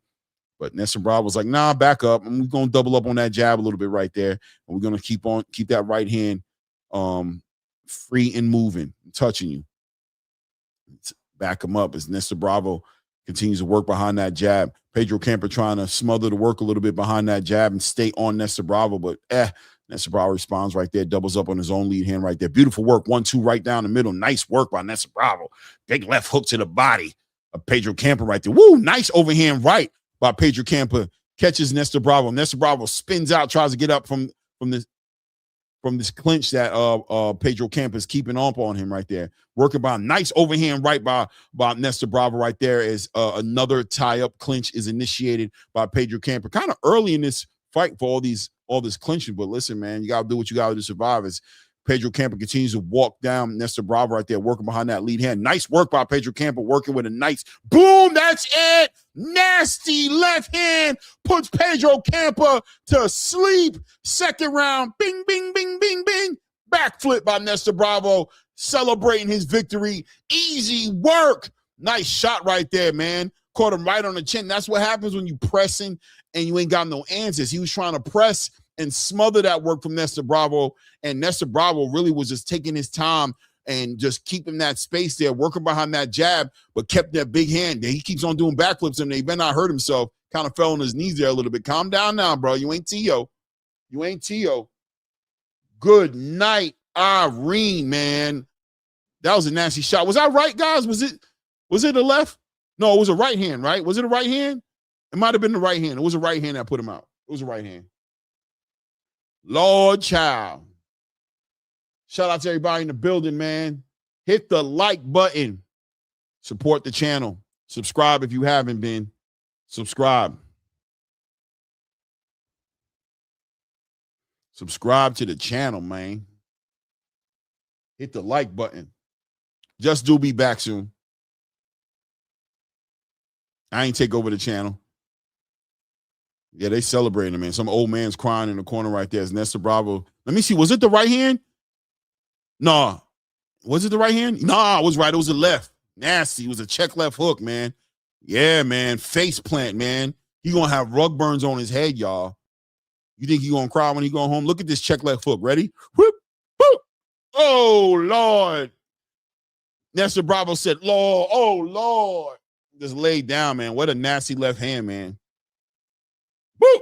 Oh, man. You had to see that coming. I told you I didn't want to take no score in this fight. I seen that coming. That pissed me off. Man, what a left hook, man. What a left hook, man. Ugh. Is that the first knockout of the year contestant right there? Is that the first one?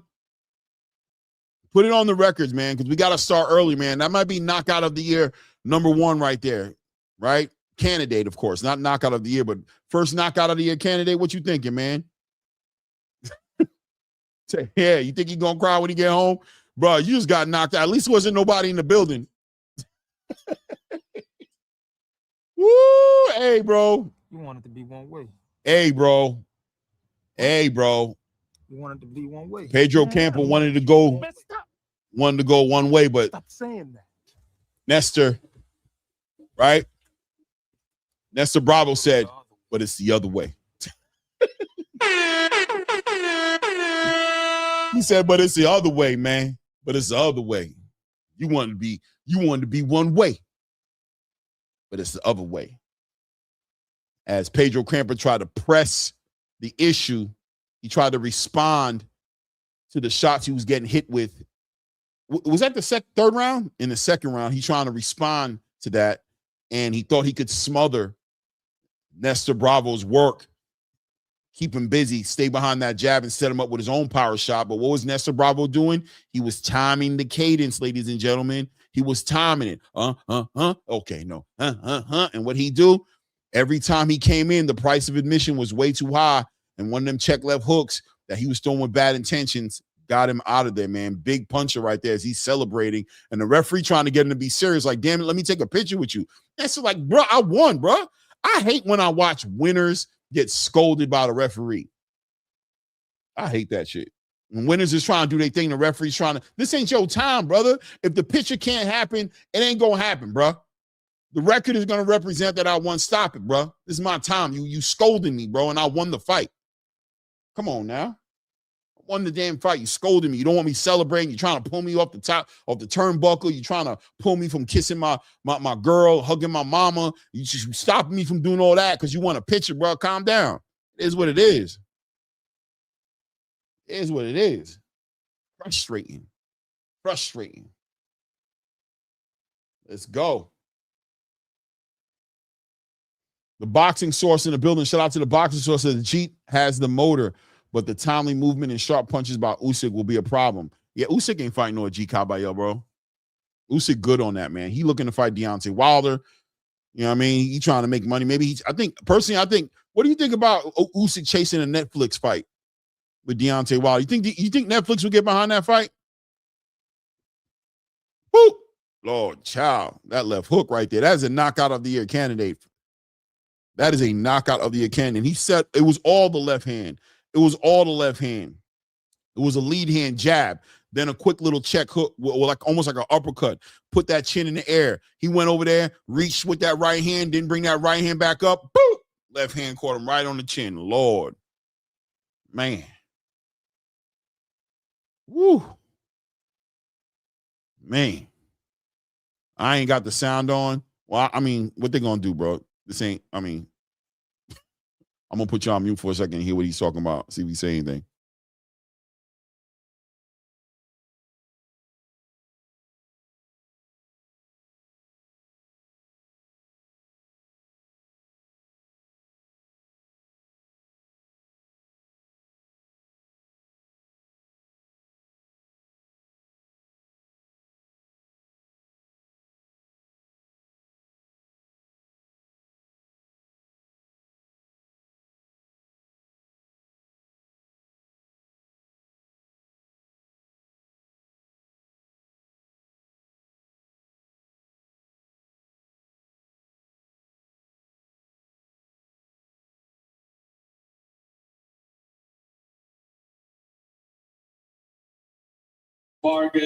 Yeah, they're asking him about how it feels to be a Puerto Rican. That's cool. That's cool. How it feels to be a Puerto Rican. That's cool. I'm sure it feels great to be a Puerto Rican. I think Puerto Ricans got like the best Spanish in the world. They be rolling in R's. They be killing it, right? They got the best Latino talk, the best Spanish talk. I guess because I grew up in New York and I grew up around a lot of Puerto Ricans, so I always heard them talking. Everybody else always kind of seems like different, you know what I mean?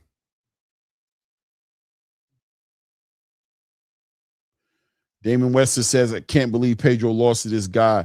He was the only named guy next to Matias on this card. I kind of saw it coming. I ain't gonna lie, Damon. From the first round, I kind of saw it coming, man, because you already saw that Nestor Bravo was loading up on his shots and hitting him with significant shots. The moment I saw that Pedro Campo wasn't going to take a step back and wasn't going to work that distance, he was going to work that pressure, I knew he was going to get clipped. Deep in my heart, I knew it was going to happen. Because that dude was loading up on his shots way too much.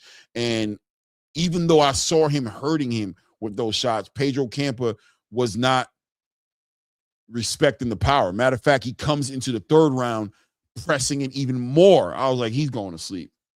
He's going, unless he got the best chin in the world. That's what I thought in my mind. Unless he got the best chin in the world, he going to sleep. And when he was diving at his legs and doing all that clinching and tying up, I knew that he was getting hurt. So the way he was reacting with it was he was going to try to work behind that lead hand, hit him with big shots, and when it got too much, he planned on holding him and tying him up. but that's when you open in your arms. He wasn't being responsible. He wasn't bringing that right hand clean up. He got too caught up on trying to counter him, and the timing was already locked in. Like I said, Nestor Bravo was already counterpunching, timing him in that first round. Like he was already on about by mid-range through that first round. He was already on him with that. So I seen that coming, man. You can't press those punches, man. You can't press those punches all the time. I know sometimes people think that's the way to do it. I kind of get it to a degree. But at the same time, with a fight like this guy's faster than you. His timing is better than you. He's already hit you with some clean shots. He's already counterpunching you. At some point, you got to concede. You got to concede the battle so you can win the war, right? You got to concede that this is not where I win the fight at. So we're going to control the distance. We're going to work behind our lead hand, maybe use that aggression that he's coming with against him, try to time him. But we don't want to necessarily be on our back foot, but maybe some lateral movement, some good clinching, some strategic clinching. And let's see if we can get some of the air out this, some of the fuel out this dude's tank a little bit. See if we can capitalize on something opening up for us in those later rounds. But yeah, go watch the video and learn from that. Video on Subriel Matias sitting in the back room right now as he's playing around his phone, scrolling, enjoying himself, doesn't have a worry in the world right now. Should he be worried? Should he be worried? Guys, hold the line for a second. I'll be right back. Beth definitely finna go handle something real quick. Be right back.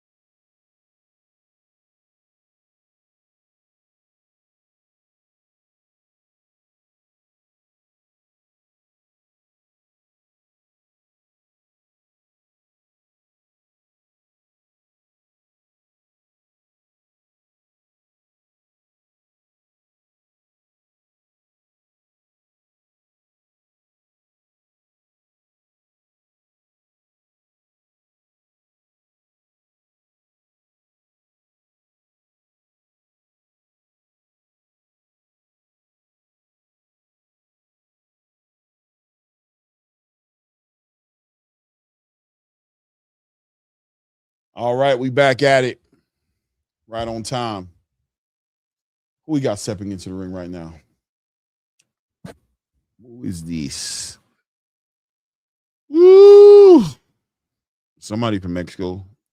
Light. You trying to get the respect of that Puerto Rican crowd right now. What's your name, brother? What's your name, brother? Is this Victor Efren Sandoval? Has to be. Yeah, it has to be him. Mexican. Is it Victor Efren? Let me see here.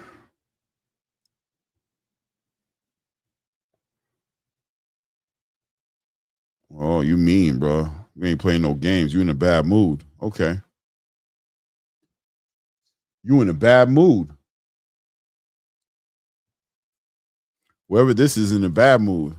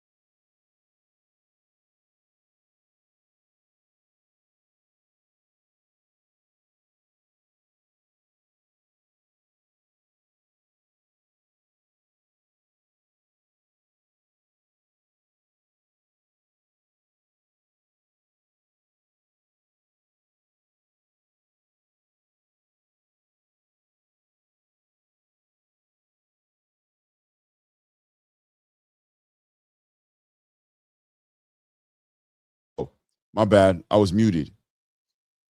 Yeah, 93 Octane. Yoel Romero lost a freestyle wrestling match. Victor Sandoval, 29 years old, 5'3", reach 69-inch reach, man. Fighting against a 5'6", 3-inch height reach for Javier Citron.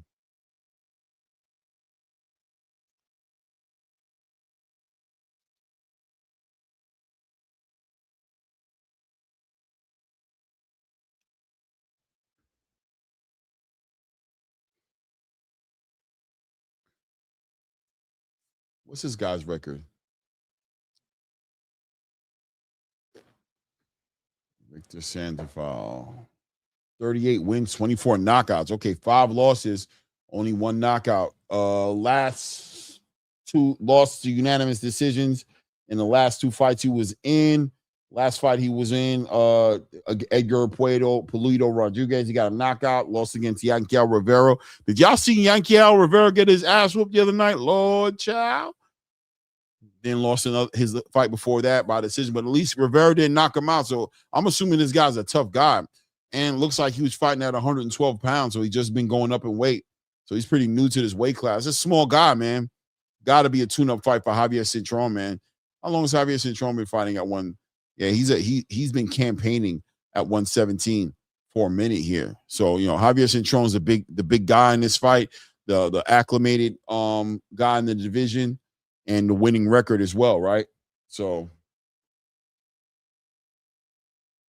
let me see here. Shout out to Jazz 08. Say, what did you think of Gotti Ward? Some of the best fights ever, bro. Great fights, man. Both of them, man. Both of those guys left it in the ring, man. Big fights, man. Gotti versus Ward.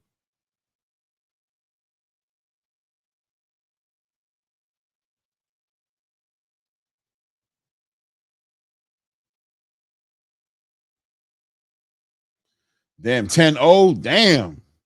He's old, though, 93 Octane. He's old, bro. He shouldn't be up there tussling like that, man. He's better off in MMA. And I think isn't he about to, no, he's not about to bare knuckle fight soon, right? No, yeah, he's not bare knuckle fighting. He's not bare knuckle fighting. Who's about to bare knuckle fight, though?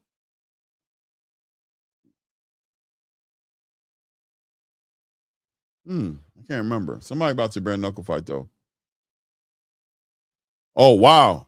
Early, wow. My thing is slowed up. Shout out to Clay, man. Appreciate you, my guy. He said Citron down. Wow. Early, wow. Damn. This kid's is a firecracker, though, man. This kid's definitely a firecracker, man. Good work, man. Woo. Oh, yeah, he a slugger. He a fighter, bro. He the dude who's gonna fight you in the parking lot. He really like that. This little Mexican kid. Oh, man. Big overhand right. Nice left, big right. Oh, man. Lord child. Oh, goodness. Citron with the call with that left hand. Oh, man. Oh, holy tomales. Oh, no. Javier, come on now. Be defensive now. Be defensively responsible as Javier tries to run over, grab, and smother Citron. Citron is just throwing shots. He don't give a damn, bro. Oh, man. He biker club ready, bro. You heard? He the dude in the bar that you fight in the bar where you want him in the bar with you. He don't give a damn. Citron, I'm gonna tell you right now, Javier Citron lucky there's not a chair or a bottle or anything in the vicinity, because he gonna hit you with that too. He don't give a damn, bro. Come here, bring your ass here, boy. Body shot, big overhand left. Citron tries to catch him with him nice, working him behind that jab, tries to chill him out, bro. You got a live one in the ring with you, man. It's only a minute 45 seconds left in this round. He's already putting hands on you, bro.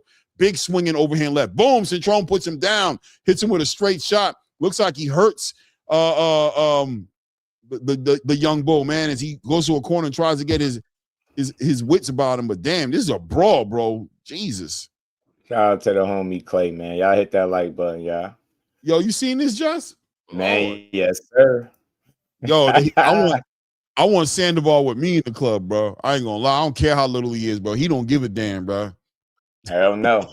Dude down there rethinking life. He rethinking life while he was down there. Damn.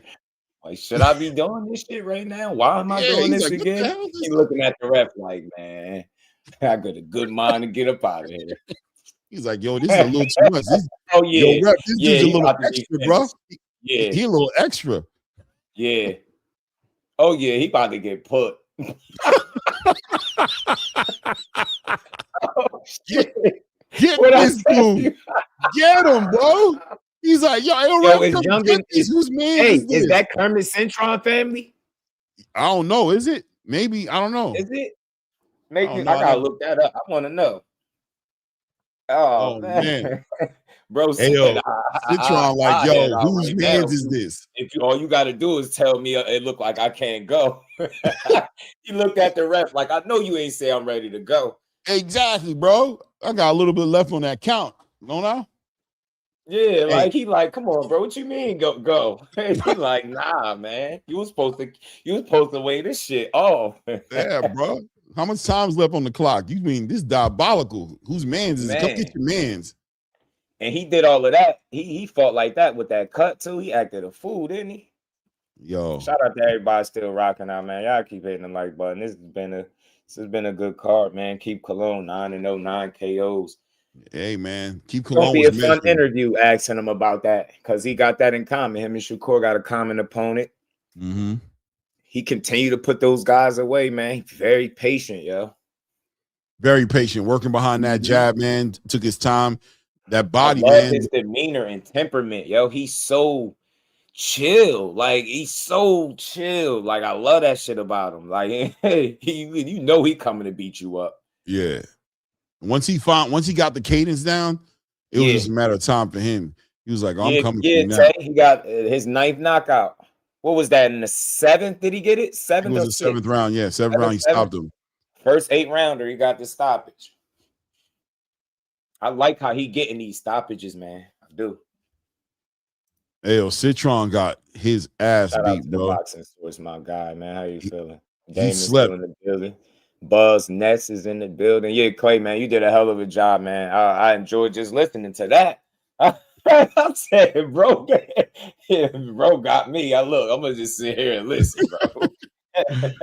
Yo, Panda, everybody looks so surprised in that corner, bro. Like everybody just walking around, like, what the fuck happened?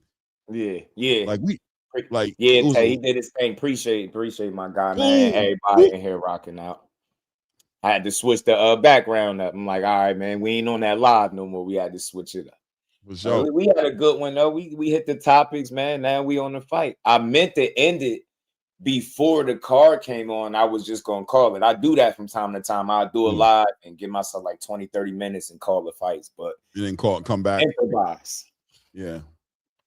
Improvise. We gonna talk about that it. Little Mexican dude is a wild card, bro. Hey, I gotta look him up. I gotta see if he's related to Kermit Cintron. Because that dude, he built like him. In my butt, I gotta find out. Let me stop guessing. Let me find out. Yeah, I'm about to say, just look it up, see if they even. Yeah, like I'm about to kill myself over here. Like we ain't got Googles. You're gonna try to figure it out in your brain. Like, come on, bro. You got AI. You can just be like, AI, who is this nigga? Aunt McQueen, we was just talking about your ass. My girl was just like, where Aunt McQueen at? I ain't seen her. I don't know. You from Puerto Rico? He's from out of Red. I don't. He's from out of Red. Hey, I don't think I don't know if I asked you. Caps. I don't know if I had asked you, Clay. Who you had in the main event? Man, I was just telling everybody, man. Listen, I got a funny feeling, man. Listen, I was gonna put a little money on Dalton, man. And I bet you about to say what I think you about to say, but go ahead.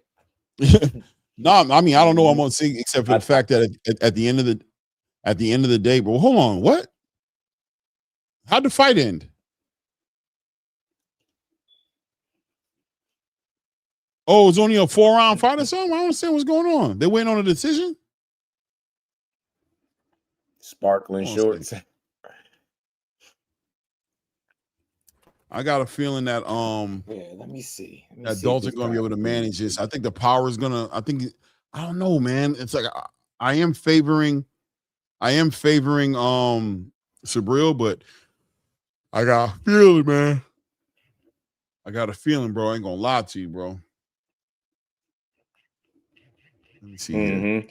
I was saying I figured I knew what you was gonna say. What happened here, bro? I'm not Did it get saying stopped? that exactly like me, but Did the fight get stopped? Because my feed is messing around right now. It's freezing and stuff. That's what it looked like. It looked like he a won. stoppage. Or maybe I gotta unmute my joint, turn my volume up.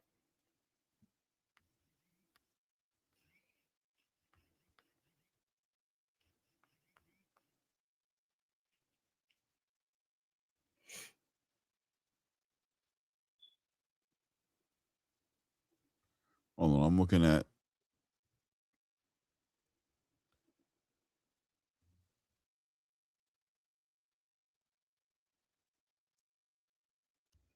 No relation to Kermit Cintron, but okay.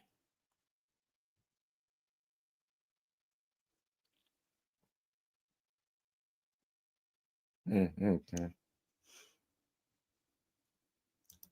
Kermit Cintron used to go for it. Ozell, what it do? Shout out to Damon. I see you. Big drop Dre.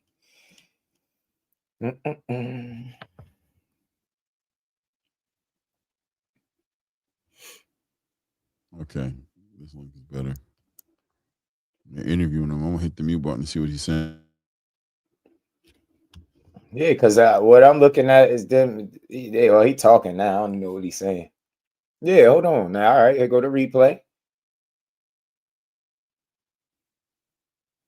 Man, dude look so like Cintron stopped this dude. So Cintron stopped him. Name off Hey Arnold, bro. That's who he looked like, the one that got beat. He look like dude from what's the one from Hey Arnold, bro? Damn. I think it'll come to me. He look like one of them with that damn hair.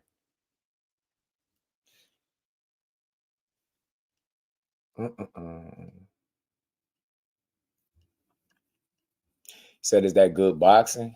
Is what good boxing, Ozell? What's that?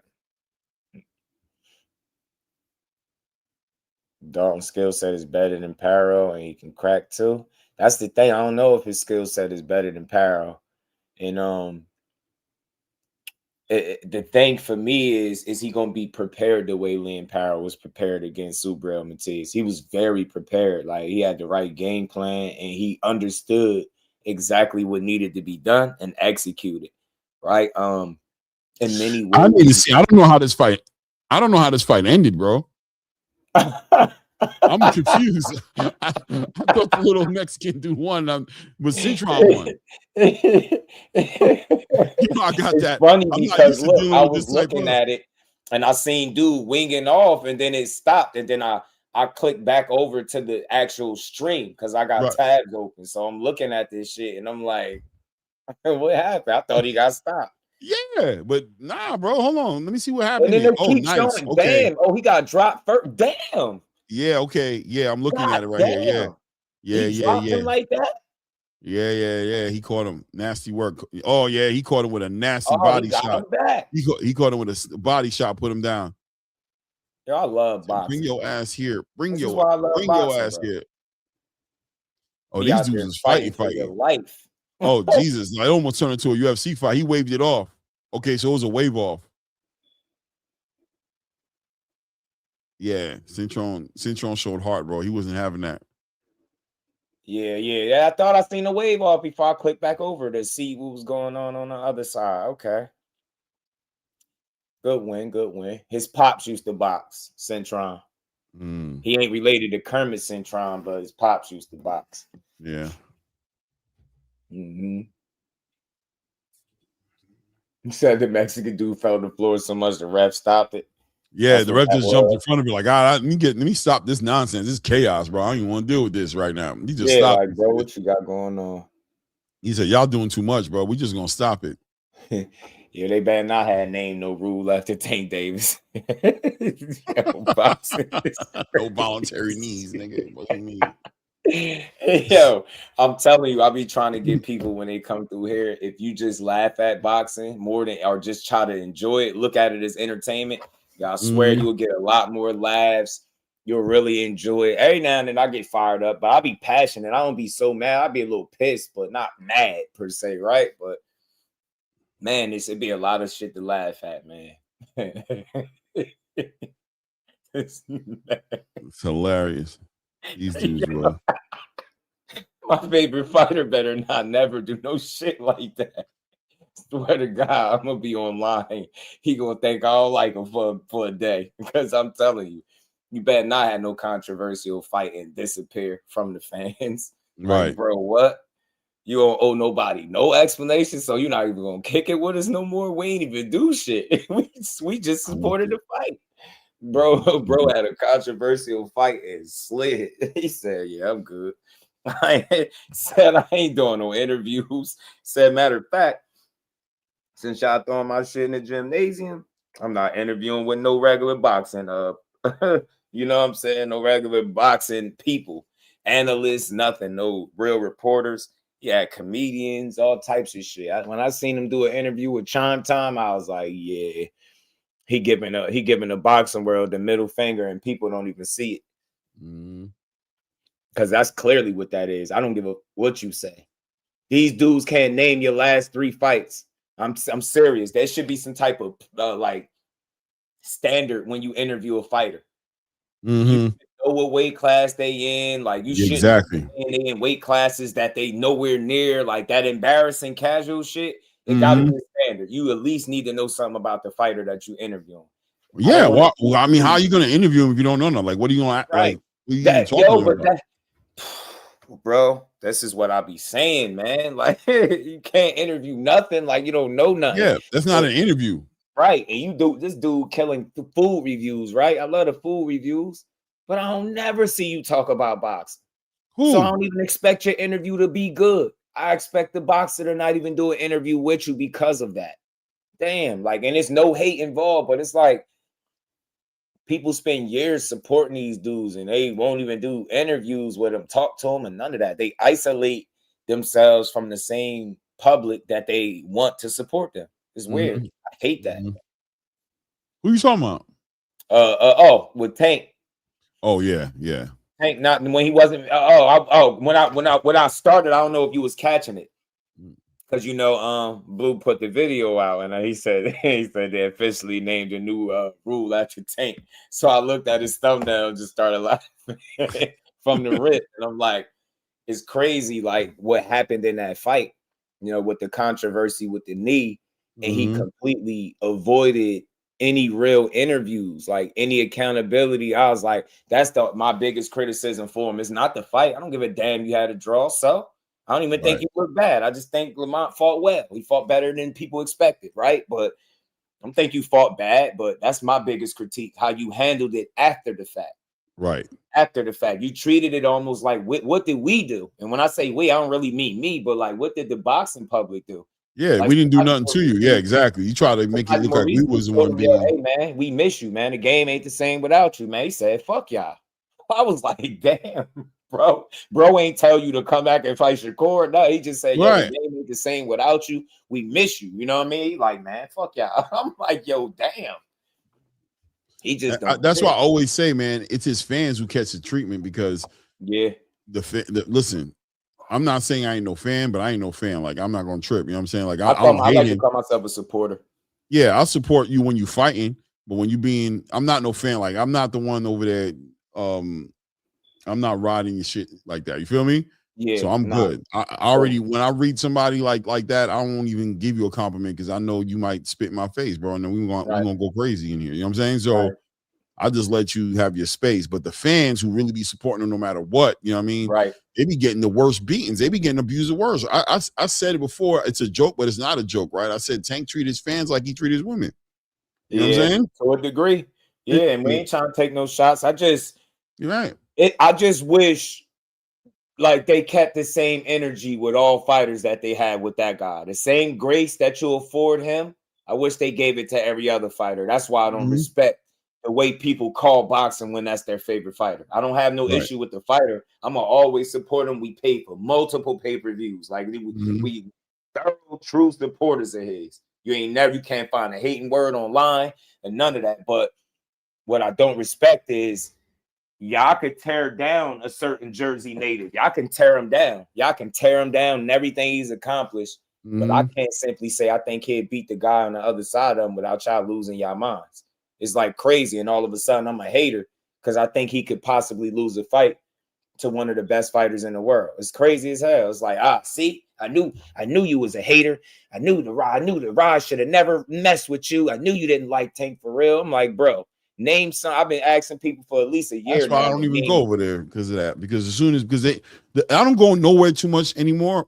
But see, especially the fanatic it's channels. Not them though. They like it's the fans. My God, that's really my guy. Like he know. I don't have personal conversation. Like you have online conversation, offline conversation. He know through and through I really support the sport. So he'll never take anything I'm saying as like hating or taking shots, but it'll be like some low-level surface thinkers in the chat that just because you ain't praise him and you won't say that he'll beat the hell out your favorite fighter, you get what I'm saying? Now you a hater. Like I'll never forget a dude called an Attitude, not because I said he'll win the fight, because I said it'll be a good fight. I ain't never seen that kind of response. Like that young man makes these guys that's supposed to be so confident in their favorite fighter, he makes them so uncomfortable that they would lose their shit over the mention of you thinking that somebody can compete with him. Nah, that ain't no good fight. What are you talking about? Based on what? Who he fight? I'd be like, man, everybody, he better than everybody he fought, and vice versa, right? So I never understood that. Yeah, she lost me, Reef. She lost me. Like when I seen the way I could expose her. Like we here, we 4.5 hours in. I ain't gonna go too deep, but if I tell you, Reef, what it really is, or if I hit your DM, you'll probably could think already that it happened, but you'll be surprised. Like she wouldn't even want to show her face in no chat if I exposed her. Oh, that's somebody went off when she went off on you? Huh? She went off on you? Yeah, one day I came in, it was after the fight with Jake Paul and Tank got canceled. Or made. No, it got made. It got announced that they was fighting. And I was like, oh man, I was like, the Taker Maniacs about to be punching the air now because they were hell bent.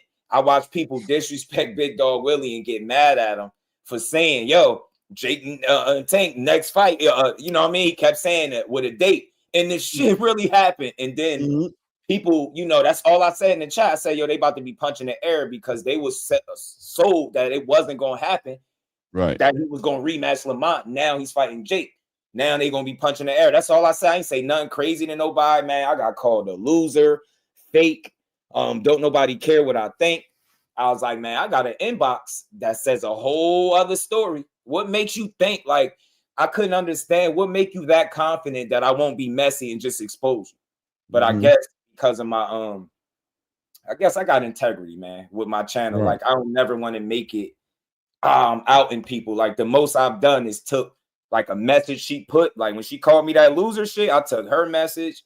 I took another dude that said I couldn't come to Detroit, and another dude that was talking about my mom, and all their favorite fighters are Tanks, and that's why I started talking about Tank and Maniacs. But yeah, she got disrespectful, bro. I was like, damn, man, I ain't never ever in my life say nothing crazy to her. I was like, man, all over a dude that wouldn't even look your way if he seen you. Seriously, like he wouldn't look your way. All I said is they about to be punching the air because the fight got announced. Not like, oh, when it got canceled, I was like, oh, they about to be mad. No, because I wasn't celebrating that, but I'm honest. Like, y'all was arguing with people saying he'd never fight this dude. In fact, y'all was sold that the rematch was coming. And then when it didn't happen and I acknowledge it, you catch an attitude. That's weird. I ain't even say nothing crazy about him. And I never will, because I'm telling you, bro, before I created my channel, I watched everybody sit back and tear boxing down. Right? Not everybody, but I watched. I felt like I seen what boxing was missing. I feel like more support. I'm going to have criticism, but I'm going to support you more than I'm going to criticize you. And that's a different way of thinking on YouTube. Like, it's not popular. So people they're like, man, how he too nice? What you call too nice? Now, I just respect some shit that I can't do. I speak like a real man. Like, I can't get in there and go 6, 12 or 10 rounds with, you know what I'm saying? I can't do what these dudes do. I don't run 7, 8 miles a day. So my approach when I talk about some shit that I can't do, I'm gonna respect it. You gonna hear that I respect it and I fuck with it through how I speak on it. So what people call nice is just me being fair. I think, you know what I'm saying? Like, these athletes don't deserve to be ripped to shreds when they lose a fight, when they fall short. Like, think about your biggest failure in life, and if it was put on a screen for everybody. Right. You get what I'm saying? That's how I think way differently than these dudes. So that's why I always like giving boxing is just due. It's way easier to give somebody credit than to sit up here talking about what put them down. You know what I'm saying? What they not. Tell me, but yeah, man, bro, the biggest Tank fans have said the most disrespectful shit to me that I've ever heard anybody say to me. And one of them was a dude, and he surprised me. And I gave him the benefit of the doubt. I tried to call him and tell him, like, yo, you bugging. Like, you bugging. I tried to let him catch himself, and he didn't catch himself. He kept talking crazy. You talking over the phone crazy too? Yeah, and on the phone. And I'm like, you don't know the difference between real life and the internet. See, right now, this shit you talking is wolf tickets, and you would never in your life, if you seen, because you met me before, you would never talk to me like that. And I bet everything I own, you would never say the shit you was just saying to me on the phone, all over a boxing conversation, and you was dead wrong. So I lost it. When you wrong and you dead wrong, I just lost it, bro. And I never speak to that dude again. Like, I thought about it because he tried to reach back out and apologize, but I'm like, nah, because your apology is in private, but your disrespect was public. You was in my chat talking crazy, and then like I had to end my live early because I was so mad. I couldn't get through the live without, like, I would have really went street on him, and I ain't trying to put that energy out on the airwaves. Like, I'm a chill dude, man. I got 3 kids. I be trying to chill, but don't dare push me out there. Don't, you know what I mean? Don't get me out of my character. And he did it. So, and his favorite fighter is Tank. It's not no coincidence. So I'm on some shit like, so y'all gotta pardon me. I know it's some real deal Tank supporters, and I rock with y'all. But them jock riders, I ain't got no love for them. Meat holsters. None. I don't respect them. They knee pad boys, just like Blue be saying. And I'm telling y'all, for a minute, I would not talk like that. I would not call nobody no Tank and Manny. I'm like, nah, I ain't even gonna do that. But when y'all really showed me that y'all them type of people, y'all super fanned out, I had to call it what it is. I'm like, yo, I can't come to Detroit to do it. Like, if I can send you the messages now, bro. You will see, and then you will see what he said after that. The dude ended up watching the video, and he like, oh shit, my bad, yo, I'm gonna subscribe. I'm like, dude, you read a title, but you didn't even like understand the context. I quoted something that I think it was Bernie the Boxer at the time. Something Bernie the Boxer said. He quoted something about Tank. I played a clip and I react to it. But he'll take it. The person is looking at it like I said it. So he like, see, you hating on Tank. I'm like, did you watch the fucking video? Then he watched the video. Oh shit, my bad. Yo, I'm gonna subscribe now. I'm like, see, y'all be bugging, man. One thing you're not gonna get, not gonna catch me hating on nobody, because I don't have that in my heart for boxing. I don't hate these dudes. I don't care. I don't feel like I can control everything these dudes do.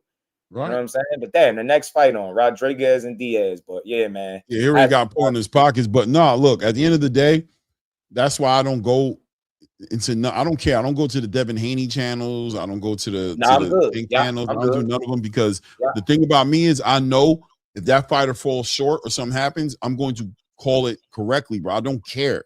So you're gonna love me right now for complimenting the fighter, but I'm also going to hold him accountable, and I'm going to be free to do that, bro. And I'm not playing that game of riding. That's why I created my own channel. Did to me. I keep people switching up. Remember, we was talking about it on your show. I was like, bro, like the people that's pissed off, and I know who they is. Some dudes too. It's a lot of sucker energy. I just chose not to. Bro, you can't. It's just boxing, bro. I don't know. I'm gonna let suckers talking about them personally. If I'm holding Tank accountable, getting on it's not personal. It's not personal to Tank. I don't know him like that. I'm talking about his boxing career, what he's doing inside the ring, and what he's doing inside of the boxing space. Right. I'm not talking about his personal life. I can guarantee you, nobody that supports Shakur the way I do has given Tank the benefit and his just due the way I have. I can bet money. Like the understanding that I had for his career, like, and why it went the way it did, is so much deeper than just him. And I'm telling you, and if you know, and I know you know how I know, at the top where he's operating at, it's no longer a sport, it's a fucking business. And every single time he fight, they're trying to get paid. Everybody involved. I know that. And I know as a result, some fights, they're going to be options, but they're not going to be the priority, right? They'll be down the list, right? It's going to be other shit, other avenues you'll travel. as opposed to the more dangerous ones. And again, it's not about being scared. It's about keeping that money flowing. People don't understand that. I even went so far as to look at his career and think, how would you run your business, right? You're going to take risks in business. You take risks, right? And you reap the rewards, but you're going to take calculated risks. And you're going to make sure you're taking risks that put yourself, your guy, and your business in the best situation to continue to win, succeed, and make the money, right? So you look at Tank, he's a business. You remove sport out of it. That shit was gone a long time ago when you start operating at the top, start face of boxing this, pay-per-view guy. It's a business now. And I think that shit always factors in, and it weighs in heavily into who he fight still to this day. I think it's so much deeper than him just being scared or ducking now. Where you can criticize him is I think he has the ability to call those shots. You can say, hey man, give me that guy. And they gotta be cool with that. You know what I'm saying? So that's it. But these fans, man, if you ain't overpraising them, you ain't telling the whole world he beats everybody, if you ain't telling the whole world he don't got no 50-50 fights, then you some type of hater. It's the weirdest shit I've ever seen. Weird, very weird. Yeah, that's why I stay in my lane, bro. I go where shout out to Jimmy. I fuck with Blue. That's my brother. Like literally outside of this boxing, we build like that. So I fuck with him. I go in the boxing voice from time to time because they seem to keep it kind of neutral, but they kind of tanking maniacs over there. But at least they represent not tank. They Devin Haniacs over there. Yeah. The Haney boys they call them. But I see you they're not. Yeah, they're not that I play a lot of his clips over here because he get those wild callers that be like their call create a conversation over this way. I play his clips all the time, man. Clips all the time. Be seeing you over there cooking. He invited me, so I take the invitation. I'm saying, listen. I get people personal gripes with him, but I don't know him on that level, so I'm never gonna have that personal gripe with him. How I view people, the extent that I know these people are content creators and they on their boxing shit, right? Yeah, that's where I rock with. Like, you know what I'm saying? They be like, I can't rock with such and such. I seen somebody one day when I played one of the clips. I seen him in the comments whining, "Oh, I can't rock with him. You playing his video? Why you playing?" I'm like, bro, why can't they rock with him? I mean, man. I don't know. I don't care. Whatever. You get me? Like, you get me? Listen to the content. Why y'all making shit personal based off something somebody else told you? I don't care about nobody personal life, business. I just want to talk boxing and let's build on this. That's what you want? Cool. Then we can talk. I don't care about nobody personal life. And Blue, man, I've been subscribed to him so long where my name was still my name on YouTube. I ain't had no channel. I still remember, you know what I'm saying? One of the, I still remember being over there way before I, started this shit. Watching, listening, and I mean, some of that should be motivation. Blue outside of this boxing. You want best to fight the best, unapologetically right. Shout out to outside Jimmy, man. Boxing, y'all hit that like button, y'all. We gonna keep rocking. We gonna get y'all. Outside of the boxing, he's a good dude, bro. Like, I'm just being real, you know what I'm saying? Like, he's a good dude, like, period. Like, you know what I'm saying? So that's my guy. Like, people don't, you know what I mean? I don't really care what nobody say, you know what I'm saying? That dude's like a really good person. He showed me something when he popped up over here. Yeah. And not just in the chat, like on the link, hollered at me for a quick second. Like, he ain't have to do that shit. He did it. Yeah. And it's funny because that day it was like everybody was coming through, all the content creators. He came through. Yeah. So I see somebody say, drop the link. And it's funny how we just mentioned a certain somebody, right? That certain somebody started out over there too. That's how he came over here, because that person kept bragging about how good my content was. And, hey, Blue, you got to go check out such and such. So he was like, all right, tell him to drop the link. I'm dropped the link. I'm like, I look down. I said, who that? Blue Blood Sport. I said, who that? Blue in the back. The thing is with me, bro, my support is not based on if I agree or disagree with you. It's based on how you rock with me and how solid you keep it. It has nothing to do with me agreeing or disagreeing. If you grind consistently, you put the work in, if you're not like pushing false narratives and lying every chance you get, and you support me, you rock with me, you're going to get it right back tenfold. So I don't care what nobody else do. I don't switch up unless you give me a reason. And it's going to take more than me not agreeing with a talking point. That's not enough. Like, you got to really do some shit for me not to rock with you. So if I used to rock with you and I don't know more, they definitely did something. 100%. Ain't no in between. 100% they did something. Yeah. You know what, Big Dre, everybody get their just due. I told you, man. I took some thought making the channel name because I know everybody was gonna be saying my name whether they know it or not. And you know, some years now, what we got 4 years into this journey. Shit, I done heard them all say it. from Shakur to Keyshawn to Bud to Clarissa to Devin, you name them. Everybody say something about just do. Now they don't know they saying it, but they are. If you get what I'm saying. So yeah, man, I believe in giving all these dudes their credit, bro. Because unless you can get in there and box better, I don't see no reason to tear somebody down. Unless you can really do this shit like they can, and you got a reason to talk the way you do, they gonna always get their credit, bro. I promise you. It's not a gimmick. It's not no. It's a train of thought for me. It's the way I approach every boxing topic. I'm gonna give people the respect before I shit on them. Always. This big head dude, I seen him fight before, Manny. He getting pieced up. Rodriguez is counterpunching the dog shit out of this dude. Mm-hmm. Who beat him up, yo? Who beat Rodriguez up? Monster. I know this fight. I knew Aunt McQueen knew. I knew that head looked familiar, big head ass, man. Yeah, Monster beat his ass out there in Glasgow for the IBF title. That's what it was. Dropped him 3 times in the second round. Put hands. Emmanuel Rodriguez could fight though. He getting touched up right now by Diaz, but he can fight. Yeah, that blew the first YouTube channel you ever listened to. Yeah, he definitely was one of them for me. That's like if it was like an OG channel for us listening to, it'd definitely be his. I never unsubscribed. And his grind was too crazy. Still is. It's too crazy.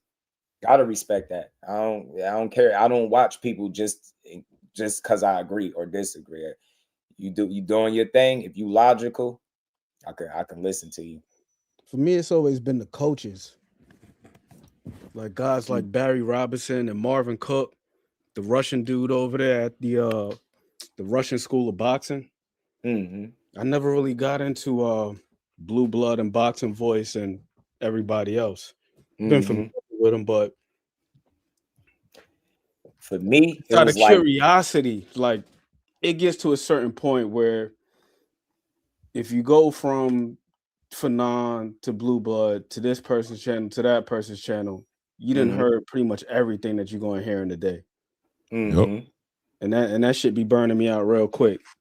Nah, so I like to hear people talk about the technical stuff, like Tim Witherspoon and people like that, especially Coach Barry Robinson, just talking about various concepts. See, but that's because you read book. You not a surface level dude. And I'm not saying people content is surface level, but it don't surprise me that it take you in that direction because of how your approach to the game too. The shit that you see value in that people will overlook. Like even you ask Ant to break down the fight, and you gonna get exactly that. Like he gonna break it. They gonna see it in a way that you're not gonna hear nobody else break it down that way. Like you approach this shit different. So I think what you consume, it doesn't surprise me. Like would attract your attention. Like you one of them guys. Like you pay attention to the That's detail. why I genuinely like I don't have any opinion on anybody. Like I can't say whether or not it's good or bad. Right. Because I don't tune in. I don't. Right. Like this is about it for me. And every now and again, like I'll check in on Clay stuff. Like even if I don't comment in the chat on the chat, like but I'm like 1 or 2 is probably about enough.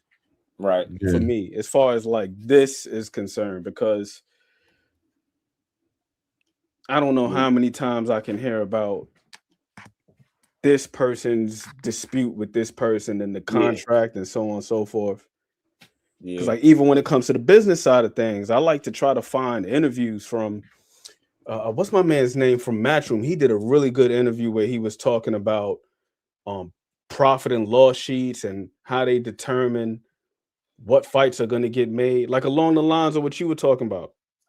Damn, I know what you're talking about because this was things got to make sense. This is recent. Yeah, and Yeah, just you like talking about what's his name? Frank something, right? No, Harry something, or what's his name? Oh God, I know who you're talking about. he did a damn good interview. It was really, really, really good. What's my guy's name? What's Eddie Hearn's partner's name? Oh, what's his partner's name, man? Zoom verse. Peace, Brody. How you feeling? But he talked about his rise up through the ranks. Hold on. We almost at the main event soon. The next Right? fight. This should be the co-main is event, right? Nestor Bravo already. He stopped Pedro. Yeah, Centron won. Manuel Rodriguez and Fernando Diaz fight now. Keep Colon got to stop it. Yeah, we got one more fight after this. Should be. What's good with his Zoom? Nah, it ain't happened yet. Matias ain't. We still on it, man. We just kind of, Clay helped me, man. He held me down. He called the fights, man. We was, he was on the live. Then I didn't even have a chance to end it and switch over. So we kind of just transitioned over into the fights. But Matias, man, I just like Clay was saying earlier, bro, I wouldn't be surprised if Dalton Smith pull it off. I really wouldn't. But I just, man, yeah, I don't want to, nothing against the UK fighters, but if he a real one, he could find it. He could pull it off. But man, can you deal with that pressure? Are you prepared to deal with it?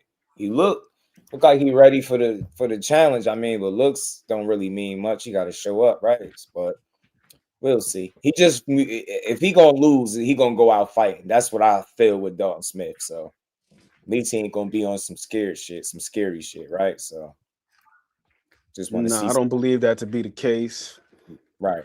And he appears to have a nice little punch on him. The thing that I'm thinking about with Matias is he approaching the point where he finally hits the wall? Because when you got them guys that absorb a lot like that, that fall off is very steep and very swift. Them guys go from being able to take a punch, like Ricardo Mayorga. Remember how he was? Like he used to be able to take a punch, and it seemed like once he got stopped and that chin, the sail was broken on that chin, he was getting stopped left and right after that. Right. Them tough guys, man, like when they hit the wall, they hit it hard. So I'm looking at Matias like, could this be the fight? Because that last fight that he had was grueling.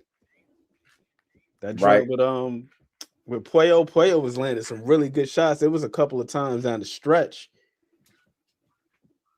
So Damon, we on the same page because I'm looking at him. I'm like, ooh, I don't know. And then that one fight that he lost early in his career, the one that he avenged where he stopped the guy. Petros Ananya. He was out on his feet. Yeah. He was out on his feet in that fight. Yep. So I'm like, damn. You know what? Is he gonna hold up physically? Ant McQueen, because they weren't watching. They see the loss, but they don't really know where it came from. I remember it, bro. I remember it. The thing that separated in that fight, it was him getting knocked down in the ropes, I think, holding him up. If I'm not mistaken. No, the ropes was holding him up. Right. That's what I'm saying. He was out. He was out. Now he kind of like he just hit this really good groove where he was beating ass and stopping people, making them quit in the corners on stools, all type of shit. But he still is who he is, if you get what I'm saying. Like that approach, that rock'em sock'em approach, I respect it, but it's a crash and burn kind of style. Because when the sport catch up to you, it truly catch up to you. Like all that, like you saying with the wear and tear, like Provatnikov, you get what I'm trying to say? Like you and like Damon said too, bro, he's 33 now too. So between the age, between the wear and tear, between the camps, and all that stuff, it's like, man, at what point does it catch up? But I will say this to Matias's credit. I think that he's got a little bit more with him than he's commonly associated with. Because when you think about him, it's just straight rock'em sock'em. But he's actually a sneaky good counterpuncher. Yeah. But the thing with that is he's still absorbing stuff on the way in because he put the earmuffs on. So even if he's able to slip a couple shots, something is going to get through the high guard, or you can manipulate his guard, similar to how Paro did him. Now I'm curious to see if Dalton Smith is going to take a similar approach. Right. He's going to be able to limit his output, because I feel like that's the way in which you deal with Matias. You make sure you keep his hands at home because he's gonna keep his hands at home just by virtue of his employment of the high guard. And use to tie him up, like use what I mean, be physical in spots where you physical throughout. When after you land punches on him, punctuated with physicality. If he got his hands, if he still got his hands at home after you throw a combination, frame his ass up and make sure he can't get nothing off. Facts. What we talking about? We talking about the Subriel and Dalton Smith? Yeah. This is gonna be an interesting fight for sure. Yeah, I'm glad, man. Clay, you being on, man, made me stay on here to call it through, man. I appreciate you, bro. No doubt. Hey, man, I appreciate you. I wasn't even gonna talk about the fight now because the way I'm watching it. That's not my style. No, I'm saying I get you. Trust me, I can relate. Yeah, for sure. You know what I'm saying? I try not to be like that, but like I said, 2026. Nah, B, you gonna have to do it right, bro. Don't do me like that. Right. But I tell you what though, to be fair, because look, we spend our money. They could blame some of that on themselves because of to me, if no rules was violated, I think we could have did without the Osterine thing. Because I think it just created this whirlwind of shit that it didn't need to be. The fact of the matter is with it being some type of legal limit, it's like a gray area there. And he didn't exceed the limit, right? The legal limit. So it's like, why report it anyway? Just to make the fight. It tainted the fight and it made people feel like it was off. And then no, it ain't off, it's still on. And then not only is it still on, $60, y'all, you better pay this. The $60 is ridiculous. It's just not worth it. It's just but shout out to Keith Cologne because he kind of made it. He made me feel a little bit better about it. Good fight by Keith Cologne. And shout out to Nestor Bravo too. He got that stoppage. That was a knockout of the year candidate. I think that's going. Right. That's in the conversation at least. And this fight, I think, is going to be fight of the year candidate. I think we got two live dogs in here. You know what I'm saying? I love the fact that he got this opportunity to fight on the pay-per-view platform. That's what I like about it with Keith, man. So he keep getting these really good opportunities, man. And he stay busy, bro. And he about to graduate college, if I'm not mistaken, too. So he on point, man. And also with this fight taking place in Brooklyn too, I think that's a great look for him. Because the one thing about these fights that take place in New York, if there's a Puerto Rican in the card, man, people gonna show up and show out. I seen Abraham Nova fighing.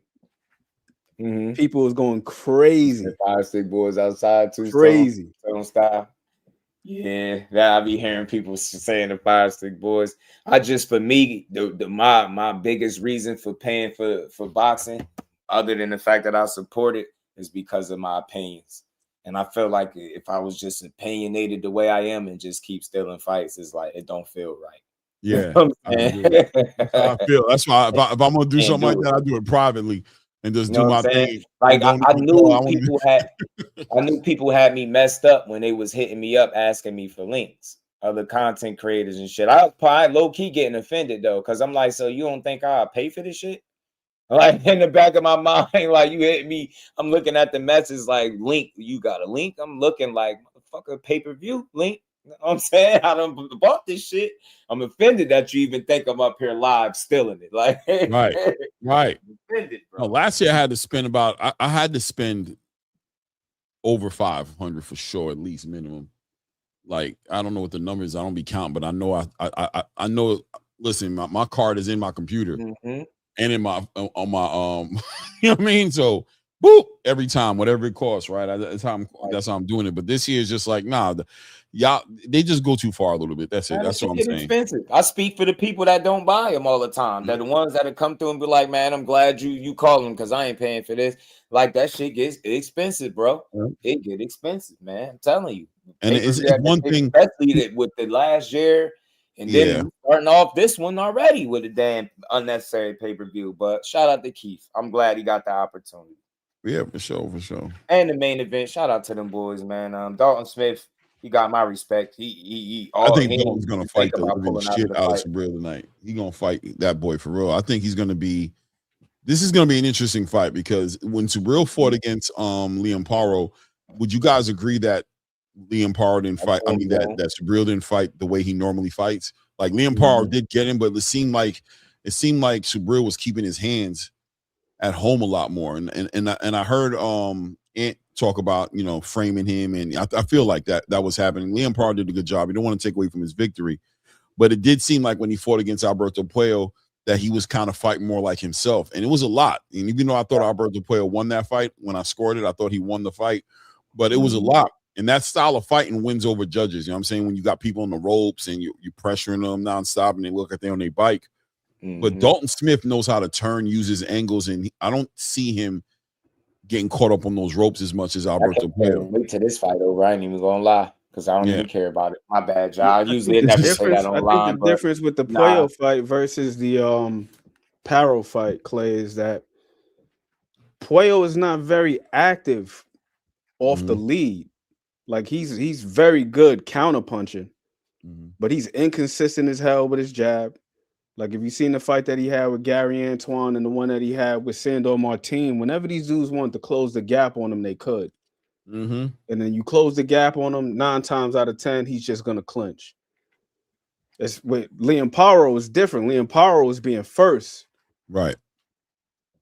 On most of those engagements, they toe-to-toe. Liam Paro, he's occupying his guard, throwing something, manipulating his gloves, pinning him up, framing him, posting him, just being physical with him, turning him, pushing him off, tying him up. Big facts. Big facts, with bro. Matias, you just got to be physical with him because, you know, once again, 9 times out of 10, when he's coming forward, he's not coming forward behind the jab. He ain't really going to vary his guard too much. You very seldom will you see him in the long guard or fighting out of like a mummy style where he's got like this lead hand out there. He keeps his hands at home. And he's not going to throw until he closes the gap. So beat him to the punch. I do like the idea of turning him. But the one thing with him is he's like very, very consistent. Very, very consistent. And he got a tank on him. He got an engine that don't stop. So you got to really like get that respect from Subriel. You got to really get that respect from him to where you can at least slow him down, because you won't stop him. But if you can slow him down a little bit, make him think a little bit too much, then you can kind of take advantage of that, because he's not a big thinker. You know what I'm saying? So if you can take that away from him and make him a thinker to where he's starting to like, you know, trying to counterpunch and trying to time it out, because once he realizes your gas tank is right there with him, he's going to make mistakes because he's going to become over aggressive. I think Dalton Smith is gonna kind of expose that guy tonight a little bit. The part of me is still favoring Subriel Matias to win the fight, but I don't know, because I don't know if Dalton can really maintain that for 12 rounds. And I don't think Dalton's going to stop Matias. But then again, like I think you were saying a little bit earlier, Matias has been getting punched on a lot lately. And, you know, those guys, it's kind of like they wake up one morning and they're old, right? All of a sudden. They wake up and they realize they can't get punched on like that no more. So Dalton is a good boxer, though, man. Like, I think he's better than Liam Paro. And I think he's more active and a little bit more athletic than Alberto Puello. What do you think? I can definitely see why you say that, for sure. But I think the thing with this, you know, once again, it's like he's got to be willing to be physical, and it takes a certain degree of like calmness to be able to implement that. Because you made a great point about sustaining against Subriel Matias. We've seen guys box well against him. Malik Hawkins was boxing well against Matias until he wasn't. Somebody else mentioned Ergashev. Ergashev was getting off with that one too. Like he couldn't miss with that damn one too. It was crisp. It was down the pike. He had one where he landed a jab up top and stabbed him to the body with his rear hand and folded Matias momentarily. Then he ended up getting hit with a shot on the top of the head, and then after that, it was just all downhill. Jeremiah Ponce was doing well against Matias. He was boxing fairly well until about round 4 or so. And then he started getting whooped on. Somebody else, too, was boxing well against him. I think it might have been Jukambayev was boxing well, and then he just started getting beat up on. So it's very difficult to halt his momentum. Yeah. And we have seen Matias tired in fights, but he's one of those dudes that's well conditioned. Like Billy, he gonna come in anyway, tired, but he gonna come forward. Yeah, bro, because And he's dangerous conditioning the whole goes beyond just endurance and fatigue and being able to manage that, but also being able to still have your wits about you when things do get a little turbulent. You start getting a little bit wary, still being able to process and apply yourself. And that's the thing about Matias, like even when he's tired. And one thing that really makes him kind of sneaky as a counterpuncher is how short his punches are. Bruh, everything is short as hell, like little compact punches. Them punches don't even be looking like they doing much. Just little hooks here, little tight shots here. And he just be stealing shots. And it's almost like he's siphoning energy from the other guy. And you could just see them just deplete as the rounds progress. It's bad. The battery just starts going. Yeah, you man. see it. Yeah. Because he sneak a little shot to the body here, a little shot to the body there. You throw a little shot. When he hits you to the body, the energy that he takes from you, you don't get it back. That's what's bad about it, right? So it's like you go into the next round depleted because that body work. It's crazy. But I do think that Dalton Smith can box well enough, but it's like, can he box well enough, and can he also mix in some physicality that he's going to need to be able to keep this guy's hands at home? Because just moving around, I don't think that's going to be enough to get it done. He's definitely going to have to be accurate. Matias, although he does get touched up, like you don't always see him getting hit with hellacious shots because he don't really open up like that. It's weird. It's like he's high value, but he's not necessarily reckless. You know what I'm saying? Like you don't really see him getting hit too often with shots that he don't see. But you can touch him just by virtue of him, you know, how he comes forward and him adhering to that high guard, because you can punch around it, punch underneath it, punch below it,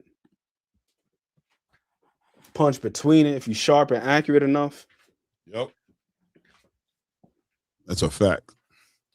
There's opportunities in there for Dalton Smith if he has the power, and he doesn't have to be like, it doesn't have to be crazy power, but if you just got some honest power, that's why I call it honest power, you can wear and tear on Subriel. Because you can shell him up. He'll shell up. If you put him in the right position, he'll shell up.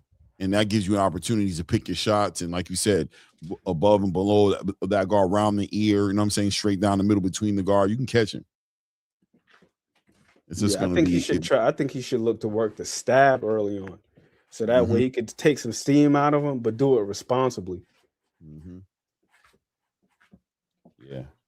Try to keep it right there on that, right on the brink of like outside / mid range, like right there. Because once again, seldom do you see Matias out there throwing straight punches.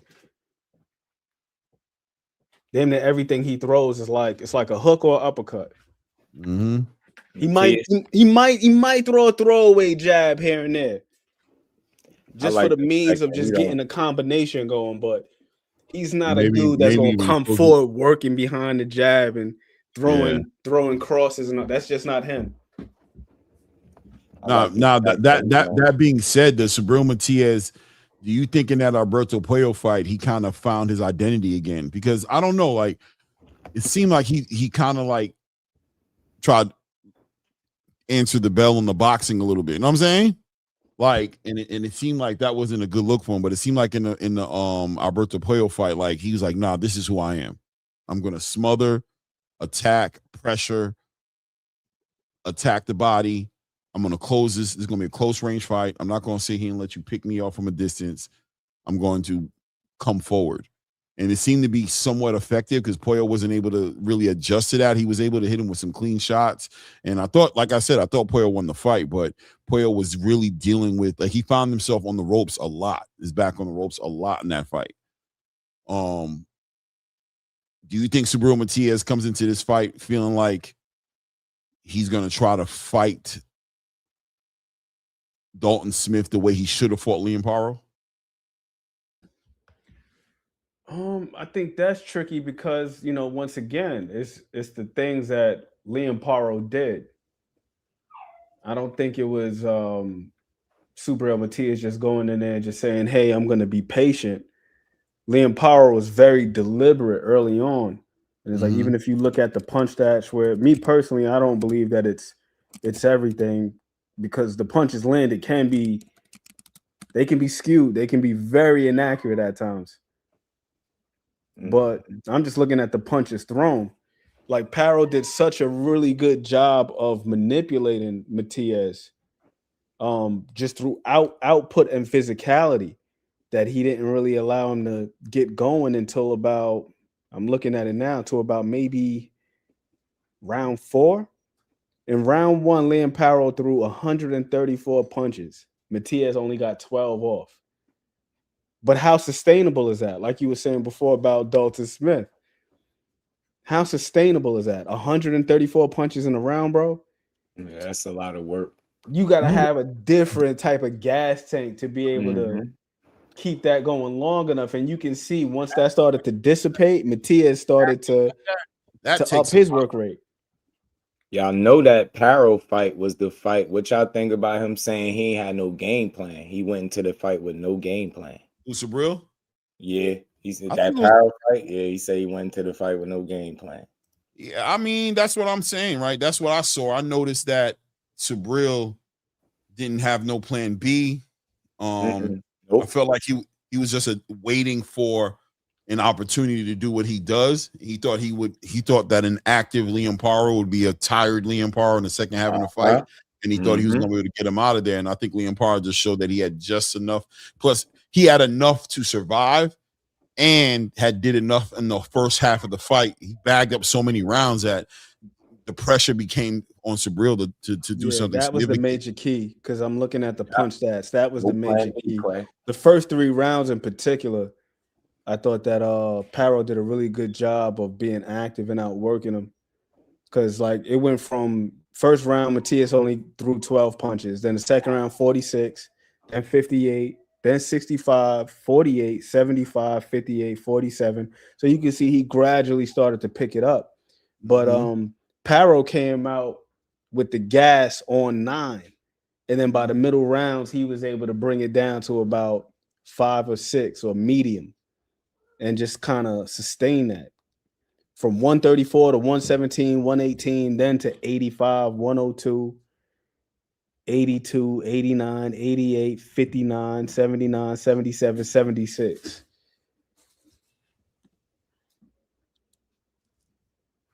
Yeah. Ooh, hot. Yeah. Fight overtime for the main event. Yep. What's name did a good job, man, getting himself back into this damn fight. Emmanuel Rodriguez, because he was getting touched up early, man. Well, I think he did good in like the first 2 or 3 rounds.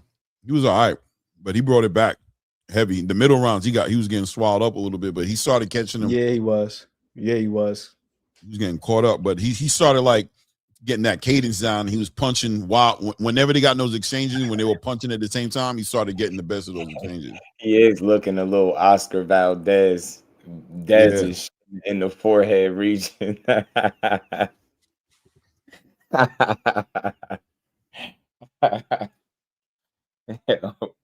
Yo, boxing is crazy, yo. I'll never forget that laugh I got on here when Valdez fought Navarrete.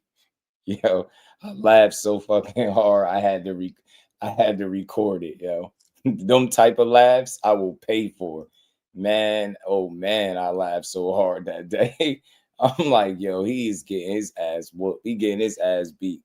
Pillar to post, yo.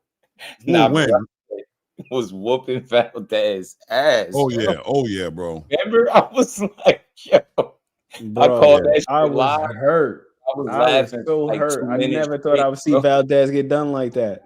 Not like that. I laughed for like 2 minutes straight, yo. That shit just got funnier. I'm like, yo, imagine training all them weeks and you get in here and don't win a fucking round.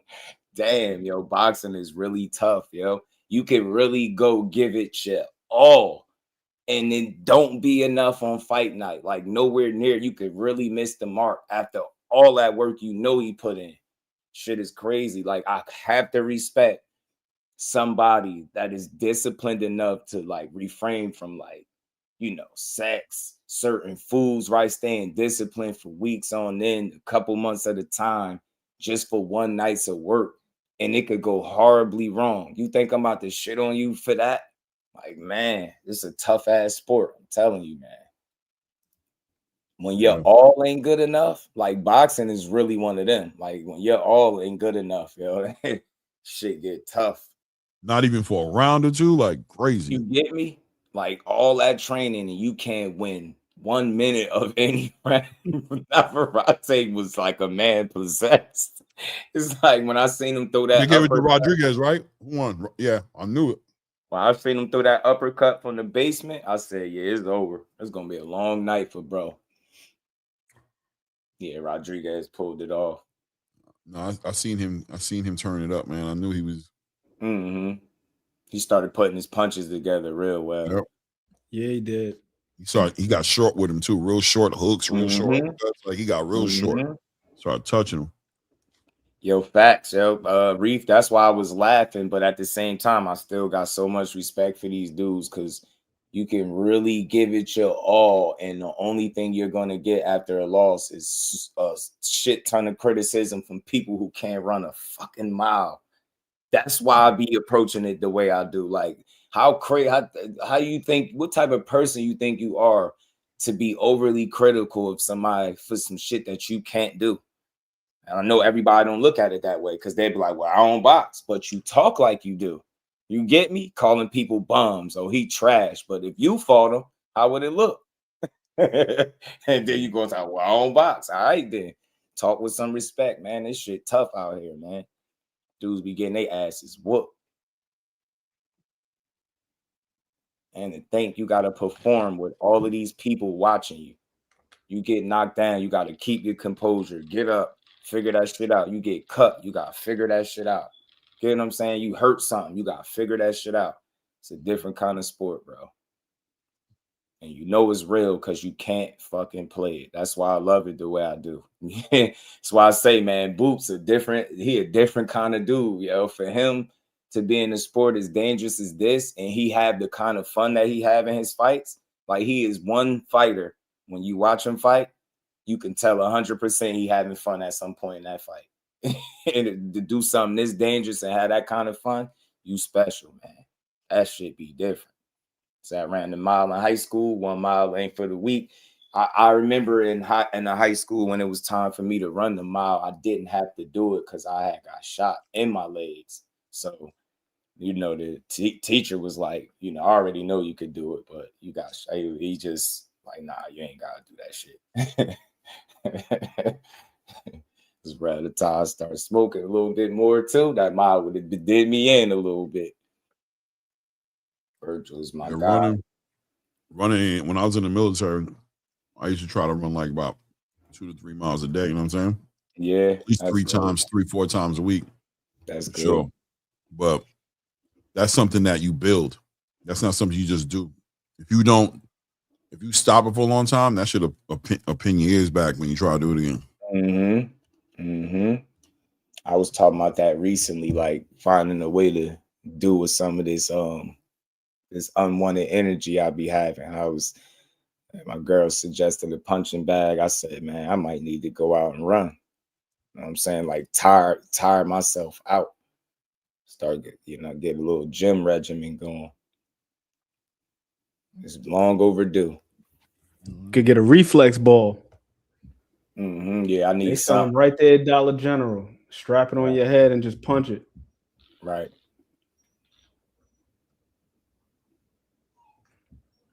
They sell reflex balls at the Dollar General? Yeah, man. I got one for $10. Wow. Strap it on your head, and it has a little 8 string. miles is tough going. Hell yeah. That's saying that, and the amount of respect that I got for the individual, whether you're an athlete or not, that's a lot. That's real work. And again, I come to realize boxing too is unfortunate, but it's one of those sports that because people will never be put in a position where they have to participate in the actual sport in any facet, like on the physical level, their appreciation, they're going to always miss the mark when it comes to appreciating it, right? Because for some people, they need to know, if they need to have firsthand experiences on how difficult this shit is. So then you'll just have a whole new respect for it. You've seen that shit been proven on so many different cases. It's easy to sit in this chair that I'm in and talk about how this dude, yeah, you need to throw the left hook like this. And like, bro, what? I landed in the professional boxing ring to be talking like that. So I always try to be mindful that, man, give these dudes the respect they deserve. This shit tough sport. It's to the point where I don't even think they should call it a sport, because you can't even play this shit. We need to call this something else. Legal warfare. Something. I like the sweet science, you know what I'm saying? Because I like that. I like it. I like it because I think it's not, I think it's more than a fight. I think people try to dismiss it down to a fight sometimes, and I think that is what it is. But I also think that when people start to compare it to something maybe that they've done sometime in the street, as soon as you start the fight, to me, in the street fight, you know what I'm saying? Like that it's just, this is not that. This is not a street fight. You know what I'm saying? So whenever people kind of be like, man, it's a fight is a fight. That's when it's like, yeah, that's why I don't call it a fight, because people like you walking around here thinking that what you did in the street, people like you thinking what you went and did in the street is what's happening in this ring. And that's not what it is. Right. You know what I mean? So there's a science to it. And if you can't appreciate it, if you can't appreciate the footwork, if you can't appreciate the importance of a good jab, if you can't appreciate the reflexes of somebody who can you know what I mean, time out the cadence and punch while you're punching and slip shots and not give up position, but you know, still slip the shot and be there to take advantage of what's there because they stayed in the paint, then you're not going to be able to appreciate the sport, because a lot of fight fans watch a fight for a knockout, and if the closer the fight gets towards the end and there's no knockout, the more frustrated they get, and the more they're going to try to dismiss the value of the fight, because they don't know how to enjoy the actual procession of what's happening inside the ring without the knockout being, you know what I mean, close to happening. Like, oh boy, here we go. This shit really is poetry in motion. It is art in motion. It really is. People weren't able to really appreciate that Shakur and Williams and Zepeda performance. They couldn't really grasp it. The fight was all right, man. Man, you know what I mean? They try to really dismiss what was really happening in there. And it's like, that's because you don't watch boxing. And a lot of so-called quote-unquote boxing fans get exposed in those moments when you see fights like that, when you might see, let's say, Canelo and Terrence. And you might be like, Terrence is really just surviving, and he was just really just, you know what I mean, pity pat. Like, what are you talking about, bro? He put on a masterclass. That was a beautiful fight to watch.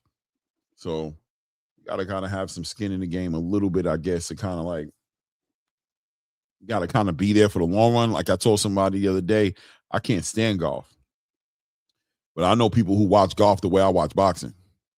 You know what I'm saying? I'm telling you straight up. There's people who watch golf like they caught up in it, like, oh man, did you see? Yeah, that was such a great whatever they call it. You know what I mean? Golf like, is lit, man. You see, I can't watch it. I can't do more than I can't watch it. You know what I mean? If I got it on, it's because I'm doing something else and I'm ignoring it. And I'm waiting for him to get close to the hole. And I'm like, here we go. Right. It's one of those things. I feel like this is with both sports, where it's beyond the sensationalism, right? When you have a better understanding of what's going on, then it's easier to appreciate it. Because initially I wasn't a big fan of golf either. I was like, man, this is boring as hell. But then once I started learning about like what it is that these guys are trying to do, same thing with baseball. I was not a baseball fan as a kid. Thought it was the most boring thing in the world. But then once I got a greater understanding of what it is that's taking place between a pitcher and a batter, and how what the count dictates what pitch is going to be thrown and the location of the pitch and things of that sort. Like, I'm trying to get the guy to chase. You want to get him conditioned to see a fast pitch and then throw some off speed to throw him off. Like boxing is no different. When you see somebody go out there and feint and get somebody out of position, you want to draw a reaction out of them. Right. Perfect to somebody who don't really watch boxing like that, and they just want to see punches being thrown. They be like, "What the hell are they doing?" It looks like they're doing nothing. They just looking at each other. It's like, nah. When you're looking at a fighter effectively feint somebody, you see opportunity now. If you're really watching the fight, right? You're seeing like, yo, he keeps biting on that feint. You know that the fighter who's throwing the feint, every time you bite on that feint, he's like, let me see how many more times that's going to happen, because what he's doing is he's seeing opportunity, because now I could walk you into something. You know what I'm saying? Or I could react you, move you into position, because I've earned the respect from you to respect my feint. You know what I'm saying? Because if it's not a feint on that one time when you think it's a feint, you know I could hurt you, or you know I'm going to score in a certain way. So now you're trying to be ahead of me, but I'm ahead of you because I know how to get you to do something for me. I think that's a beautiful thing, bro. You know what I'm saying? And there's so many different ways, man, that somebody could be set up off of a feint. It's not always a certain punch being thrown from the guy that's being feinted. Sometimes it could be just how he reacts to it. Like the guy might drop his lead hand and pull straight out. Then you time him for an overhand after you realize it. And I like seeing intelligent fighters operate like that. Like it makes me think about when I was a dirty ass little kid stealing from the supermarket. Now, when you're a dirty ass kid stealing from the supermarket, security don't grab you right away. They're going to allow you to put a couple things in your pocket and watch you on the surveillance. They're not going to come out right away. But then right when you're about to walk out the supermarket, that's when they jump out the CCTV room. Like, yo, that's you over here on camera? And I feel the same way about an intelligent fighter. An intelligent fighter allow you to think that you're getting away with something, or that he doesn't see what you're doing. And then boom. Next thing you know, you're getting hit with some shit that you couldn't brace for because you thought you were getting away with it. Throwing the same punch over and over again, or being sloppy, like you said before, not being able to hold position. So now, I mean, you know who used to be great with that? The like Roy, right? Roy would always keep his hands low, but it was something that you had to be very athletically gifted like him to be able to take advantage of that, because that was really like defensively irresponsible. You know what I'm saying? Not necessarily though, because I used to think that, Clay. But the thing is, like, when I went back and rewatched a lot of Roy's fights, Roy was able to fight like that because he had a good sense of range. So even if his hands are low, he's still far enough for you to not be able to touch him. No, I agree. And he was very athletic, because the thing about it is it would give you a false sense of opportunity. Yeah. And you would commit. You would go for it like this eventually, but he knew, like, nah, I know exactly where you are. But the thing about it is, when you commit, I'm gonna make you reach. And when you reach, I'm gonna teach. Right? Exactly. I'm gonna capitalize off of the so it was like a weird kind of feint. It was like a reverse feint a little bit. It was like I'm inviting you in, but there's really no way in, because I know where I'm at. I know that I'm really outside of your range. I know where I'm at, but you might misread it as an opportunity, and I'm going to make you pay. And once I hurt you, then it's a whole different conversation. You know what I'm saying? One fight where it really clicked when I peeped that was when I was watching Greg Kovison versus Howard Davis Jr. It was an old fight, and I'm watching it, and I'm like, okay, he always got his damn lead hand down so low. And then once I seen how Howard Davis Jr. tried to come over the top of his lead hand with the right, he was countering the right hand. He wanted him to throw the right hand. I'm like, okay, I see what he's doing. And man, Roy y'all get y'all asses in the ring. I hear wrapping up, man. Like Roy is right out of range. So it looks irresponsible on the surface. You got to think about the gap that's between I them. see baby boy up on the screen to the far right. Mm-hmm. Man, they had their first game today, man. He got super busy, man. Baby boy was super busy.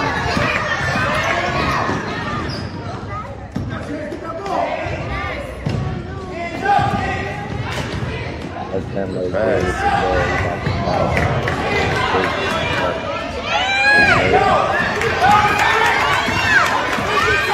he was on fire today. There we go. The big one, bro. You know what I'm saying? You know what I'm saying? This is a proud dad moment, man. Those are all your kids, those 3? No. Just the one on the far right. Okay.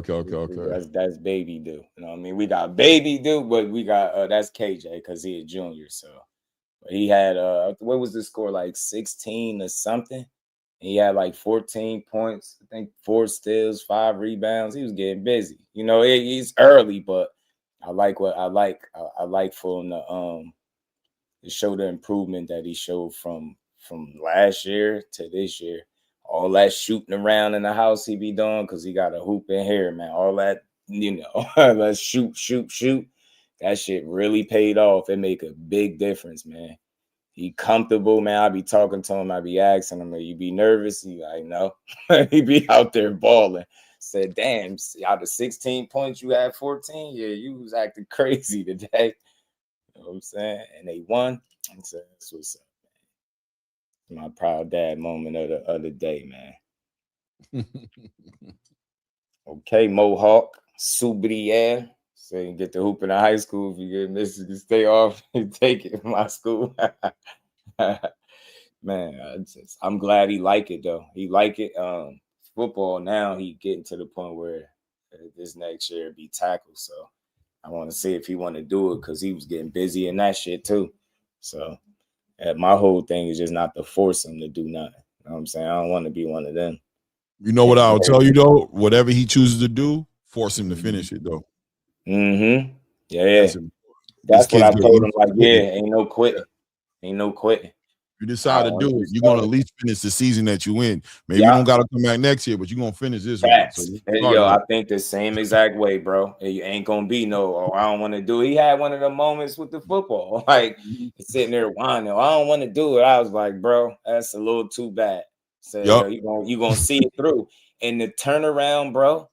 Next thing you know, he long ass runs, breaking long. Let me see if I can find this touchdown run and pull it up for y'all. And we ain't even talking tackle yet. We talking about flag, and you already whining. I watched him go from not knowing what he was doing at all to like being fully comfortable, balling out. Like it's just something you love to see, bro. And I ain't one of them unrealistic parents. Like I want you to know what you're doing before I want you to be good. Some people skip that step. They just want you to be good. No, I want you to understand what you're supposed to be doing, how to do it. And then from there, we're going to see how good you is once you know what you're doing. When I seen that he had a handle on what he was doing, I was like, oh, yeah. I see the improvement from one year to the next, the comfortability. I was like, yeah, you got to stay active, bro. That's it. Because you get a little difficulty. You get a little difficulty, and all of a sudden, you know what I mean, you get frustrated, you don't want to do it, or you're not as good as you want to be because somebody else is. Usually that's what it is, right? Somebody else is better, the other kids are better, you're not as official or whatever, and you're so busy being so self-critical on yourself now you feel like I just want to stop. Yeah.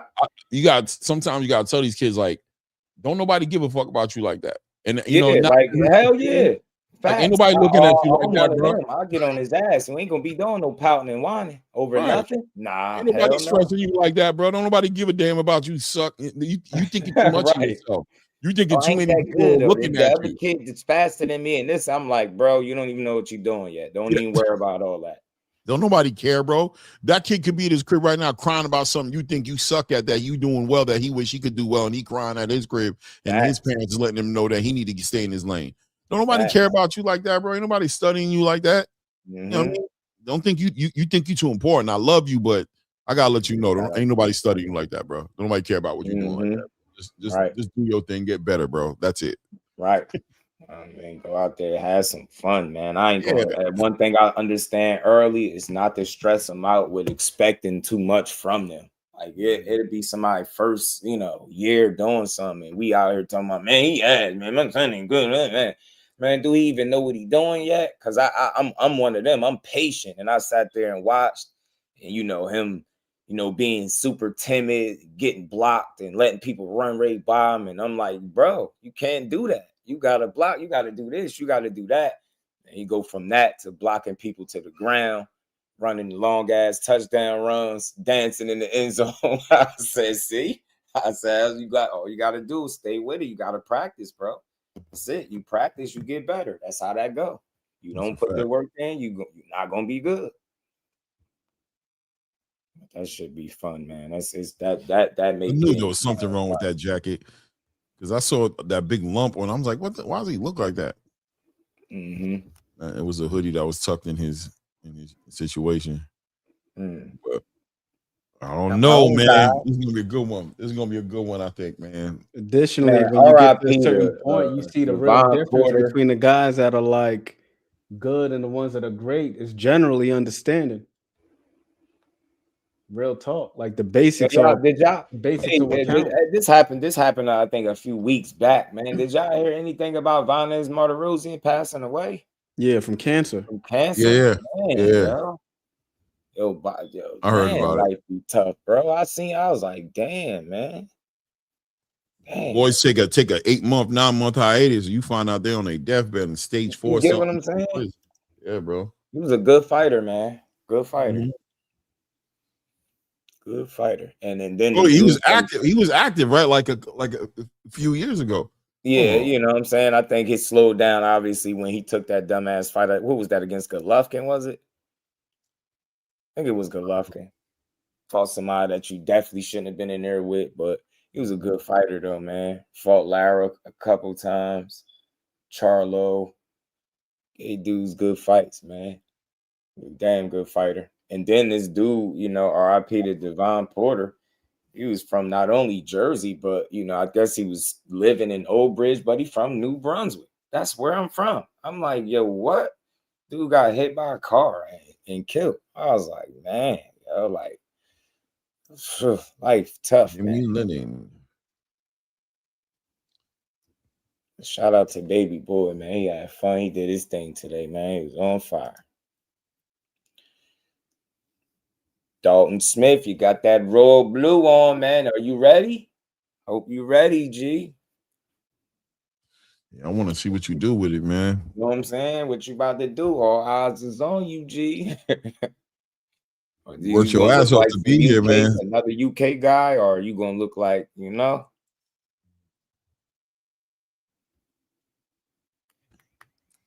Let's see what he do. We just saw my guy Sam Noakes establish himself at the world level. Yeah. He wasn't another Euro or domestic bomb, as people say. And I'm glad you put it that way, because you able to see value in fighters despite a loss, man. That's real. That's how it's supposed to be. Now he showed a damn good account of himself, man. He pushed Abdullah Mason and easily, hands down, clearly his toughest fight. To be honest with you, his only tough fight. Because up until then, Abdullah Mason pissed down these dudes' leg, man. Yeah, even in that fight against Johan Vasquez, he got sat in his pockets, but he was never hurt. Nah, that was not a tough fight at all. That was just a clumsy fight. Like, but come on, bro, stop doing that. Stop pulling that. Young boy, like, you too eager. He like, sit your ass down. Oh shit, damn, I'm down. Yeah, all right, let me get it right. Shocked. Like, he was like, damn, I'm on the ground. This nigga counting in front of me. You know what I'm saying? He looked at the referee counting. He's like, "What? Who you counting for?" Yeah, right. Yo, he count for me. What the hell, me? Nah, the thing with the Sam Noakes fight though is that, like, early on there were a lot of moments where Sam was in control. With Vasquez, he landed a good shot, but he wasn't necessarily in control. True. You know what I mean? Like that that one clip that you had shared, just where the dude was breaking down what Sam Noakes was doing. Like, on the surface, Sam Noakes just looked like a rough and tumble dude. But underneath all of that, he's got good basics, or good grasp of the basics, like the positioning and everything. Right. That's why boxing is a sport that it's very important for you not to go into it thinking you just know because you understand punches or what a boxing match is. No, when you start to really understand why certain moves are made and when guys setting traps and foot position and all this different shit, I'm telling you, I say it all the time, the appreciation for it is going to grow because the things that you used to deem probably boring because you probably didn't understand what you was watching or why a guy was doing what he was doing. Now you understand it and the shit becomes a lot more interesting, man. So I say I'm gonna forever be a student of this game, man. The more you learn, the better it is overall. It's a lot. That's why I love the rewatches more than anything. Like watching fights the night they occur, that's always exciting. Mm-hmm. Watching fights for entertainment purposes. Right. But then going back and rewatching them to see what you can glean from them. Yeah. That's when you can really have a true appreciation for a fighter. Mm-hmm. I agree. I think like the rematches are. Yes, bro. Like it's true. Fight night. I can't tell you how many times I watched Matias fight, and it just looked like, all right, he just coming forward, he just throwing punches and just wearing people out. Then you watch it on the rewatch, and you like, oh, okay, I see what he did there. Like he slipped that, counted underneath with a little shot to the body. Like they were just showing the highlight from the. I think it was from the Ergashev fight, a little counter right hand that he landed to the body underneath Ergashev's left hand. So even the guys that have this reputation for being straight up and down, no special effects, even them. But you see it on a scale, it feels like, to me at least, like how you spoke about Shakur one time, where you see certain guys fight and you're like, all right, that guy can fight. But then when you see him fight, it's like, all right, this is something different. Yeah. As far as like the mental approach and the understanding of how to win on an engagement to engagement basis. And you just win in moments and stacking moments and eventually getting around and then doing that repeatedly. And then before you know, it's like building a house. Right. You don't just snap your fingers and then now you have an erect structure. Like, no, you got to build it brick by brick, lay the foundation down.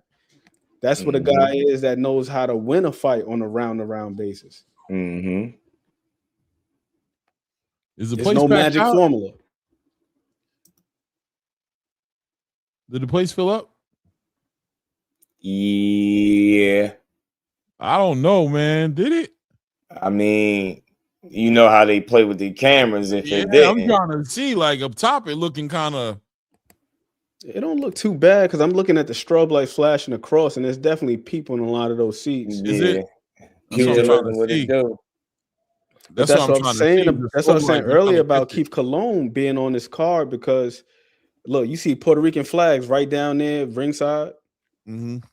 Puerto Rican people, they're gonna pull up. If a Puerto Rican is fighting, they're gonna pull up, bro. Right. I saw Shock versus Nova, and there were way more people in the building for Nova, just on the basis of him being Puerto Rican. Like nobody was there to see Shock. It was crazy, bro. Smith can box. About to find out what he got inside. They being kind of they being real. I see there's people in there. I see, but at the same time, I don't know, bro. I mean, find out what he made of. It's probably about 60% full, from what I can tell. 60, maybe. Yeah, but it also depends on how many tickets they had available for sale too, because you know how they do with the arena. Sometimes they don't have the full capacity available, so right, they'll only have a portion. And I agree, Damon, that Ergashev fight was impressive because Ergashev can punch, bro. Yeah. That 1-2 he was landing on Matias early, man, that thing was crazy. He got stabbed in the leg. I had put that in the comments when I had stepped away. He had got stabbed in the leg a little bit before the fight. I think somebody, if I remember correctly, did somebody try to rob him or something to that effect, Ergashev, and he ended up getting stabbed in the leg or some shit. Yeah, I heard about it. And still ended up having a fight. That's why I say, man, I just respect the hell out these dudes. And then somebody that dismissive, well, you get paid, so of course, man, bro, Shut up, man. Like, shut the hell up, man. He fighting Ortiz after getting stabbed. That's the guy you got to go see in the ring. He gonna make you test every bit of it if them legs is back or if that that wound healed all the way, man. Because he started out strong, and then next thing you know, man, this dude in the stool looking diffy, rethinking his decisions and shit, life choices and shit. Like, yeah, I should be doing this. Hell yeah. And then also there's the realization, or I believe that we should come to the realization that these fights, they aren't always necessary. True. Like, for example, and it's still pissing me off when I think about it. Rashidi Ellis could have been fighting Boots instead of Lima. Right. He ends up fighting Javier Fortuna. Right. Boxing is not like every other sport where you're gonna face whoever it is that's in your division or in your conference. Like, that's mandatory. You're gonna fight whoever it is that you can negotiate and come to terms with in boxing. So whenever we see these guys facing one another, just like at the base level, we can't do nothing but respect that. The fact that these guys were willing to come to the table, especially if it's a fight that isn't favorable. Like Ergashev, Matias, he could have fought anybody else. Right. You feel me? It's like you fight this dude. It's like, bruh. Right. Yeah, man. Yeah, man. I forgot to mention that about the glove situation with Matias. They had some glove issue going on. Dudes always trying to get some slick ass shit. Like, bro, boxing is a nasty, dirty game, bro. I will be as careful as possible. You are not about to trick me out my spot. I'm telling you. I'm gonna go through the protocols, and we supposed to be in the back room watching. I'm going to do exactly that. I'm gonna make sure everything on the up and up. Because I don't care what nobody say. Adrian Broner's career got changed because I don't think they crossed the T's and dotted their I's as far as making sure them gloves was right. When I seen Floyd stop that shit, and they said, man, those are the same gloves we used for Broner. I was like, man, then you look at the damage Broner suffered and how that looked. I was like, man, that shit changed, my boy. See, but it's a weird situation with the gloves because there was one fight. I can't remember who it is. Somebody in the chat could probably remind me. But we got action. They were talking about the weight was still the same. You know what I mean? They were feeling the gloves, but the guy had like a pair of Fly gloves, that brand Fly. Right. And he was like, yo, there ain't no patent in these gloves. But then they weighed the gloves and they were, the requisite weight. Nice little straight right hand down to the body. It is. Yeah. Dalton Smith landed some good shots. Little right hand for Dalton Smith. He is. He's landing good shots. Good body work right there. That was a nice right hand to the body right there by Dalton. There you go. Nice jab by Sabril, but Dalton staying active with that lead hand. Yeah, he is. And he's working it body and head and body. Ooh, big overhand right by Dalton. Woo. I see. Oh, you just caught it, right? Yeah. And we're not on the same time. No, we're not. Step down to the body. Good work by Dalton, man. I didn't realize Dalton's feet were so balanced, though. He got really good balance. I'm just looking at his base. He don't really break his base too frequently. I could see that's probably why he's able to generate the power that he does. See this right now. If he don't wear down and he can maintain the pace that he's setting, he'll be all right. He'll have a really good chance of winning. Let me see. He's got a good pace, but there's that stab. There it is. I'm looking at his nose, though. He pawed at his nose a couple of times, and that nose is kind of red already. And Matias ain't even really land too much. Right. Matias did hit him with a nasty jab, though, earlier. I seen it. Yeah, he did get one good jab in there. He did. That was enough to do it. But Dalton's still staying very dialed in, man, working that body, working the movement. He's doing a good job of turning him, too. He's not allowing him to pin him up on them ropes. Good stab, man. Oh, okay. Knocked Matias all balanced right there. Yeah. Another little up jab. Matias is stalking him. Good work. Spinned him. I love it. This dude really don't mind being punched in the face. Oh, good work. Stabbed him to the body again. Beautiful work right there. Beautiful work by Dalton, man. Dalton's doing a great job, bro. But I mean, this is first round, so you don't want to jump on it too much. This is nothing for Sabril. But I'm gonna tell you right now, Sabril needs to be aware of these rounds. He needs to win rounds. Man, the good right hand for Smith. Yeah. Smith working, good jab. No, he pushing that Smith dude's could head back. box. Yes, he Only can. thing Matiz landed so far is a jab, but he ain't busy yet. He ain't open up yet. Not at all. He gauging. I'm pretty sure he gauging Dalton right now. Nice work. Nice right hand. Again. Dalton. Man. Good work. Good He's work. sharp. Good work. Look at that. Got up under that lead hand and spin them, turn them. Boom. Nice. Straight right hand to the body. Big overhand right. Gets caught on the gloves. It's a real nice. Good check. Good pop in that check left hook, but he didn't hit him clean, but it was good popping it. Can he maintain this though? But he's doing good work. Dang, man. Shit. Matiz, bro. You better pick your hands up, dude. And George He don't be feeling like he need to. Yeah, that's the thing that worries me, man. You gotta learn to not allow your guys to just get off. Like, I get it, but I guess he is who he is, man. Shit. But let's see when he turn it up, because he clearly lost that round. Yes. Oh, yeah. He got whooped in that round, period. Mm-hmm. Knocked off balance. It's like, I don't care if you did it on purpose or not, nigga. Right. Stabs to the body. I love the way that Dalton Smith set up the right hand though. Like, he didn't jab at Matiz. He jabbed at his gloves, just kept his hands at home, occupied them, then threw the right around the gloves. I put a little bread on Dalton, but I should have put a little more. I feel like round 2, y'all. Mm-hmm. Round 2. Matiz starting to pick up that jab though. This is the most I've seen him jab, and I don't know how long.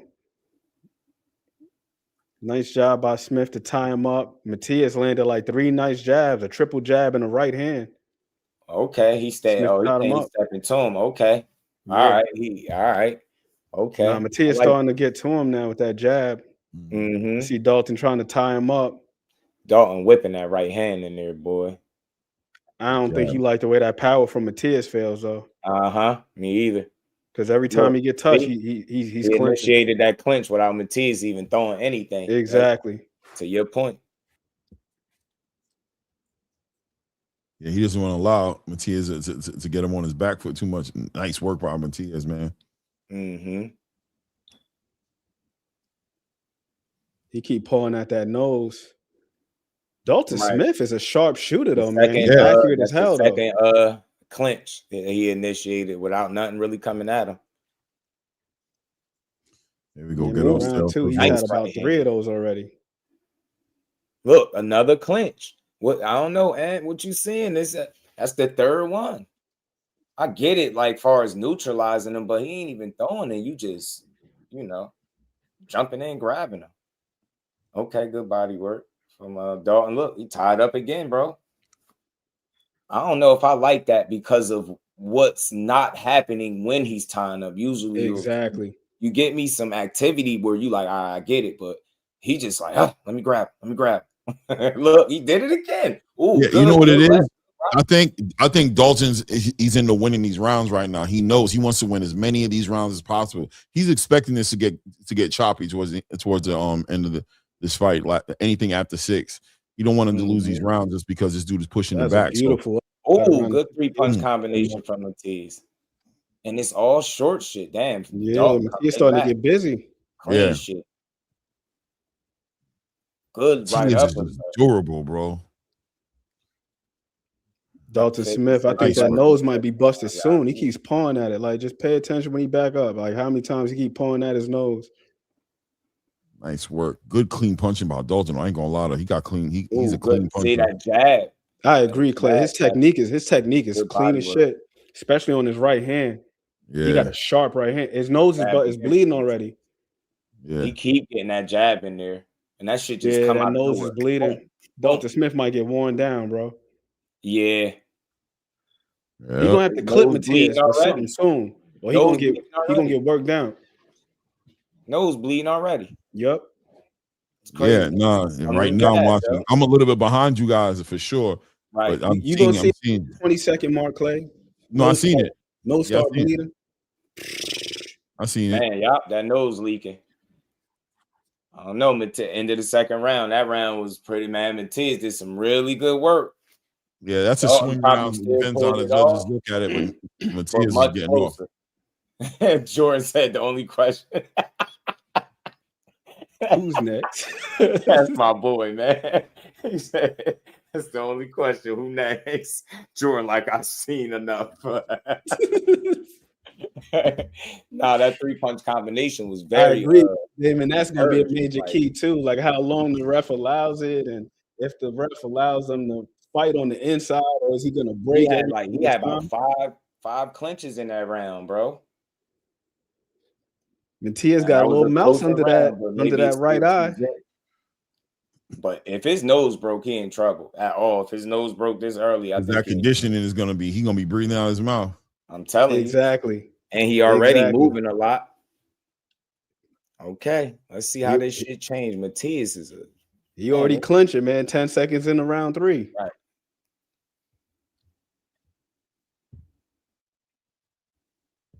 Matias sharp, man. I mean, Oh my God. Still working. Good left, right to the body. I mean, right, left to the body. Ooh. Matias starting to punch in the clinch He now. might be getting a little desperate. All right, good body shot, good uppercut from Matias. Ooh, good 2-punch combination right there for Matias. Dalton pressing. If he gonna fight this fight like this, I think it's gonna favor Matias down the stretch. I don't see him maintaining this pace.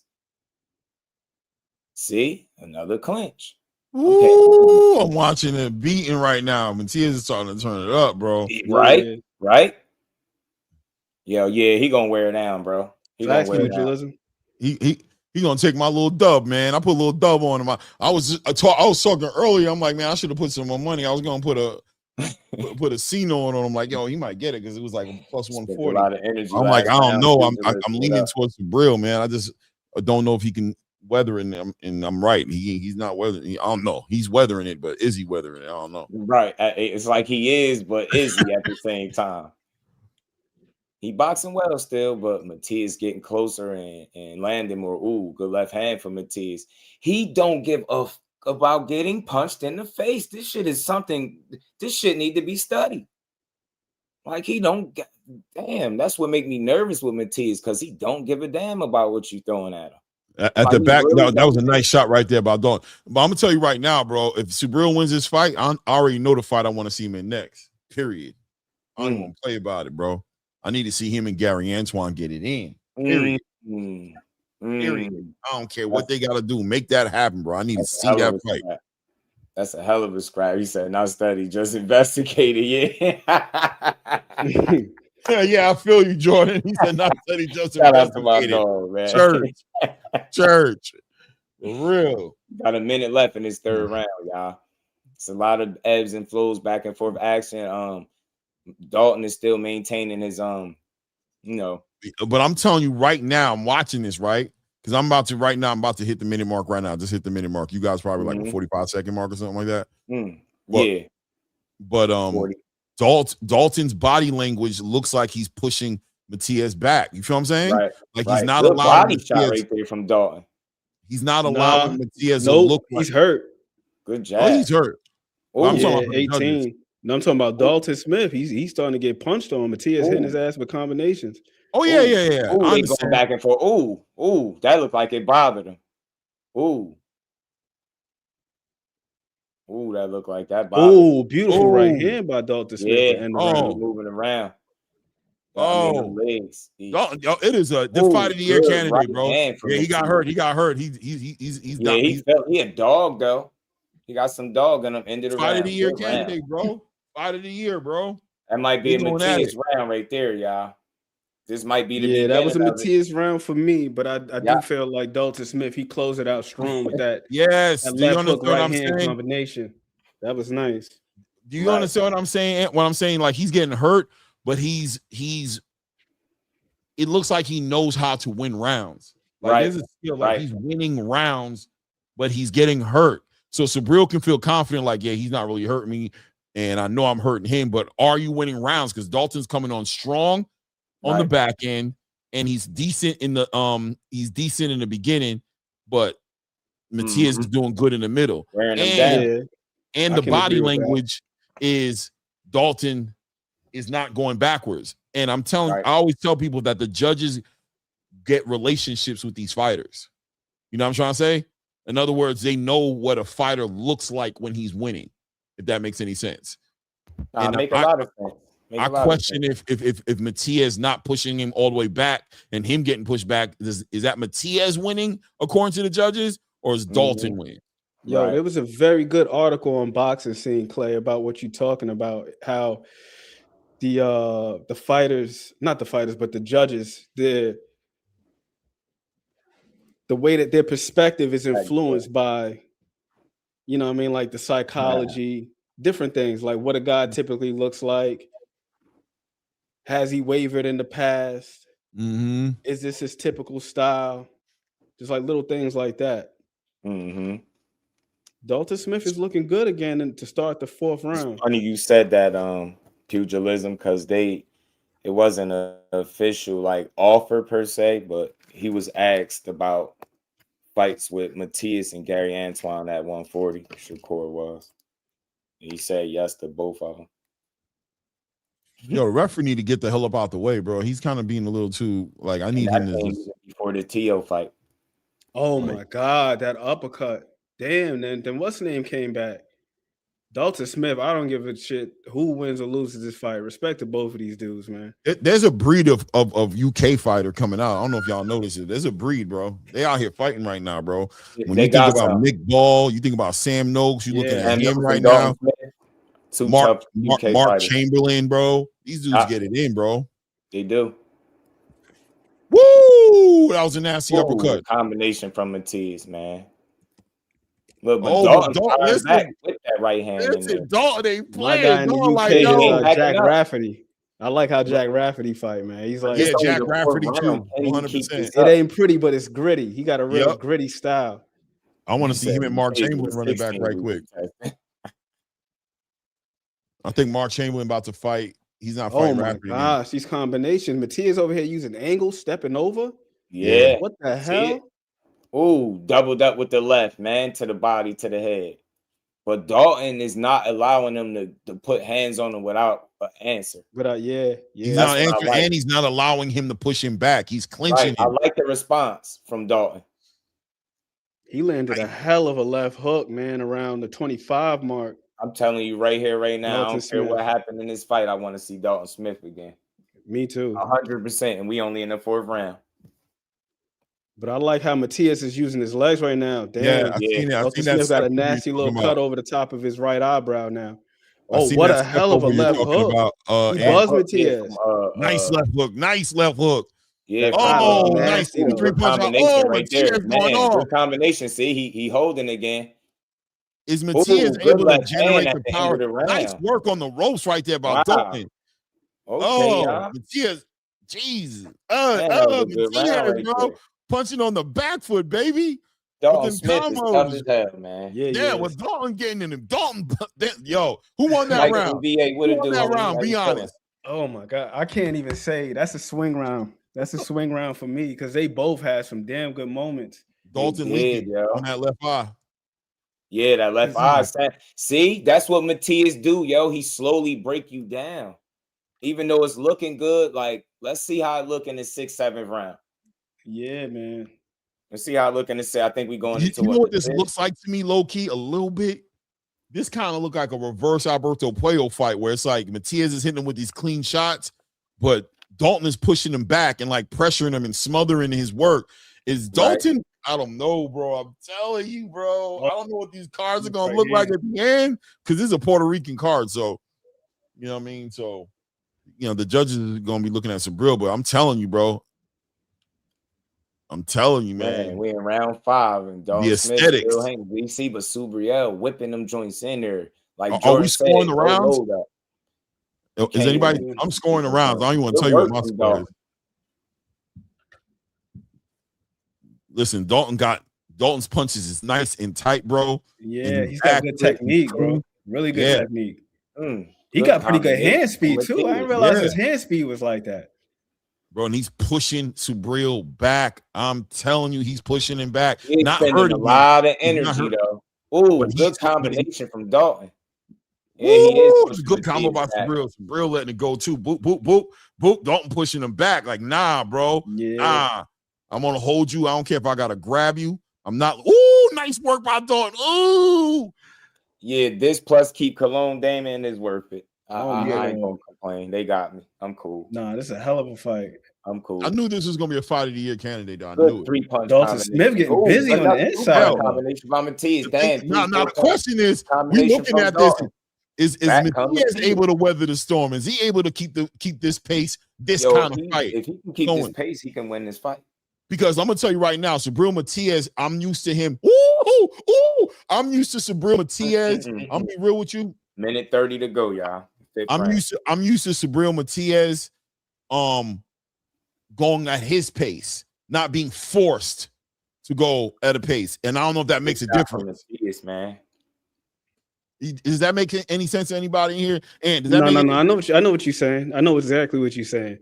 But that's what I was saying before about the Paro fight. Why Paro was so successful. Oh, Matias is hurt. He hurt. He's tired because of pace. He got dropped. Is it over? No, don't say that. You know I'm behind. Oh shit! Yeah, all right, bet. Oh man, he hurt bad. Hey, listen to me, bro. Dalton Smith got it done. Ref waved it off. No, and you the devil. Yeah, man. Wow. Oh, big shot. Oh, he hurt him. Wow. I should have put a bag on him. I should have put a bag on him. Bro. I should have put a bag on him. Yeah, I tried to what's the name with you, but nah, bro. I ain't like that one. He's falling back. That's it.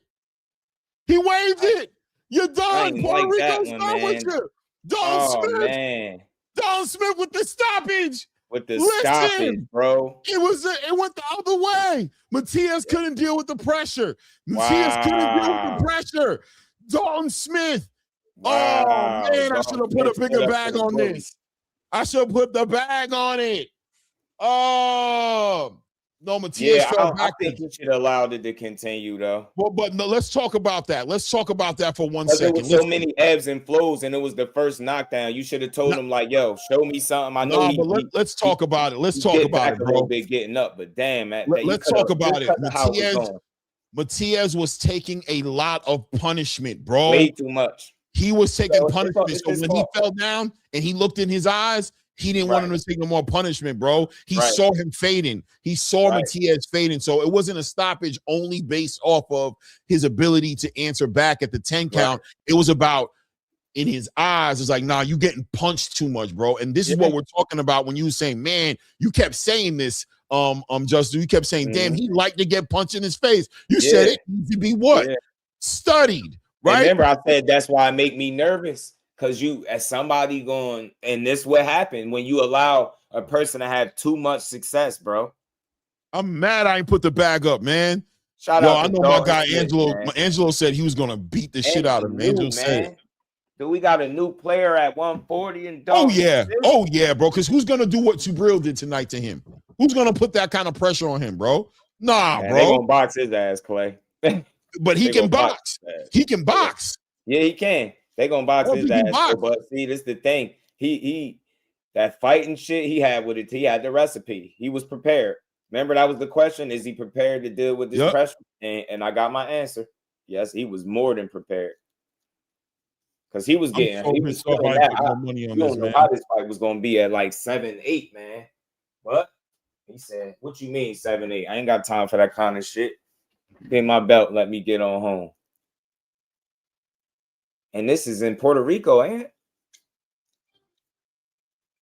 I should have went for the stoppage, man. But I didn't think that was gonna happen. That's why we had that little sidebar conversation. Like the man, 33 years old. Mm-hmm. That last fight was pretty damn grueling. Where my brother at, man? It's only but so long you can go out there with the Ricardo Mayorga style. And you talking about it earlier, and you talked about it. It's that crash and burn style, man. It looked good when it's successful, but when the rest of the boxing world catch up to you. Mm-hmm. Damn. Dalton Smith, he thugged it out though, because it started getting a little shaky though, because he started wearing the fight on his face, from his nose being busted, from the eye. Like it seemed like he was gonna get worn down for sure. So let me find out they got a new breed of fighter in the UK, Clay. You find out they got a new breed of fighter in the UK, man. You know what I'm saying? It's the Sam Noakes, the Dalton Smiths, the Josh Padleys. They got a different breed of UK fighters. These dudes be trying to win. Shout out to Dalton Smith. Much respect, bro. You dethroned one of the used to be boogeymans, bro. Man, and it's the way he beat him that's impressive to me. It's not that just that he beat him. He fought his fight to a degree. Like he stood tall. Like it wasn't a boxing and movie. He said, "All right, this is how you want to fight. I got you. I got you. This is what you want to do." Dalton knew. Dalton said, and I love the way Dalton approached it. What he said was, "You gonna have to show me. You gonna just sit here and let me punch on you, bro." Right. You feel me? Samuel, In his mind, he was like, "I know I punch hard. I hear you got a hard head, and I ain't gonna. But you gonna have to show me because you ain't just gonna." Oscarine is not a good. From the research I did on my own, is not a good banned substance to use if you trying to really juice up. From what I understand, now the last person that I was listening to break that down was a guy that I think had about 20 or more years experience using PEDs. Yo, you think Hitchens try to do this? Fight Dalton? Yeah. Yes. Samuel, what it do, homie? But Hitchens gonna end up in there with possibly with Oscar Duarte on the undercard of Barrio. Duarte? That's a bad fight for him, bro. Potentially, and shout out to LW Boxing because he threw that out there first. Now you seeing them posting about it. So that dude don't miss, yo. Bro. Yeah. Very rarely will somebody give you as much information as he's given me in the years that I've been here. And I've never seen him give me. He's never given me bad information. Never. He tell me about fights way beforehand. That's why I said people really be tapped in and listening. That's why I always call him the plug, the fax machine. Tell people to tap in because he always in the loop, bro. He talk to the right people. I mean, he be out there giving these dudes ideas, and then you'll see like sometimes he be so on point with the information that he put out that it seems like he be knowing their moves before they know him. I swear, dude. I swear. When I seen him tell who was it? Clarissa told her when she was fighting and she tried to like downplay it, like, nah, that's not the date. And then going to like the next day or something, announced the very same date that he told you was fighting on. I was like, I get it. You wanted to be the first to announce it, but he was a spot on, bro. Spot on. Remember, he said it. Oscar Duarte possibly for Hitchens. Said it. And that's what they talking about. Duarte. Shout out to Dalton. Thank you. Smith, man. Yo, everybody says that boy was putting hands on Matias the whole fight. The commentary on the zone was horrible. They kept saying how Matias was dominating and close to making Dalton quit. I was saying the same thing, bro. I ain't gonna lie. I was seeing the clean shots that he was landing, but I was also seeing what Matias was doing. But what I noticed was I'm like, yo, is he taking away a lot from Matias by pressing him the way he was, tying him up, going backwards with him, not allowing Matias to get that momentum? Right? I think you're right. Like he wasn't allowing Matias to get on that front foot and put that pressure on him the way Matias is used to it. And I think that also took Matias's condition got tested tonight, bro. His engine got tested tonight, bro. Bro, he looked a little shot worn, to say the least. He looked like he was like, you know, I think if the ref didn't stop it, Matias was getting knocked out. Really bad. Really bad. Yeah, like if the ref didn't stop it, if the ref would have let him have that 8 count and said, let's go ahead, I see Dalton Smith putting that dude out. Why I say I see a strong possibility of that happening, and I agree, because of the way Dalton Smith kept whipping in them shots. Like he kept trying to really hurt this dude. He was trying to hurt Matias with them right hands. He started off, the first right hand he landed was flush. He was putting them things on his ass, man. But that's why I respect Matias and win, lose, or draw. But I can't be overly high on a guy that just use his face as a, for defense. Like you can't be blocking punches with your face every fight and think that's going to be sustainable. That's very hard to sustain, bro. This the hurt business. You 33, and he is who he is. He not about to change. But I mean, people that's gonna push back, bro. Dalton Smith showed me some shit. He said, he fought the bully. He said, all right, you want to fight? I got you. I got better skills than you, and I can fight you. And I can fight just as hard as you can. Yeah, that was impressive, the way he approached this fight. Very impressive, because I was sitting here saying it, yo, he going to slow down. He going to break down. He ain't going to be able to keep up with this. I did say if he can keep it up, he got a chance at winning. But I the way it was looking, I was like, yo, he about to slow down. But nope. Man, he had the right perfect storm for Dalton Smith, man. Really, really good approach, his demeanor, the temperament, man. He was ready. He was prepared, bro. That I respect that, because not too many people gonna stand up to that dude like that. And he made it was a fight. That's the thing. Like, I thought if he was gonna win, it would be him boxing how he was doing, but at some point it just turned into a fight fast, and then you stayed that way. And he was cool with it. He obliged him. Good shit, man. Good shit. Everything boxing was good, bro. How you feeling?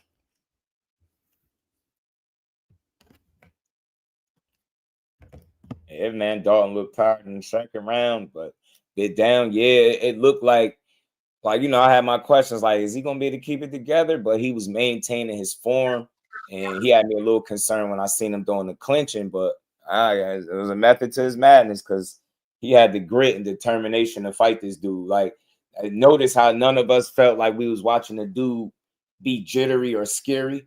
Like, he fought with the confidence, like, yo, I belong here. I'm coming for this shit. I like that shit, man. I like it a lot, bro. I like the approach to this fight. And my first time seeing Dalton, and I'm impressed. UK got a real one, y'all. Let's see, Gary Antoine unify. Gary Antoine got to fight Andy Errol. Better be on point. Who Andy had knocked out? Damn, I forgot who Andy had stopped recently that just had fought. Big watch.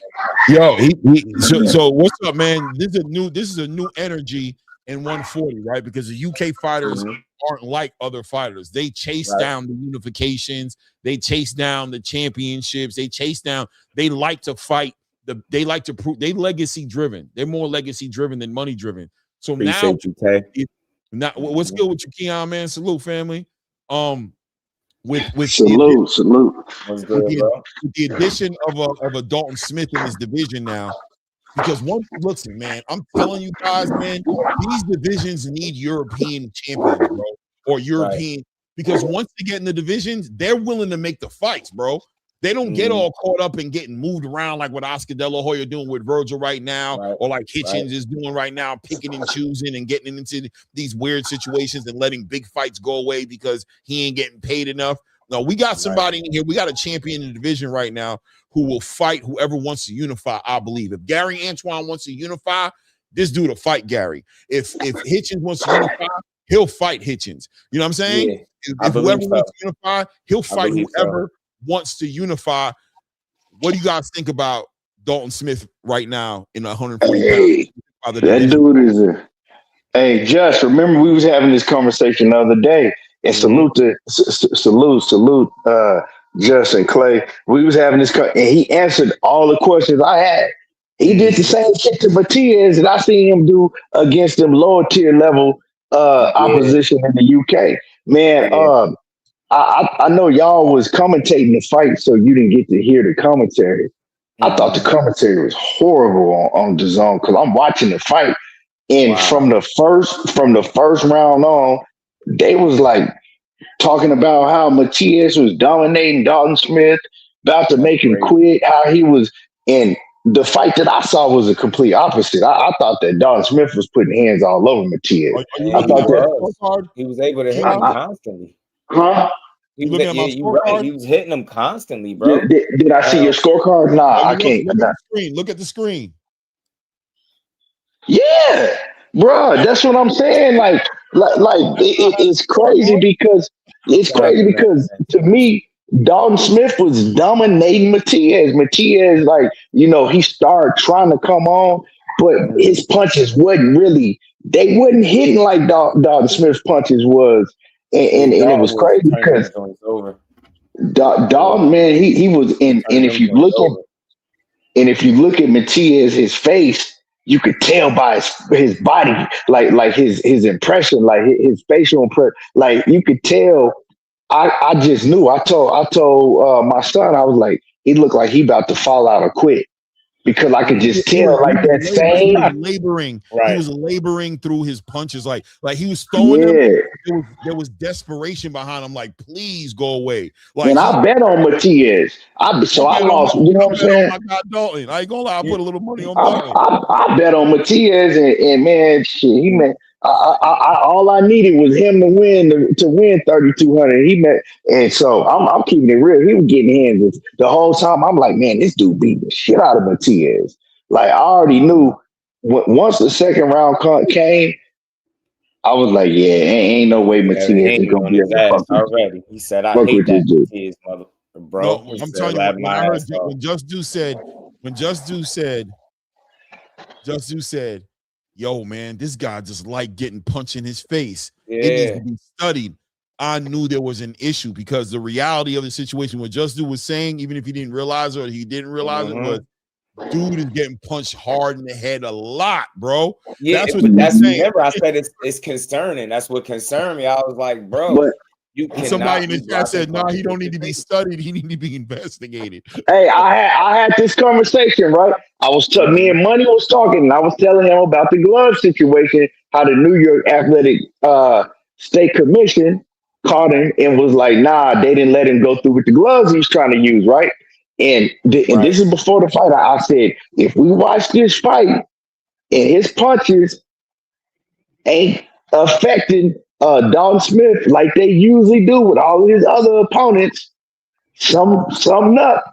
And them punches wasn't affecting Dalton Smith like Matias usually do with all of his other opponents. He caught Dalton Smith with a couple blows that before them other, you know what I'm saying? Like before he would have been laying dudes flat out with them shits. But Dalton Smith was walking through them blows. So now we gotta look into it. What type of gloves? Because he been getting away with a lot of shit, the Austrian shit. What type of gloves he been using? Because gloves.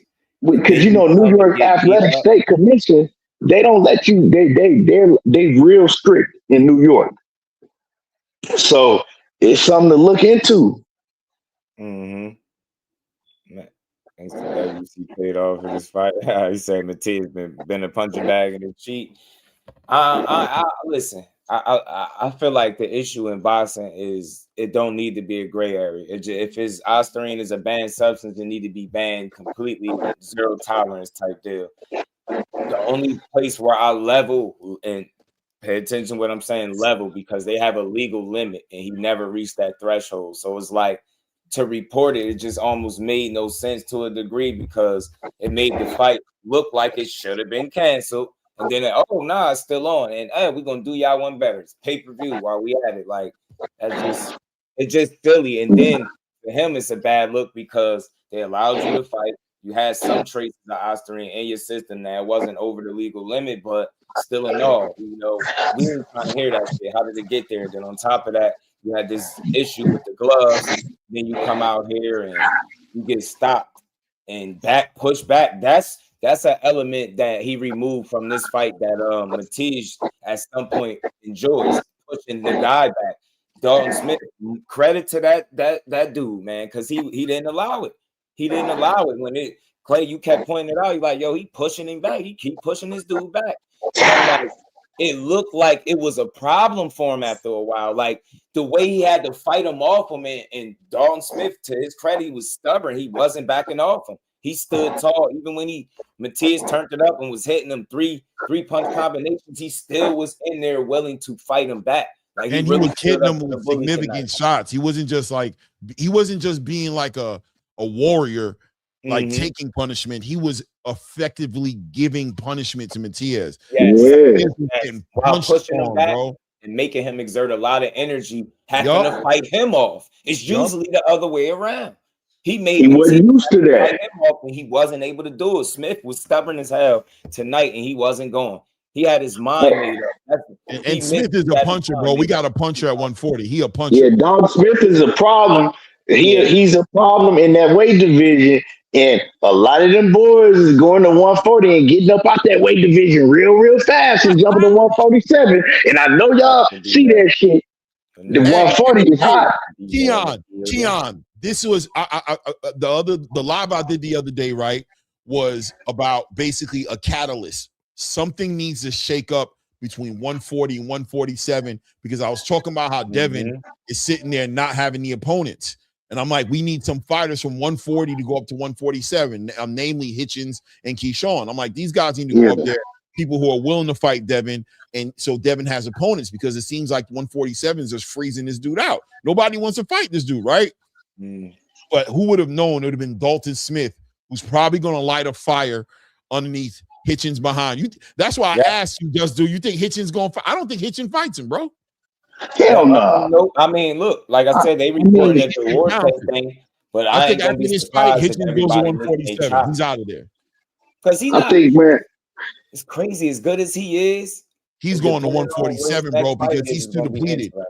Gary Antoine, I like to see him and Gary Antoine get it on, or him and Puello, because Matias, the way he fights and it like that, his confidence is shot. His confidence is gonna be shot, bro. Yeah, his confidence is gonna be shot. I know it's early for Frank, but what about Dalton and Frank Martin? Frank Martin better stay away from him. Frank Martin just got up there. Boxing and punching, bro. He boxing and punching, bro. He's not just a slugger. That's what exactly, Clay. He know how to box and punch, and he has a good IQ because he know when to wrap up and hold you and make you reset. So he was real good as an amateur. Like he was a standout amateur. Right. And he got a good chin. Just in case you all hit him, he could take a punch. He's in there. He's in there too.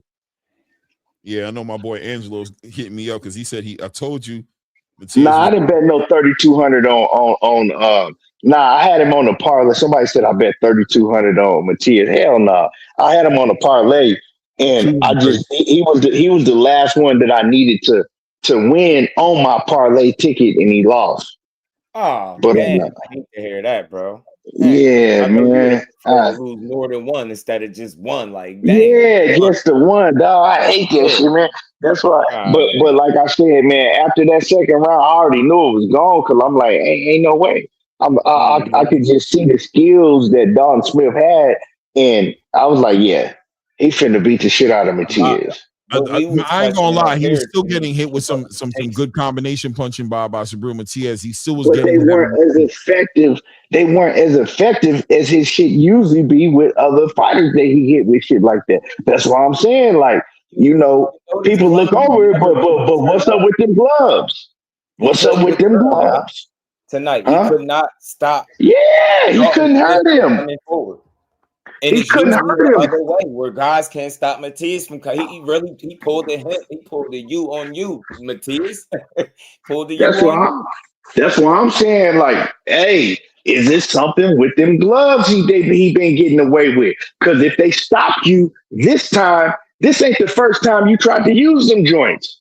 You know what I'm saying? Nervous without his juice. Yeah, it's just the worst time to lose, especially the way he lost with the Osterine situation. Then they threw you a bone. They allowed it to continue, but they did you one better. Allowed it to be on pay-per-view. Had people pay for it, and then then you pull the glove shit. They make you switch the gloves, and then you go out here and get stopped, pushed back, neutralized for the most part. Like you came on, you had your moments for sure. Because we was talking about it was ebbs and flows. It wasn't one-sided. But Dalton Smith had a certain quality to his work that Matias didn't have. And on top of that, he pulled a him on him. Now, I'm going to push you back, and I'm going to fight you. You know what I'm saying? And Matias looked like I just don't think he anticipated that fight. Obviously not losing, but Dalton Smith approaching it the way he did. I'm thinking he thought he was going to be able to wear him down and eventually start to push him back. And Dalton had other plans, bro. He was stubborn as hell tonight, and I like it. Can't wait to see him fight again because he looked like a real player at 140. Yeah, he is, man. He's changed the whole conversation at 140, bro. What Keon said was round point. Niggas is gonna start moving around. People who ain't supposed to be 140 getting up out of there because you don't want to get in the ring with a dude like this and you cutting extreme weight cuts and all that. You ain't gonna do it with this dude. That division too deep, but that whole division is too deep. You know what I'm saying? That's another division like 154 is like, man, it's deep and it ain't really no ducking and hiding. So a lot of these cats, they looking at 147 like, oh, okay, yeah, let's go ahead. I'm gonna just go ahead and move up to 147. Because how that division hella deep, and a lot of them dudes ain't fighting each other. Right. We see cats, they don't want to fight Gary Antoine, then it's gonna be the same with him. Watch. I hope not, bro. I really hope not. I really do. Cause come on, bro. Like, yeah, that shit was impressive, but y'all better be willing to get that smoke. Who gonna try to unify with him, man? You know what I'm saying? And I know Hitchens is possibly slated to fight Oscar Duarte possibly on the undercard of Barrios. Hitchens gonna move up too. Watch. Hitchens gonna have one fight. And he gonna move up. Yeah, he already talking about it, bro. He already talking about it. He gonna move up. Moving up. I'm telling you, man, this shit ain't no coincidence with all of these cats moving to 147. They've been seeing that 140 is deep. They've been seeing there's a lot of danger at 140, and and a lot of them dudes was looking at 147 like, okay, well, yeah, that shit wide open. That shit wide open. I think it's some of both, right? It's dangerous at 140. It's deeper. I think obviously 147 is a more wide open division. It is nowhere near as deep. Maybe he see opportunity, but you know how that's going to look when there's tons of smoke and you actually got one of the pieces to that puzzle, right? You're a champion. What about Pitbull and Dalton Smith? I love that fight. Pitbull and Dalton Smith. I love that fight, bro. Yeah, man. I love that fight, bro. Against I think he beat the shit out of Pitbull too. I think he stopped him. I don't think Pitbull could weather the storm that Sabril just went through, bro. No way. I don't know. Pitbull kind of tough though, man. That's one thing about Pitbull. That hard head, man. That big head. Real 140. Well, real 140 pounder. What 140 pounder he tough with? He tough with Rolly. He tough with Lamont, who's coming up from 126, then 130. You know what I mean? From 130. I'm sorry. 130, yeah. From 130 to 135 to 140. And shout out to Lamont Rose, but Lamont ain't popping like that. You know what I'm saying? Who he tough with? He tough with a one-handed Lamont. Nah. What I mean is that he got a good chin. That's what I mean. I mean that. Neck, bro. Who checked him though? He ain't got no neck. No neck. Who hit him in? Who punched on him? Who? I'd say Fierro got in on him some good. Yeah. Fierro put his hands on him. Yo, I'm telling you, Dalton will stop him, bro. Dalton hit too precise, too hard. He's laser accurate. He's short with his punches. And he fast. He got pretty fast hands too. Underrated hand speed, bro. He was putting them things together. He putting them bitches together, wasn't he? Really good balance, yo. Good feet. Really where he's supposed to be. He's kind of like low key, like he's correct. He's fundamentally correct.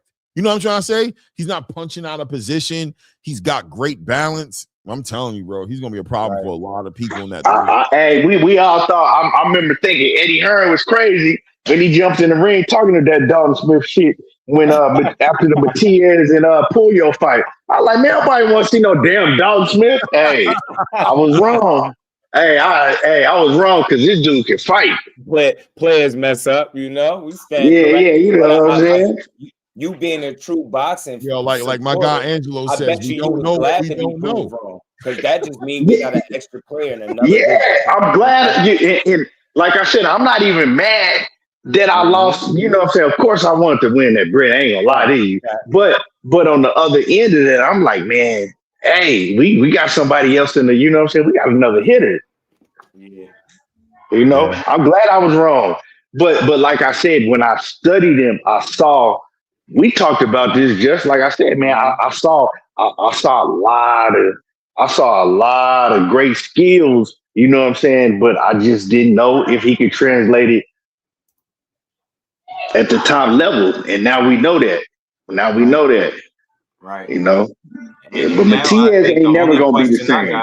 Is how he gonna look if he gets a unification. Or fights one of those more skillful guys from a boxing approach that ain't just coming in there getting hit with everything because that's about the only question I got. He tough, he gritty, he could punch, he could box, he game, he was willing to fight.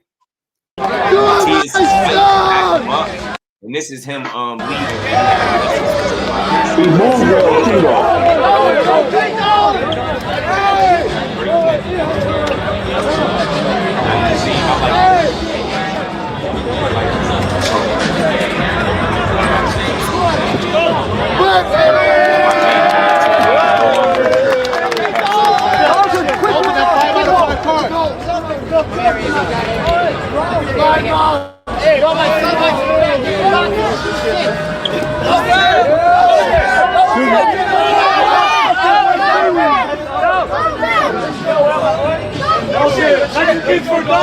Dalton, what's your immediate reaction to this incredible victory? I always knew it. I always knew it.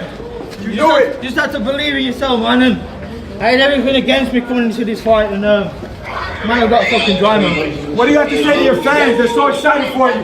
You're the best in the world. Best in the world. Sheffield, what's the message to Sheffield? Best city in the world. We gotta go to medical. We just have a few things. Hey, how you feel that we're here tonight? You can do everything. Overwhelmed. It's not something in it, but world champion, baby. World fucking champion. Richardson, Hitchens, next. Look, 140-pound division is probably the best in the world. I just proved myself there. So yeah, I'm ready to be a part of all those big fights. There you go with a little Richardson Hitchens question right there, but. Yeah, man, somebody got to fight this dude though. Like Eddie, I know Eddie he just might got put out the Hitchens ring. in there off the strength. Eddie might get, because I think I'm gonna be real with you. I think Eddie carrying a little energy for Hitchens, low key. I think he working with him, but on the low, he seemed like he ain't all the way. Yeah, he said Hitchens made a bad decision. Like like he ain't come out to shit on him, but he seemed like he being professional and chill about it. But in so many words, basically feeling like he made a bad decision, leaving him out. To me, I didn't see that coming. I just didn't see the need for it.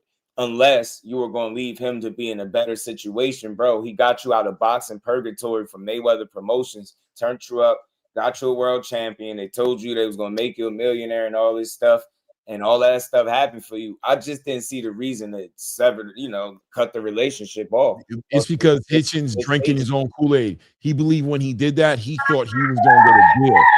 And I was just about to say. He thought he's going to. Remember when Turkey shut him down?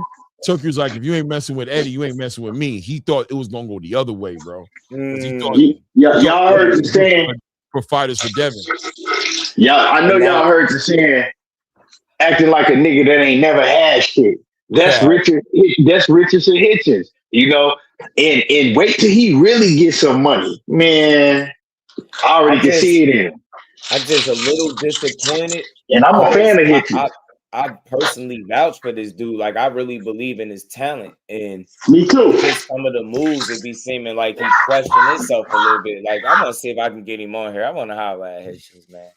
Because he been getting a lot of fight. Like, what is it that you want? I don't even want to holler at him because he's going to get mad at me.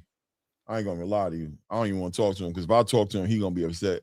I'm going to be real. And I'm going to be respectful as much as I can, but I'm definitely going to talk to it.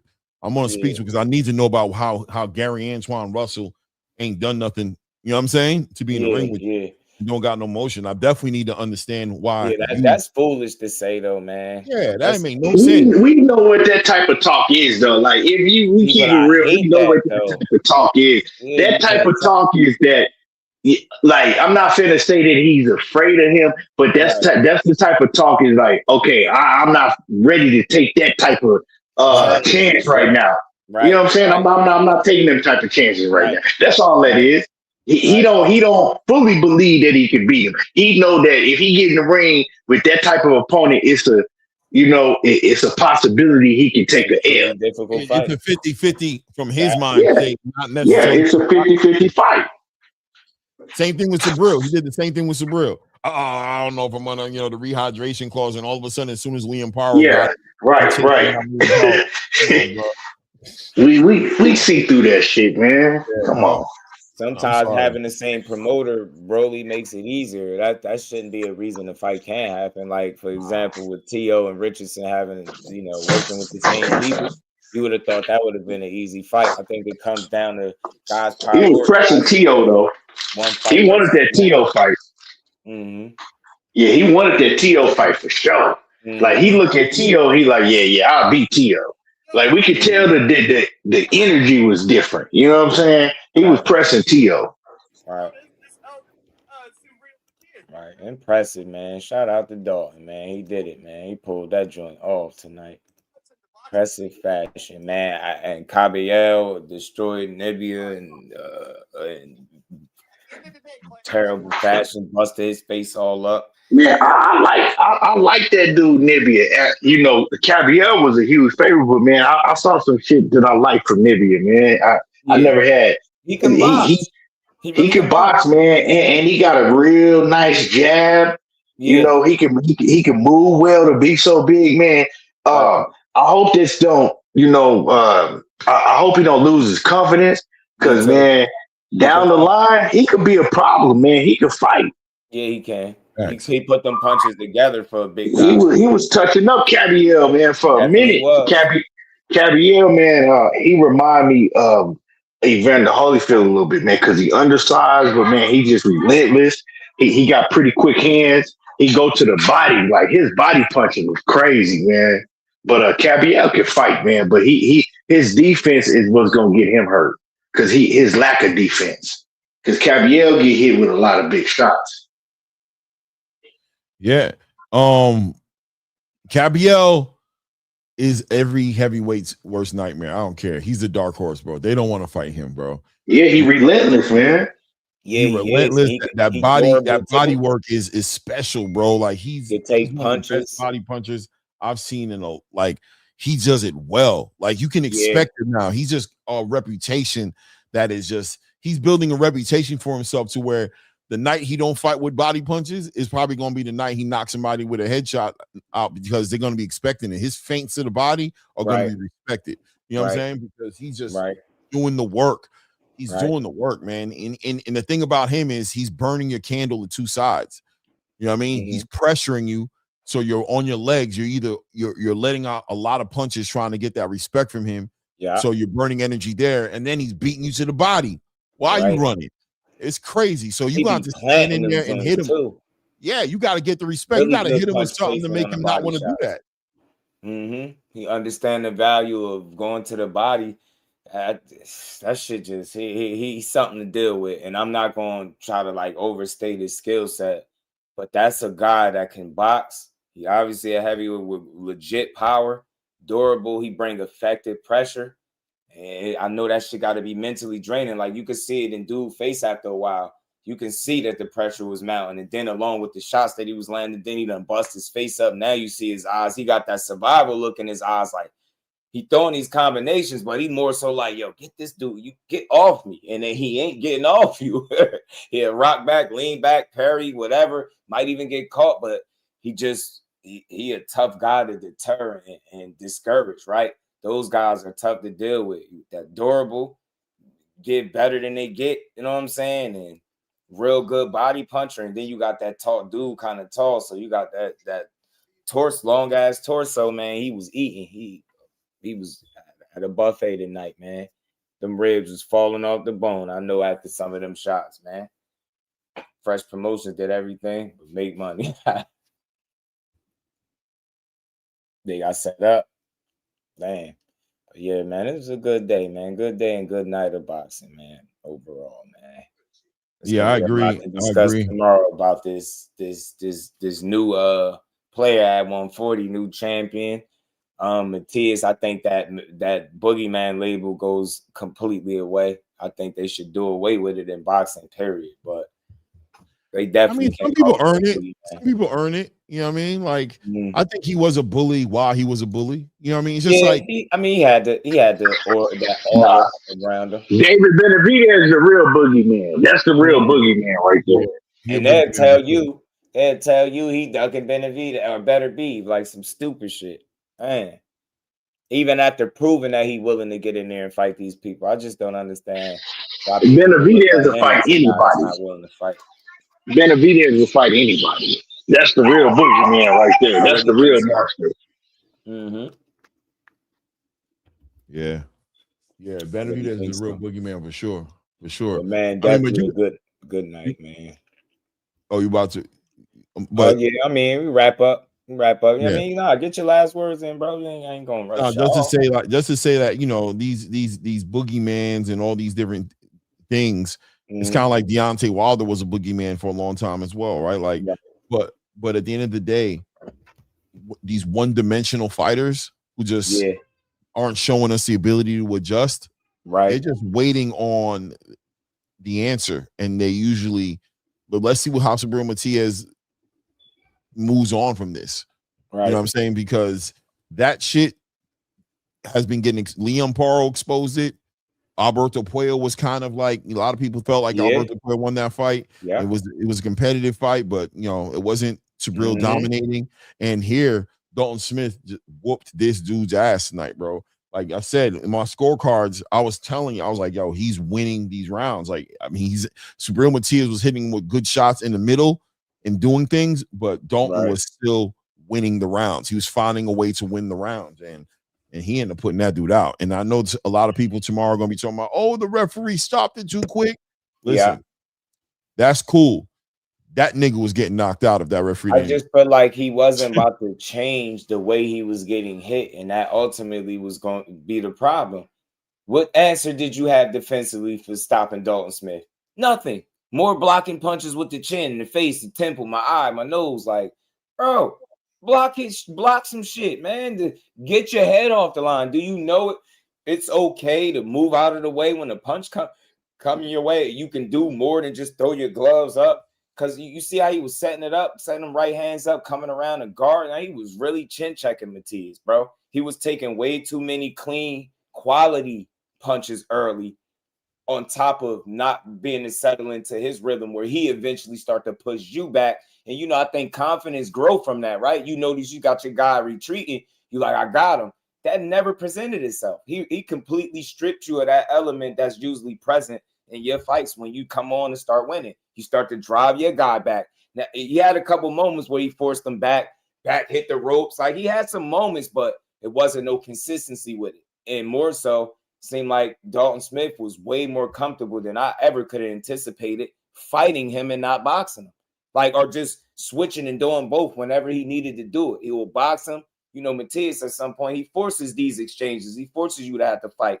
And he had answers for that. He had the answers for the test tonight, man. Because well played from Dalton Smith, man. What do we think about real quick, just wrapping up the day, because the day had a lot going on, right? Javier Herrera, bro, kind of announces himself at 135, picks up some sort of, was that an interim WBC title he picked up? Yeah. So now he's in line to fight a Shakur Stevenson. You know what I'm saying? When Shakur comes back to 135, he's in line to be elevated to a full champion if Shakur stays at 140. The young guys are in the building, bro, right? I hear Tank is talking about going up to 140 to fight Isaac Cruz. So that means we're going to have an elevated or a fighter maybe in Floyd Schofield who becomes a champion. So now the landscape of 135 turns into Floyd Schofield with the WBA, Javier Herrera with the WBC, Abdullah Mason with the WBO, and potentially maybe an Andy Cruz, if you guys are favoring Andy Cruz to be the Raymond Morataya for the IBF. We got young bloods at 135 who are probably going to be willing to unify. I don't see any cherry picking dudes in that conversation except for Floyd Schofield. You know what I'm saying? I respect Herrera's grit and determination. I figure he's hungry. He just want an opportunity like any other fighter. I respect how he got through the fight. I ain't gonna lie. I didn't expect what's buddy name, man? Ricardo Nunez to give him that kind of fight. And I think because I got the Tank performance stuck in my head, and that was years ago. And that was way too, like, for you to be talking about Shakur, what's up? Like, nah, let Shakur my ass. You levels away from that. And that's no bias, no hate, no nothing. Very gritty. He can fight, he can box. But I noticed something with guys that be getting a lot of knockouts, some of these young fighters, that when those moments when they don't get the knockout, you get to see a lot of their deficiencies and where they fall. They start chasing shit too. He was chasing shit. He was jumping. Yeah, and the loading up, the winging of the shots, like somewhat in some instances, lack of creativity, right? That fight should not have been that tough for your young ass, bro. Like, and that's what these dudes don't know how to do. They don't know how to fight their fight without making it tough for yourself. Like you was getting touched, you got cut. Look, I got to go back and look at dude. That dude probably got some experience and all that. But man, he fought, bro. I watched Tank beat his ass. And I get it. I ain't saying dude got to be like Tank, but this is years later. You are on the come up. You supposed to use a guy like that and make a statement out of him. And that's all I'm saying. You got to make a statement out of him. Now you got the knockout, but I just think so. It's a statement to a degree, but I don't feel as high going into like any higher level fight after seeing that. It's like, bro, you better tighten up fast because Ricardo Nunez is not supposed to have you in that under that kind of stress in the ring to me. Like, I just feel like his better days is way behind him, and it didn't look like that tonight. He looked like he was on your level. Your punching power bailed you out. Now, credit to you. You kept fighting, and you know, till you got that clean shot, and you know, the rest was history. You was ripping them with them shots, but the work up until that point was like far too competitive to me, that fight. And I just didn't anticipate that from no Ricardo Nunez at this point in his career. So I heard that about Herrera's last fight, and that's how I felt about the last fight as well, too. He's throwing extra core shit, but I don't. He's not nowhere near on that level. But I'm not mad at him for calling for it, because what is he supposed to do as a fighter? He's supposed to say he'll fight all these guys. He ain't supposed to back down Shakur or anybody else. But you fans, where them Javier Herrera's, Shakur need to fight him. The last time somebody said that shit to me on the panel, I said, yo, could you name 2 of his fights? They said no. I'm like, what do you mean you want to see? So you want to see a guy that you never seen fight Shakur because he got knockouts? Y'all just don't be making no sense. I'm like, bro, I wonder, did that same person watch this fight today? And if so, what you think? Imagine Shakur fighting Ricardo Nunez, getting cut and put through that kind of stress in the ring, under that kind of duress, bro. He had you, in some instances, like to a degree, you kind of went life and death up into the knockout. That's fine. I don't want to be too critical on him, but again, some of my criticism is based on y'all putting him on the same level as a Shakur. Y'all damn near was demanding, yeah, he got it. Why don't he give him a chance? You ain't never seen the dude fight. All you know is he got knockouts and he says Shakur name, and that's enough for you? Nah, bro. He is nowhere near that level. He'll get fucking cooked. And I'm convinced nobody gonna give him no credit for it. No way. So, nah, man. I like his energy. I like the way he got through it. He did, like you said, Clay, you made a great point. He had a Mason type fight. But I don't think it had to be that tough. You got more skill than that, though, dude. You know what I'm saying? So, yeah. He's still he got a lot of raw talent, you know, for being because I think he just started boxing. He only been boxing for like 5-6 years. People don't really know that. Yeah, he only been boxing. So I'm glad you up yeah. So for him to only had just started boxing 5 or 6 years ago. I didn't know that. That's the Snapple fight, bro. Like that's good insight. Like that. So he got a lot of raw talent and raw skills. Mm-hmm. But as far as like just even being on that top echelon level, come on, man. Like that shit, it just show you how much people on Twitter and these cats, they don't know shit about boxing. That's just what it is. To even be mentioning him in that name, and then it's like it shows you how pitiful boxing is to have that fight for an interim WBC title. Right. Come on, man. What are we doing? Right. What is we doing? I think they're trying to move around, but I think he's a good dance partner, bro. He's a good dance partner, bro. No, he's not. For who? He gonna go in there with if he go in there with a Shakur Stevenson, is gonna get real. It's gonna look retarded, ugly. No, Shakur gonna whoop his ass, but it's gonna be a good fight. Why would it be a good fight? I know what you're saying. He ain't gonna lay down. It wouldn't be a good fight because he's gonna get embarrassed. If he go in there with a Tank, it's not gonna be a good fight. It's gonna be an embarrassment. If he go in there with an Abdullah Mason, he gonna get embarrassed. So he got a lot, like he's potentially right. He got a lot of potential, but to be talking about a WBC interim, it's gonna be ugly if he get in there with one of them dudes. Mm-hmm. Like he's not on that level. Them guys is levels above him. We just seen him go out there and get dropped and have a, a fight like we saw today with a Nunez? Come on, man. Come on, man. Nah, man. But like I said, man, chill out, dude. But like I said, if you promote him the right way, continue to get him a lot of fights, with that level of competition, he'll continue to get better and better. And then 2 years from now, yeah, you know what I'm saying? 2 years, give him 2 more years. Give him probably 6 more fights. Give him some time, and then he'll be up there to where we could say, okay, yeah, I like to see him fight one of them dudes. But for right now, nah. Even the Floyd Schofield will walk through him. Right. Yeah, but if he's a champion, he's gonna fight champions. He's gonna unify.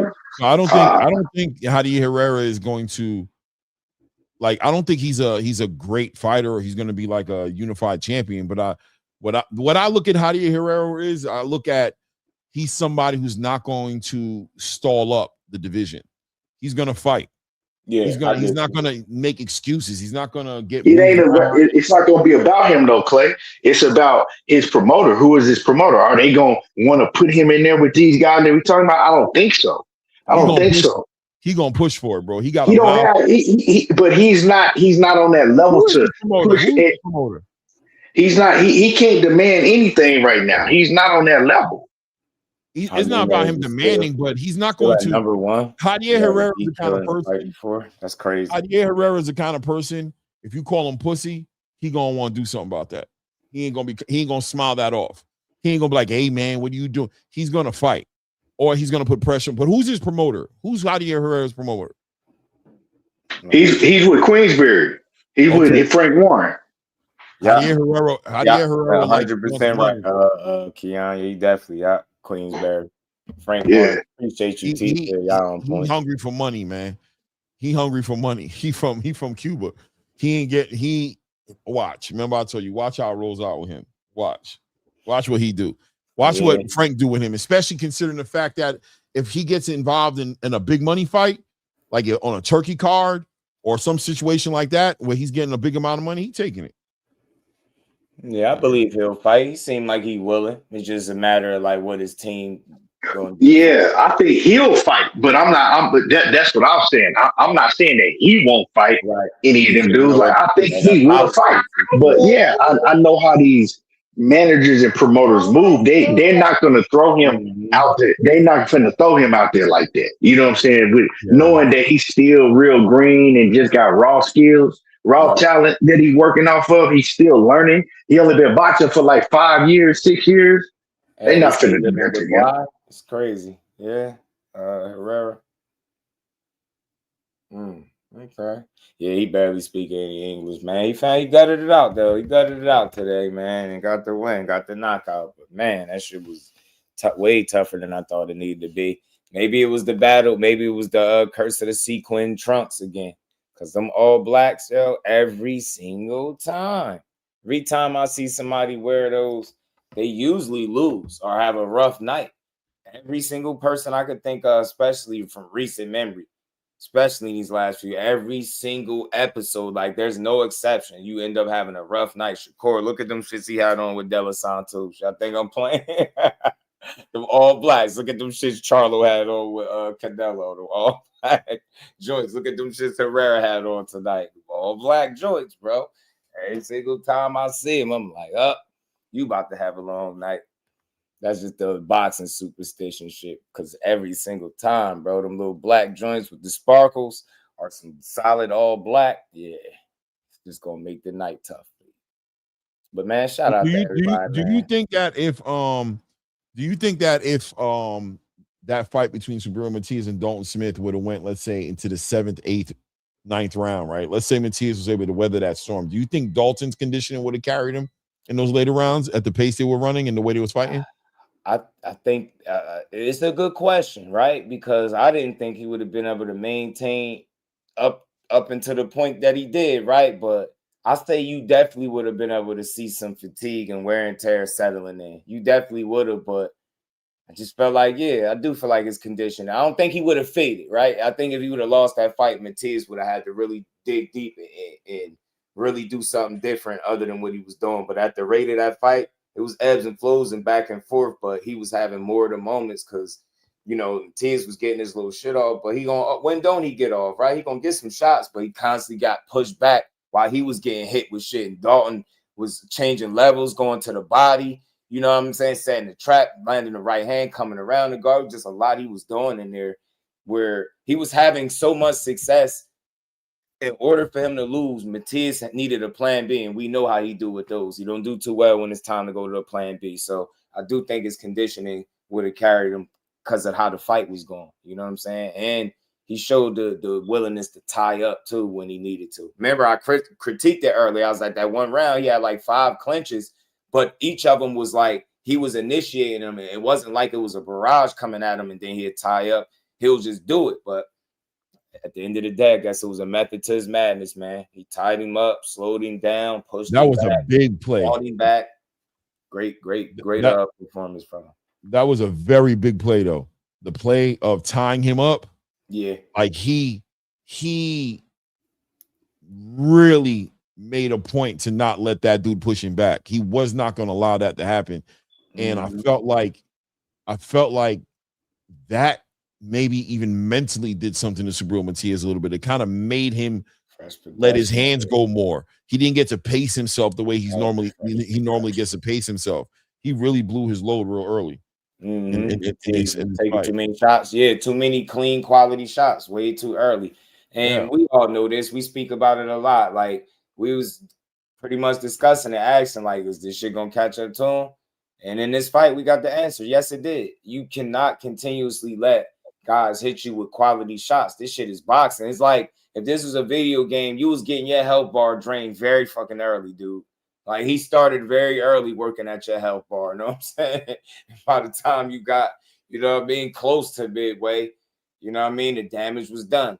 You were more, I think, fatigued than you typically accustomed to being because of what was coming back and you not being able to come on when you typically come on, right? Guys will have a few rounds and then you'll see a turning point with Matias and it'll be you start to mount this pressure and then you start to pick up these rounds. That never happened. He took a couple of different elements from Matias that he's accustomed to having in other fights, and it worked in his favor, man. Well played by Dalton Smith, because I swear I was thinking like, man, he ain't going to be able to maintain it. And the power translated. That was very important. Yeah. Strong, wasn't he? Strong. We seen Matias get hit with these clean type of shots before, right? We saw with Urgachev. You know what I'm saying? Liam Power was hitting him with some clean shots, but I think Dalton power translated very well. In the first round. Facts. Boxing source. Matias got KO'd as well. Yeah, it is, man. But I'm not fully surprised. I ain't even surprised all the way. It's just the way it happened. But we all knew this kind of fight could play out like this, or we could get this kind of result sooner or later from Subriel Matias, because again, he has zero defense. Like that's just not. And I say this at the elite level, at least when the championship level, should I say? You need to have defense. You can't at that top level, you can't be substituting defense for offense. And then your defense is allowing a guy to hit you in your chin. Not at that championship level. You need to have defense, you need to have offense, you need to be more rounded, more versatile. You know what I'm saying? At least if you ain't gonna change up your offensive approach because it's been so effective for you throughout your career, you are who you are. Man, defensively, like what the fuck do y'all work on? Seriously, because all jokes aside, that shit is a little annoying. It's entertaining, but it's like, dude, seriously? Like, you're going to continue to let them hit you with the same punch over and over and over and over and over again? Like, you don't have a problem getting punched in your face? Like, and you should have a problem with that. Like, it should offend you that it's that easy to hit you. But nah, I'm going to just keep walking these guys down. And I get it. It's worked so much for you that you feel like that could be your approach for everything, but it can't. Like, some of these guys are more skillful than you. Clearly, we knew Dalton Smith had the more, a better boxing skill. But his approach mixed with his attitude and demeanor, temperament, all that stuff, with preparation, it was the perfect storm for Dalton Smith. Think about his nose busted up. We sitting here debating if his nose was broke. You know what I mean? You seen the cut on the eye. None of this shit deterred him. He had no quit in him, no hoe in him. salute to that dude, because he definitely could have acted different. I've seen dudes have way smaller cuts in the spot that where it won't even affect them and completely unravel and end up getting stopped. This dude nose was leaking from them jabs he was eating. He was eating 3-punch combinations after a while, but he just had no quit in him. Like he was very resistant and stubborn tonight. And I think he had his mind made up. Like he not only was he physically prepared and prepared from a strategy standpoint, mental, like you knew it. Like, yeah, I'm coming to beat you, dude. I am. Like, you see what he just said when they asked him what you think. He's like, man, I knew it. I knew it. All you gotta do is believe in yourself. And that's how he fought when it's all said and done. He fought like a guy that believed he could win. And he wasn't no fucking opponent. And definitely not no UK bum, how people like to say. It wasn't that. He showed you that he quality, man. And I ain't saying about to be this world beater, run the table and beat all these people. But he makes very interesting fights for guys because he showed us grit, determination. He hungry, right? He showed boxing ability, solid power. You know what I mean? He has some resolve in there, man. He's had and no quit with a guy that we've seen make several guys in a row quit. So kudos to him, man. Well played tonight. Yeah, man. I think we all excited about seeing him and what's to come because he gonna be a problem. That's for sure. Right. Pay the throws just to throw. I think it looked like that, but shit, that's how Matias is, right? No load up. He just hit anywhere he can land. He's gonna punch you. That's what Zepeda do. It's effective, man, but I think it's a select few that'll make Zepeda and what he do not be effective, and not even that. Like it's not a lot of people that can have that kind of success right in front of him, like a Shakur. So that's again, the more I think about that, how damn locked in that dude was that night to allow somebody to throw less than. He was about 21 punches shy of 1,000, something like that. 27% clip. Just tell me this, man. How is right? Pitbull, he get all the praise in the world, right? Pitbull, everybody. Pitbull's a problem. Pitbull this and Pitbull that, right? People don't understand that Pitbull fought the same fighter that William Zepeda did in Cabrera, right? Yeah. And I thought that Cabrera beat Pitbull.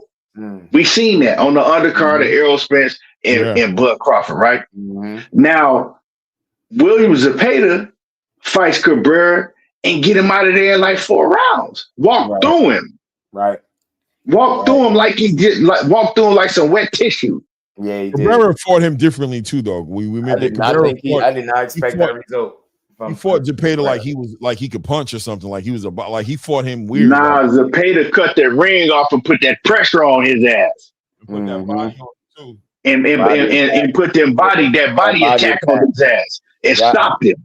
Yeah. Beat his ass down.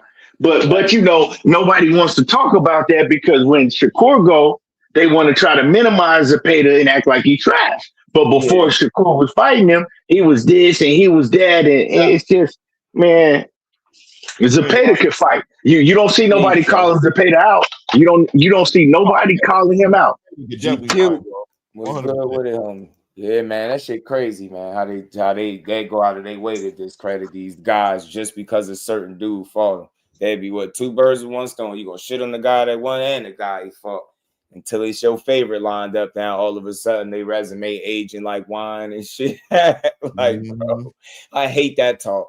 I hate that. I just want the record to reflect. When you fight somebody, when you fight them, that's what you get credit for. What they was when you fought them. You don't get to get credit again if they somehow become a much better fighter down the fucking line. They attribute you to their success. No, when you fought them, this is what the person was. That's what you get credit for. You don't get credit for beating this person after this dude pile up more wins after he loses to you. That shit is so stupid, man. It don't go like that. Ain't resumes aging like wine. Bullshit. He wasn't shit when you fought him. For real. 5 years after you fought him, you don't get to attach your name to that success and be like, see, this is who he fought. That's not the guy he fought. It's not. I hate that shit. Pitbull's getting outboxed. Yeah, man. Adrian Fierro was giving Pitbull fits.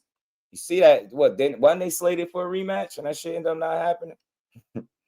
No surprise there. Say I don't see Schofield fight Zepeda. I wouldn't mind seeing that, Mr. Fast Guys at Boxing. I would love to see it, man. I would love it. Disagree with what? What's up? What you disagree with? And again, for me, man, I just got to throw this out there because I'm not to agree or disagree. When I give my take, it's not to see if everybody agree or disagree. It's if you understood where I was coming from and what point I made, that's good enough for me. You know what I mean? Don't knock Matias out with pillow fists. Yeah, they thought he was pillow fisted. They got a rude awakening. So that's how they view. I don't know why they thought he was. I knew he could punch. Look at his record. What you talking about, Boxing Source? How they view that should be the fight to make. That's how they view fighters for pound consideration. How they view fighters for pound consideration. Shout out Blaze. Blaze, what it do? What up, though? Nah, yeah, Dalton Smith could punch. It was clear he could punch. The question was, the thing about it is we just seen some, like I said, you bring up the Ergachev fight. Ergachev was hitting that man with some clean, crazy haymaker. And he weathered that. And when it was all said and done, Ergachev didn't have the wheels or the conditioning to deal with the pressure that Sabril was able to take advantage of because of the punch output. Yo, tonight, that's why I said I wonder if Dalton Smith could have kept that conditioning together and doing there. All right. Oh, I get you. I get it. But for me, that's like a separate conversation. I could understand why they would consider it when it comes to maybe factoring in, you know, at the end of your career, maybe for the Hall of Fame. But for me, what I'm saying is, if you fight a guy, for example, let me say this. Well, I'll use Rolly for example.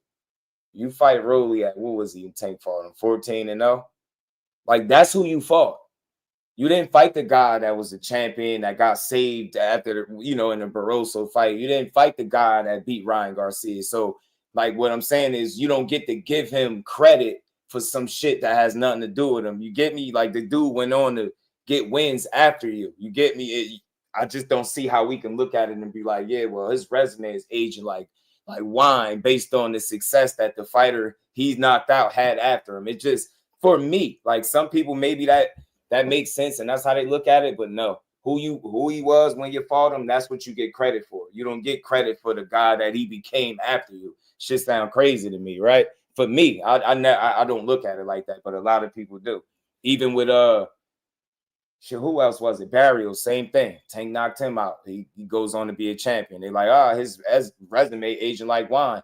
You know, he ain't got shit to do with when Barrios was a champion. He didn't fight the championship level Barrios. He did fight him when he was undefeated, but he didn't fight the guy that we see as the welterweight champion, right? That's all I'm saying. I just hate when people do that. Like, I think your resume, if you really going, you know, you only can get credit for the guy that what he was when you fought him, rather than what he is after you fought him, right? And think about it. If he went on to do shit, you wouldn't be bragging about nothing. But then he goes on to do good, and then somehow they attach their fighter to the success of that one of his former opponents. It's weird to me. It's like, yeah, his resume looking good now. No, the man was 14-0 when he fought him. That's how I'm gonna look at it. That is the guy that you fought. You didn't fight the guy that won the title. You get me? That's all. I just hate that. You get me? They'd be willing to big up a guy that they've said for years is trash. Now, all of a sudden, because he holding the belt, you know, he done got saved and got put in a position. Now you value Rolly. Like, that shit is a joke. So, but, you know, in terms of Hall of Fame and consideration, yeah, that makes sense. But that makes sense. I'm with you on that.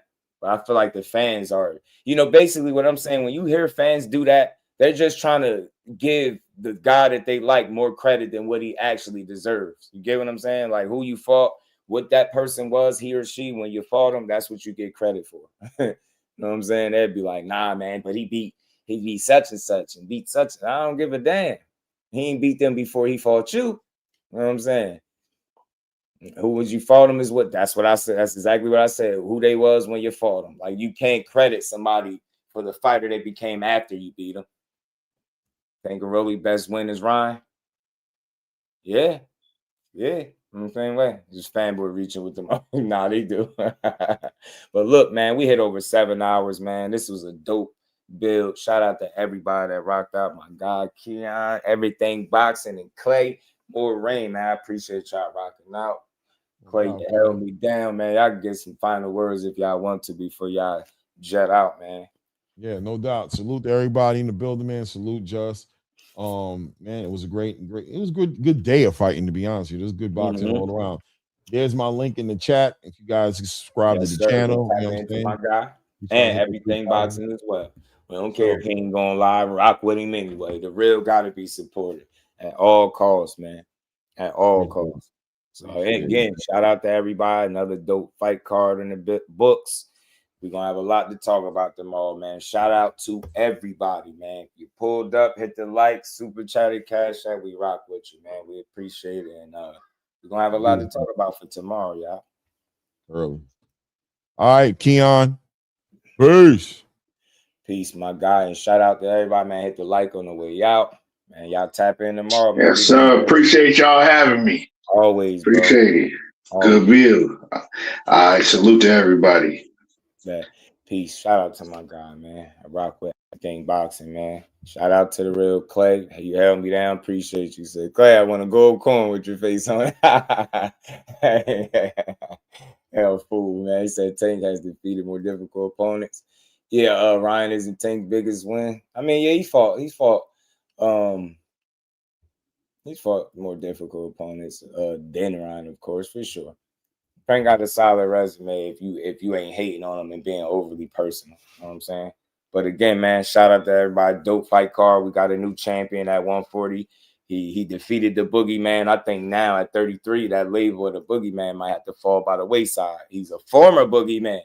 Now let's see how he bounced back at 33 years of age with the style that he got and the landscape at 40 and how deep it is. We're gonna see, man. But it's gonna be a tough road back, though. You know what I mean? But shit, let's see what he got left. Let's see how he recovers. As far as Dalton Smith, I know he's gonna take a rest, much needed rest, and let's see who he end up defending his title against, man. It's a lot of talent at 140, and I mean, just make your pick. You get what I'm saying? Make your pick. Yeah, that Boogeyman stuff is over. You know? So again, much love to everybody. Hope y'all enjoyed the stream, the fight call. You know what I mean? Tap in tomorrow. We're gonna live. We're gonna build on all of this. So until then, see all of y'all tomorrow, man. Peace. Representing Brick City, Finding those levels, too. Look at that four-punch combination. It's a masterclass right now from Shakur Stevenson. That's what you're seeing. A masterclass. And Shakur meeting them with a straight left hand. Oh, there's a knockdown scored with the left hand.